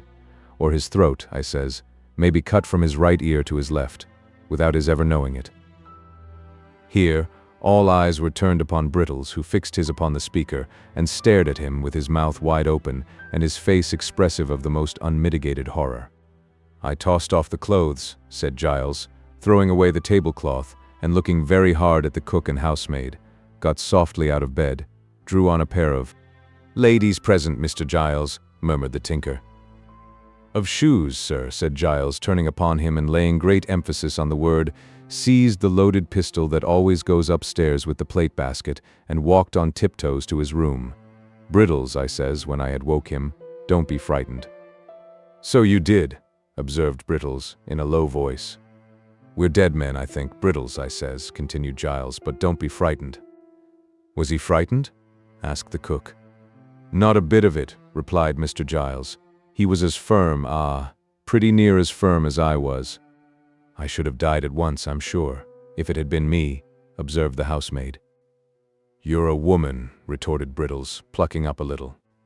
"Brittles is right," said Mr. Giles, nodding his head approvingly. "From a woman, nothing else was to be expected. We, being men, took a dark lantern that was standing on Brittles' hob, and groped our way downstairs in the pitch dark, as it might be so." Mr. Giles had risen from his seat and taken 2 steps with his eyes shut, to accompany his description with appropriate action, when he started violently, in common with the rest of the company, and hurried back to his chair. The cook and housemaid screamed. "It was a knock," said Mr. Giles, assuming perfect serenity. "Open the door, somebody." Nobody moved. "It seems a strange sort of a thing, a knock coming at such a time in the morning," said Mr. Giles, surveying the pale faces which surrounded him, and looking very blank himself. "But the door must be opened. Do you hear somebody?" Mr. Giles, as he spoke, looked at Brittles, but that young man, being naturally modest, probably considered himself nobody, and so held that the inquiry could not have any application to him. At all events, he tendered no reply. Mr. Giles directed an appealing glance at the tinker, but he had suddenly fallen asleep. The women were out of the question. "If Brittles would rather open the door, in the presence of witnesses," said Mr. Giles after a short silence, "I am ready to make one." "So am I," said the tinker, waking up, as suddenly as he had fallen asleep. Brittles capitulated on these terms, and the party, being somewhat reassured by the discovery made on throwing open the shutters that it was now broad day, took their way upstairs, with the dogs in front. The two women, who were afraid to stay below, brought up the rear. By the advice of Mr. Giles, they all talked very loud, to warn any evil-disposed person outside that they were strong in numbers, and by a master-stroke of policy, originating in the brain of the same ingenious gentleman, the dogs' tails were well pinched, in the hall, to make them bark savagely. These precautions having been taken, Mr. Giles held on fast by the tinker's arm, to prevent his running away, as he pleasantly said, and gave the word of command to open the door. Brittles obeyed. The group, peeping timorously over each other's shoulders, beheld no more formidable object than poor little Oliver Twist, speechless and exhausted, who raised his heavy eyes, and mutely solicited their compassion. "A boy!" exclaimed Mr. Giles valiantly, pushing the tinker into the background. "What's the matter with thee, eh? Why, Brittles, look here, don't you know?" Brittles, who had got behind the door to open it, no sooner saw Oliver than he uttered a loud cry. Mr. Giles, seizing the boy by one leg and one arm, fortunately not the broken limb, lugged him straight into the hall, and deposited him at full length on the floor thereof. "Here he is," bawled Giles, calling in a state of great excitement up the staircase. "Here's one of the thieves, ma'am. Here's a thief, miss. Wounded, miss. I shot him, miss." And Brittles held the light. "In a lantern, miss," cried Brittles, applying one hand to the side of his mouth, so that his voice might travel the better. The two women servants ran upstairs to carry the intelligence that Mr. Giles had captured a robber, and the tinker busied himself in endeavoring to restore Oliver, lest he should die before he could be hanged. In the midst of all this noise and commotion, there was heard a sweet female voice, which quelled it in an instant. "Giles," whispered the voice from the stairhead. "I'm here, miss," replied Mr. Giles. "Don't be frightened, miss. I ain't much injured. He didn't make a very desperate resistance, miss. I was soon too many for him." "Hush," replied the young lady. "You frighten my aunt as much as the thieves did. Is the poor creature much hurt?"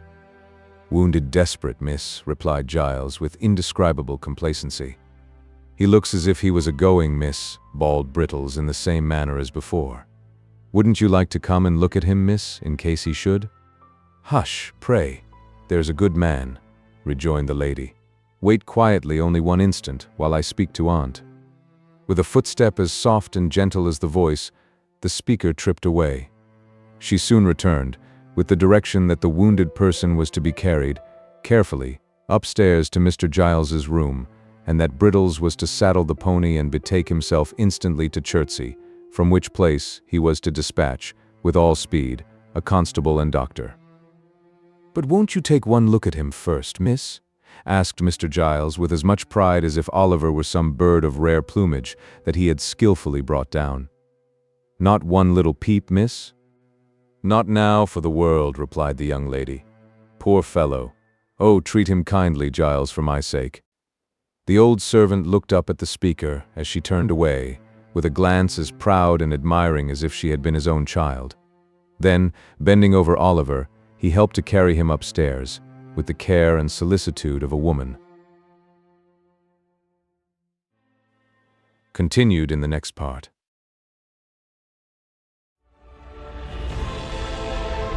A whole galaxy to go.